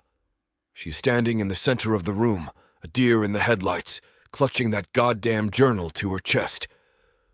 My mission parameter is simple. Protect the asset. With me. Now, I command, my voice a low growl in her ear. I don't give her time to think. My arm snakes around her waist, and I propel her forward, my body a shield between her and the floor-to-ceiling windows. "Asher, what the hell is happening?" she asks, stumbling to keep up with my long, purposeful strides. "Perimeter breach," I say, my eyes scanning the long hallway ahead. "We're moving to the safe room. Stay with me. Do not stop." "Breach? You mean like a person? A paparazzi?" "Assume hostile until proven otherwise," I bite out, pushing her ahead of me through a doorway concealed behind a tapestry. Now is not the time for a press conference. Move. We navigate a short, narrow corridor that leads to a solid steel door. I punch a code into the keypad, and the heavy door swings inward with a pneumatic hiss. I push her inside. "What is this place?" she asks, her eyes wide as she takes in the small concrete room. "Panic room," I say, swinging the door shut. The heavy thump of the magnetic lock engaging cuts off the shrieking alarm, plunging us into a sudden humming silence.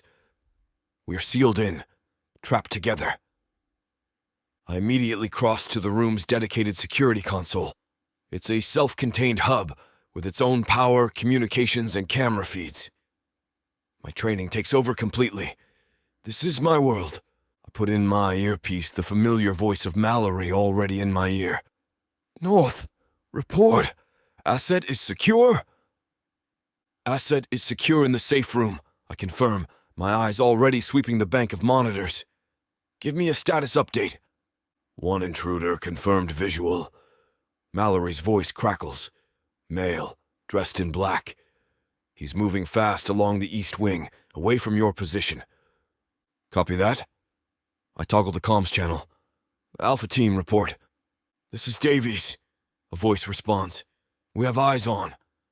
He's carrying a long lens, not a weapon. Looks like press.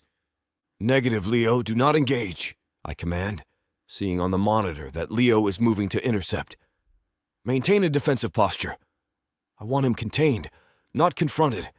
Box him in. Use the west garden exit as a choke point." "He's heading for the east wing," Mallory says. "It's a dead end. Is he trying to draw us out? Looking for a reaction shot?" "He's not a pro," I murmur, analyzing the man's frantic movements on the screen. "He's sloppy." Panicked, I watch as my team executes the maneuver, flawlessly cutting off the intruder's escape routes. Box is closing. He's trapped. With the immediate threat being managed, a new kind of silence descends on the safe room. It's a quiet filled with the unspoken chaos of the last hour. "So this is the panic room," Zola says from behind me, her voice laced with a brittle, adrenaline-fueled sarcasm. "Very chic. I love what you've done with the exposed concrete. Very minimalist." I don't turn. My eyes are still locked on the monitors. "It's secure." "That's great. Really. I feel super secure," she says, her footsteps soft as she approaches. "But you're going to have to do better than one-word answers, Asher. Talk to me. What is going on out there?" "One intruder," I report, my voice flat, professional. "My team is handling it. He's contained." "And what about in here?" She presses, her voice losing its sarcastic edge and becoming something more raw, more real. She's standing right behind me now. I can feel the heat of her body, smell the faint scent of her perfume. "What's going on in here?" 10 minutes ago, you detonated your entire life in front of your boss and your colleagues, all for me. And now you're acting like I'm just part of the furniture. "My focus is on the external threat," I say, my jaw tight. "That is the only thing that matters right now. Don't you dare!" Her voice is a low, dangerous whisper. She walks around the console and stands directly in my line of sight, forcing me to look at her. Her eyes are blazing, her chest rising and falling with ragged breaths. "Don't you dare shut me out now. Not after everything. You don't get to give me a piece of your soul and then pretend you're a stranger. Look at me, Asher." I tear my eyes from the screen and meet her gaze. The professional, the soldier, the wall. It all crumbles under the sheer, fiery force of her will. The two worlds, the professional crisis and the personal one, crash together. "You want to talk about what's going on in here?" I ask, my voice low, rough with the truth I can no longer contain. "The situation out there is a direct result of the situation in here. He's here because you are here. And my judgment, my focus regarding you is compromised. The confession is a bitter, ugly thing. I should have caught him sooner. I saw the footprints in the snow days ago. I saw the thermal signature last night, but I was distracted. I was focused on Christmas trees, on music boxes, on things that were not my job. The self-loathing is a physical, nauseating weight in my gut. I have failed. I look at her, at the woman who has become the center of my world, and all I see is my own dereliction of duty. I have failed in my primary function, I say, the words flat, dead. I compromised this entire operation. I compromised your safety. I look her in the eye and let her see the full, devastating extent of my professional shame. I compromised you. I turn back to the monitors, unable to bear the look on her face. The decision is already made. It's the only logical, honorable course of action left. As soon as this is over, I say, my voice devoid of all emotion, I'm resigning. Chapter 27. Zola. The words hang in the humming, sterile air of the safe room, a verdict colder and harder than the concrete floor beneath my feet. I'm resigning. He says it so calmly, a simple statement of fact, a tactical decision. He has assessed the situation, weighed the variables, and concluded that the solution is to erase himself from my life. For a second, I can't breathe. Disbelief is a sharp, cold shock, followed by a surge of anger, so pure and so hot, it burns away every last trace of my fear. Resigning? The word is a strangled, incredulous laugh. Are you kidding me? You can't be serious. He won't look at me. His focus is a laser on the monitors, on the chaotic dance of his team members corralling the intruder. He is a statue of self-imposed martyrdom. It's not your decision to make, Zola. The hell it isn't. I stalk over to him, planting myself directly in his line of sight.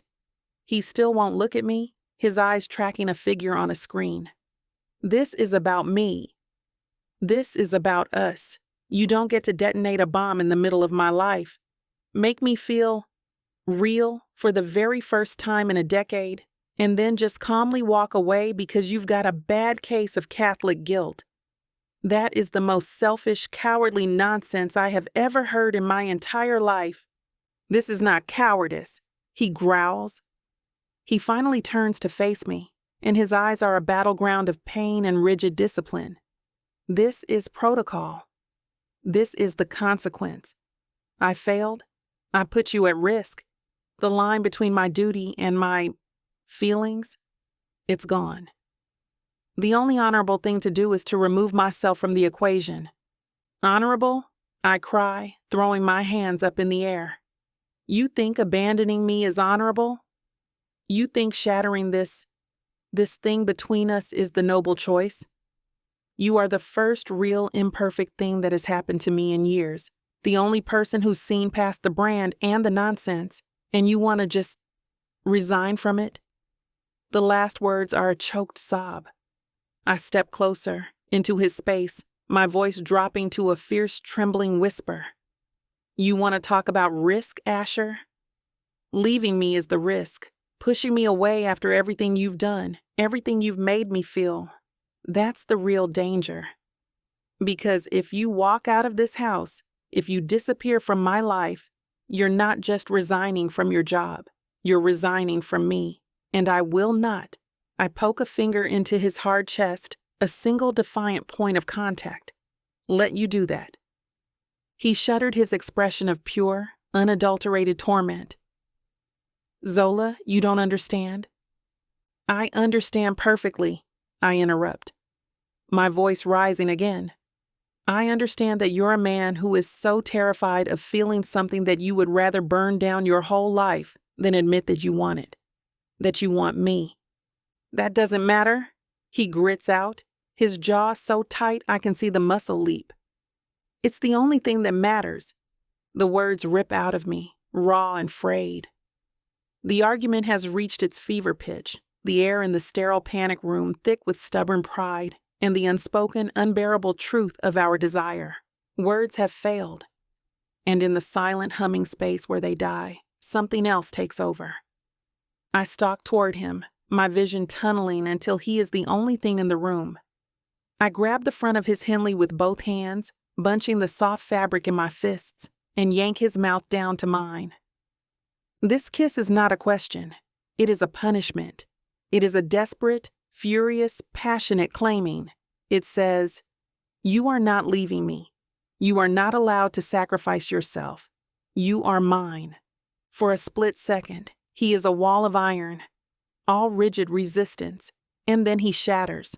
A guttural groan is torn from his throat, a sound of pure agony and surrender, and he is kissing me back with a raw, desperate hunger that consumes my anger and turns it into fuel.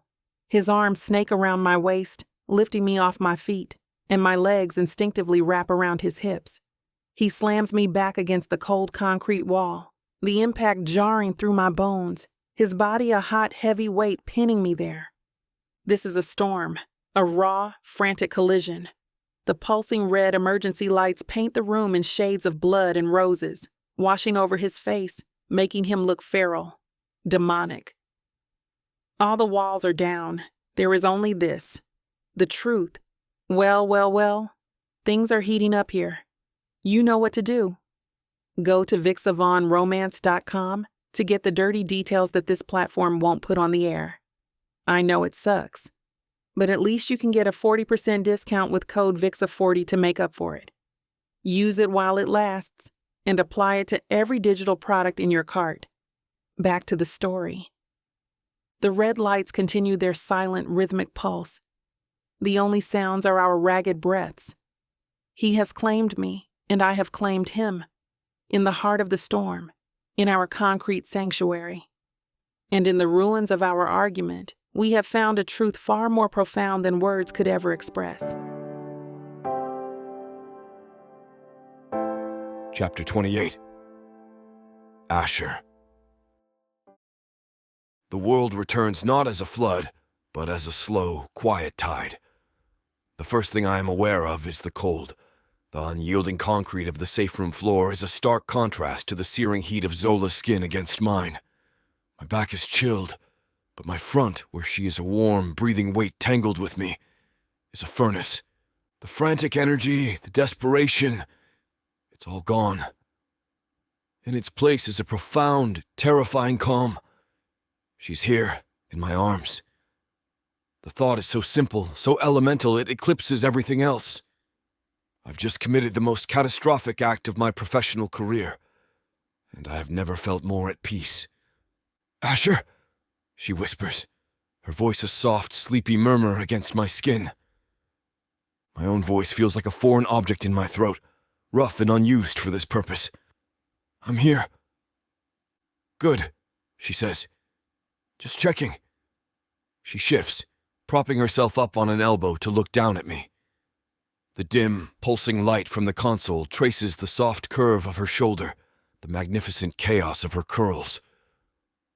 "I need you to promise me something."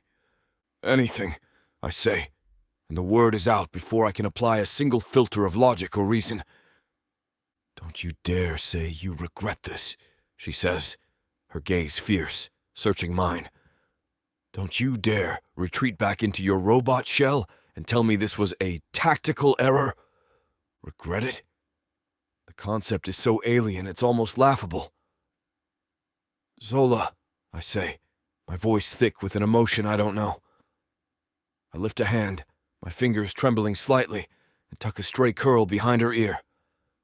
I feel like I just learned how to breathe for so long. A slow, brilliant smile spreads across her face, a sunrise in the dim, concrete room. "Okay," she says softly. "Okay, good." Because I'm pretty sure I did too. Her hand comes up to my face, her touch now infinitely gentle, full of a quiet wonder. Her thumb traces the line of my jaw. "So, the gifts. We need to talk about the gifts." "We do? We absolutely do," she says, her tone mock serious. "I have some questions for my incredibly invasive, rule-breaking, and apparently telepathic Secret Santa." "Let's start with the coffee. My pepper. That wasn't in some file on me, was it?" The old instinct to deflect, to hide the depth of my surveillance, is still there. But it's a ghost, a hollow echo. She deserves the truth. "No," I confess, my voice low. "It wasn't in a file. I overheard you. On the phone with your sister. It was a breach of your privacy. I apologize." "Don't you dare apologize for listening," she says immediately, her expression softening. It feels like no one has really listened to me in years." She hesitates. "And the music box?" "Sadie, that felt different. That felt like you were answering something I didn't even say out loud." "I was," I admit. "I saw you. After the call with your manager. I saw you on the balcony. The memory of her silent, lonely tears is still a fresh wound. I couldn't just do nothing. The owner of the estate collects them. I saw it on the initial sweep. It felt right. For the moment." "It was," she says, her voice thick with emotion. She leans down and presses a soft, lingering kiss to my lips. It is a kiss of pure, unadulterated gratitude. The crackle of my discarded earpiece on the floor is a jarring intrusion. "Repeat, intruder is in custody." Mallory's voice, tinny and sharp, cuts through our private world. "Perimeter is secure. All teams stand down, all clear." Reality, cold, hard, and waiting right outside the steel door. I feel the tension instantly return to my muscles, the soldier reasserting command over the man. The intimate bubble shatters. I sit up, pulling Zola with me, and begin gathering our scattered clothes. "The threat is neutralized," I explained, all business again. I hand her her sweater. The change is jarring, and I know she feels it too. As soon as that door opens, my resignation stands. She freezes, her sweater halfway on, and stares at me as if I've just spoken a foreign language. "Excuse me?" What did you just say? My resignation, I repeat, pulling on my Henley. It's the only way, Zola. The consequences that... Stop, just stop talking, she says, her voice dangerously quiet. She stands up, fully dressed now, and looks down at me. You sound like a robot again, Asher, and I know for a fact, an intimate, first-hand fact, that you are not. I'm being realistic, I say, getting to my feet. There is no version of this where I keep my job. I crossed every conceivable line. Mallory knows it. I know it. It's over. So you'll just go? She challenges, her hands on her hips. You'll pack your bag of tactical black t-shirts and go get another job protecting some oil tycoon or a corrupt politician? Go back to being a ghost who doesn't celebrate Christmas? It's what I do. The words scraped my throat on the way out. Not anymore, it's not! Her voice rises, echoing in the small room. You think this was just a fling? A moment of weakness in a snowstorm? Is that what you think we just did on this floor? The question is a direct hit to my heart. No, I say, my own voice breaking. I know what this was.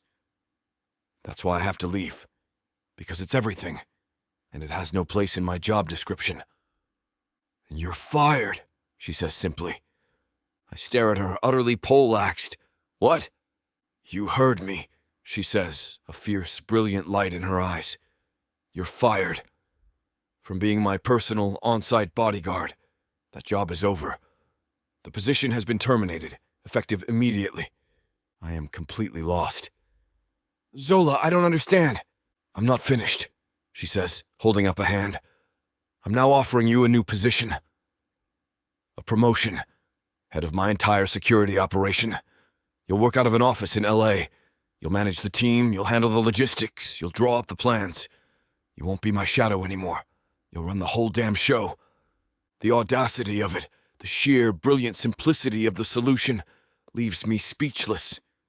She's not just arguing with me. She's created a whole new reality. You can't just do that, I stammer, my mind struggling to catch up. I can do whatever the hell I want, she says.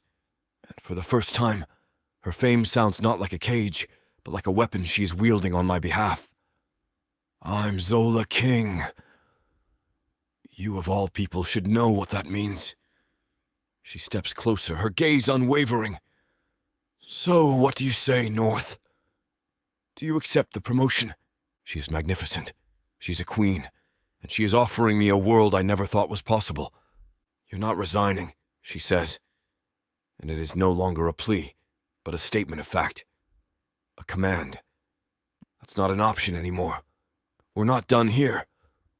A small, determined, breathtaking smile touches her lips. We're just getting started. But from now on, we do it my way. Chapter 29. Zola. Asher is looking at me like I've just solved an impossible equation. The shock, the awe, and the dawning hope on his face is a sight so beautiful, it makes my heart ache. We do it my way. The words hang in the humming, sterile air of the safe room, a declaration of a future I am inventing for us in real time. Zola, he starts, his voice rough with an emotion I can't quite name. You can't just... I can, I say, cutting him off gently. I place a hand on his chest, feeling the steady, solid beat of his heart under my palm. I can, and I did. Now, are you going to accept the promotion? Or am I going to have to fire you and then immediately rehire you in front of your boss? Because I will. Don't test me, North. A ghost of a smile touches his lips. It is the first time I have ever seen it, and it is a revelation. You're a menace. I learned from the best, I say, my own smile answering his. Now let's go face the dragon. Together. We walk out of the safe room hand in hand. My fingers are laced through his. A silent, unbreakable bond. The hallway is empty, but the flashing red emergency lights have been replaced by the steady, normal lighting of the house. The crisis is over. A new one is about to begin. We find Mallory in the great room. The paparazzo, a scrawny, terrified-looking man in his 20s, is sitting on the couch, flanked by a grim-faced Davies and Leo. Mallory is standing by the fireplace, her arms crossed, her expression a mask of cold, hard fury.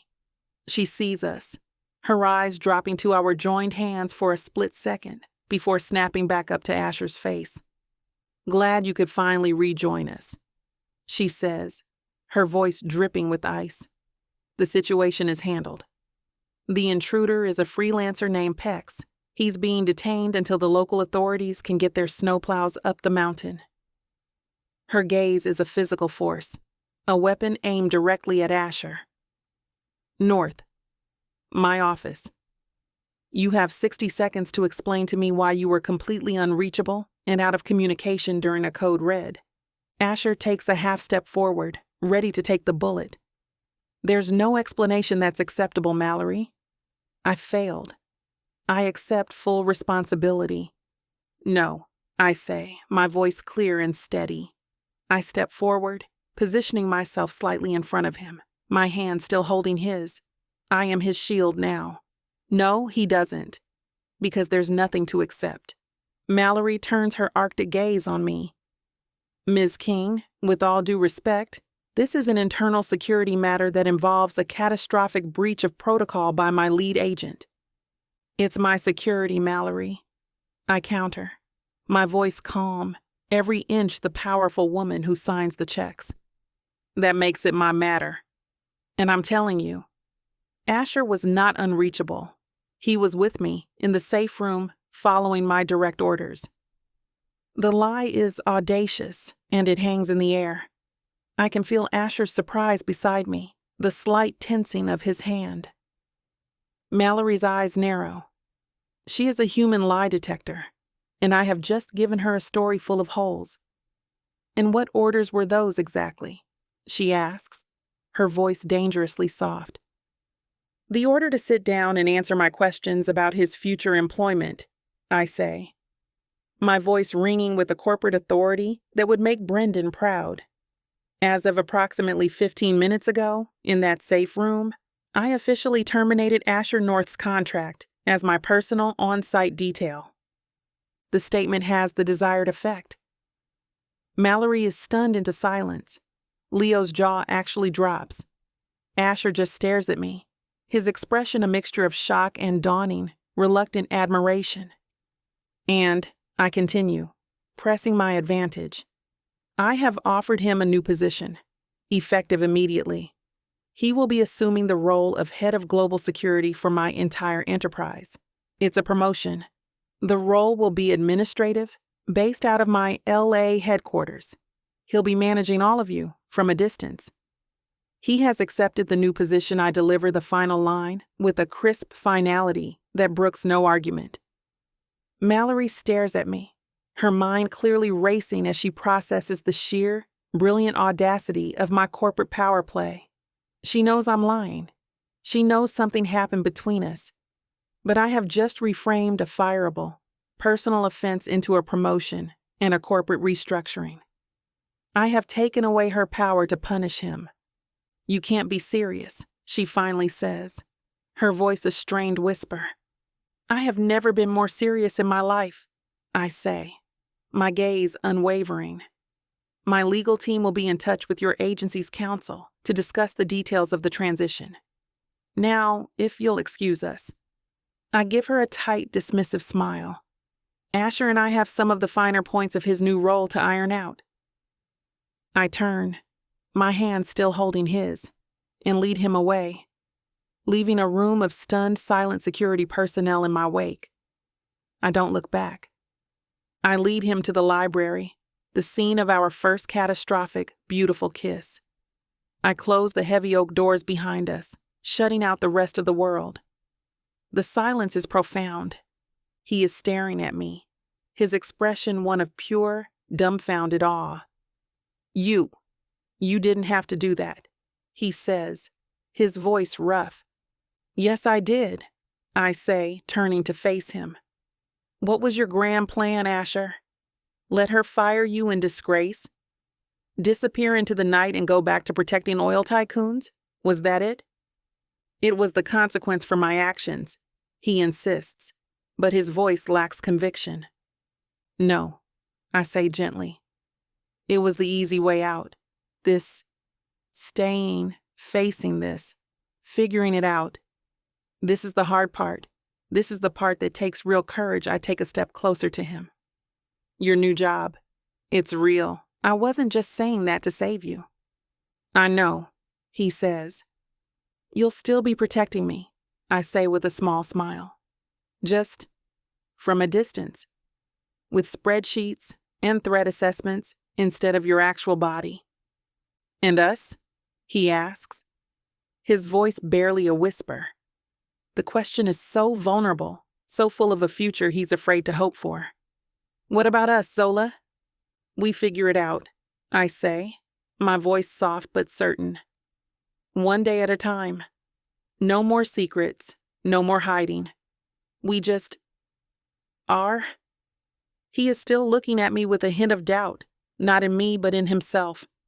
He, the most capable, confident man I have ever met, is afraid. Are you sure about this? He asks, his voice raw. About me?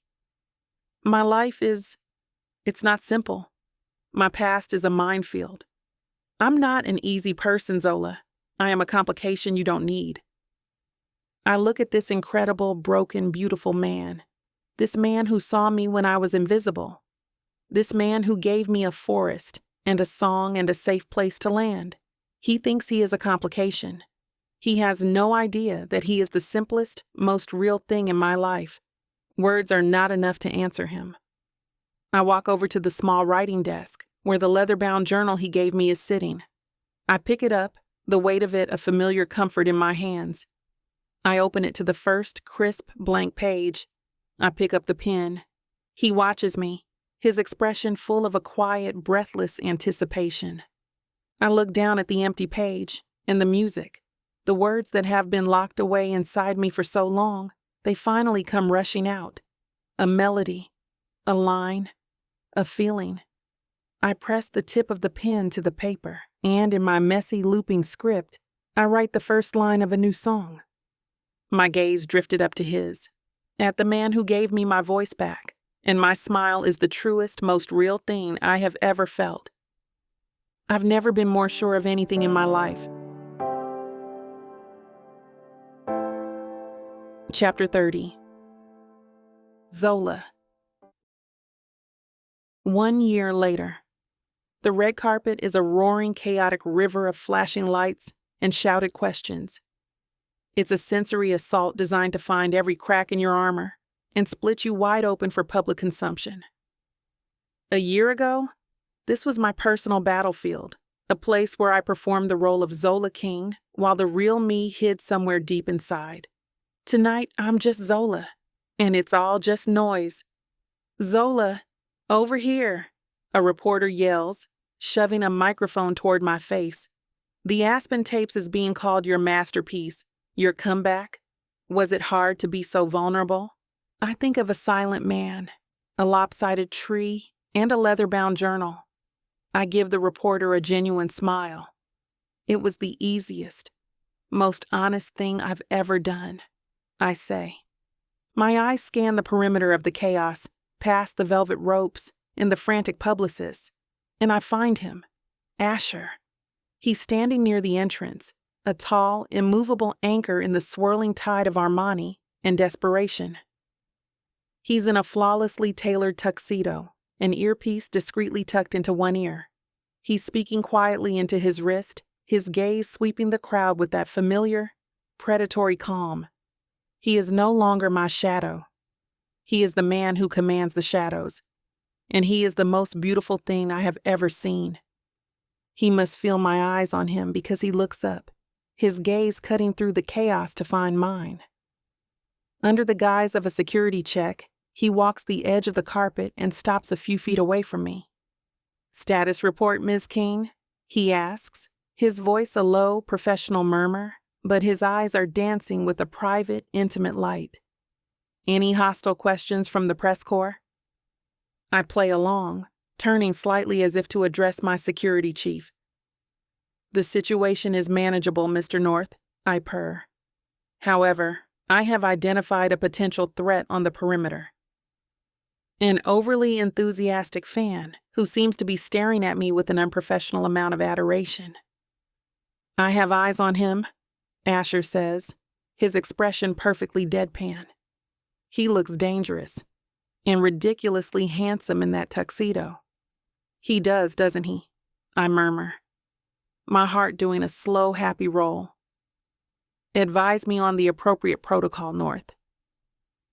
"Standard procedure is to ignore the subject completely until you're in a secure private location," he says, his voice dropping even lower. "At which point, you are authorized to tell him exactly how good he looks." Repeatedly. "Copy that," I whisper back. "I'll pencil it in." He gives me a single sharp nod, our secret language, and melts back toward his post. The reporter I was just talking to is staring, completely baffled by the exchange. I just smile and move on. Later, I'm backstage. The show is a blur of performances and blinding lights. My category, Album of the Year, is coming up, and my nerves are a flock of hummingbirds in my chest. I'm hiding in a quiet alcove behind a stack of roadie cases when he finds me. "You're hovering, Asher," I say without turning around. "It's in my new job description." He explained, a warm rumble right behind me. He hands me a bottle of water. "Head of Global Security and Professional Hoverer." I turn and lean back against the cases, looking up at him. "It suits you. Though the tuxedo is still a shock to my system, I keep expecting you to produce a tactical flashlight or rappel from the ceiling." "I have a flashlight in the car," he says, a ghost of a smile on his lips. "And the rappelling gear is on standby. Old habits." "Seriously, though," I say, my voice softening. "Are you okay? This is a lot, all these people, the noise." "I'm not the one whose name is about to be called in front of 10 million people," he counters, his expression turning serious. He frames my face with his large, warm hands. "The only question that matters is, are you okay?" "I am," I say, and the truth of it feels like a miracle. "Because you're here." A year ago, I would have been locked in a bathroom, tapping my nails against the stall door, just praying for it all to be over. "And now?" he asks, his thumb stroking my cheek. "And now," I say, leaning into his touch, "I'm just waiting to get this little gold statue so I can go home with my ridiculously overqualified and handsome boyfriend." "Is that what I am?" he asks, and there's a genuine, soft vulnerability in his voice that still, after all this time, makes my heart ache. "Let's see," I say, ticking the points off on my fingers. "You're the head of global security for Zola King Enterprises. You're my partner. You're the man who thinks Eric Satie is an appropriate emotional support tool. And you are, most definitely, my boyfriend." I tipped my face toward his, my eyes shining. "You contain multitudes, North. It's one of my favorite things about you." "I love you, Zola," he says with an emotion he no longer tries to hide. "I love you too," I whisper back. "Now stop looking at me with that much raw adoration, or I'm going to kiss you right here, and Mallory is going to have a full-blown aneurysm in the front row." "Noted," he says, his lips twitching. Maintaining professional distance until the objective is secure. A stage manager calls my name and my stomach does a nervous flip. It's time. Asher squeezes my hand. "You've already won," he says. "The rest is just static." He's right. But when they call my name, when the roar of the crowd hits me, when I walk up onto that stage and accept the heavy golden gramophone, it still feels pretty damn good. I look out at the blinding lights, my heart full to bursting. "Wow," I say, my voice trembling slightly. A year ago, I had lost my voice. I thought it was gone forever. My eyes find him in the wings, a tall, steady shadow in the chaos, my anchor. This album is about finding your voice again in the quietest, most unexpected of places. It's about how it just takes one person who is brave enough to listen to the silence instead of all the noise to completely change your world. I lift the award, my gaze locked on his. This is for the man who gave me a lopsided Christmas tree and a leather-bound journal, and the quiet I needed to write it all down. Asher, this is for you. The after party is exactly the kind of glittering, chaotic hellscape I used to despise. But tonight, it's different. It's a victory lap. I navigate the sea of air kisses and insincere congratulations with a serene, detached amusement. Zola, darling. A masterpiece. A voice gushes behind me. Brendan. He's all teeth and desperation. I've always knew you had this in you. Did you, Brendan? I say in a cool and smooth as the champagne in my glass. I seem to remember you referring to my brand having a rather inconvenient emotional breakdown. Before he can stammer out a response, a warm, solid presence is at my side. Ms. King, Asher says, his voice a polite, professional baritone, but his hand finds the small of my back, a secret, possessive touch. We're on a schedule. The car is waiting. You'll have to excuse me, I say to Brendan, giving him a brilliant, dismissive smile. Security calls. Asher leads me through the crowd, his body clearing a path. My hero, I murmur as we move toward a side exit. Rescuing me from the ghost of Christmas past. Just doing my job, he says, but I can hear the satisfaction in his voice, though I will admit that part was particularly gratifying. So the car is really waiting? I ask as we slip out into the cool, quiet night air. You're not just trying to get me alone? The car is waiting, he confirms, opening the door to a sleek black town car. But I am, most definitely, also trying to get you alone. We slide into the quiet, dark interior. The door closes, shutting out the noise and the flashing lights of the world. It's just us. He takes my hand, his long fingers lacing through mine. He lifts my hand to his lips and presses a soft, lingering kiss to my knuckles. So, what's the primary mission now, Mr. North? I ask, my voice a soft, happy sigh. He looks at me, his eyes full of a deep, quiet love that feels like coming home. My primary mission, he says in a low, intimate promise, is to get you home.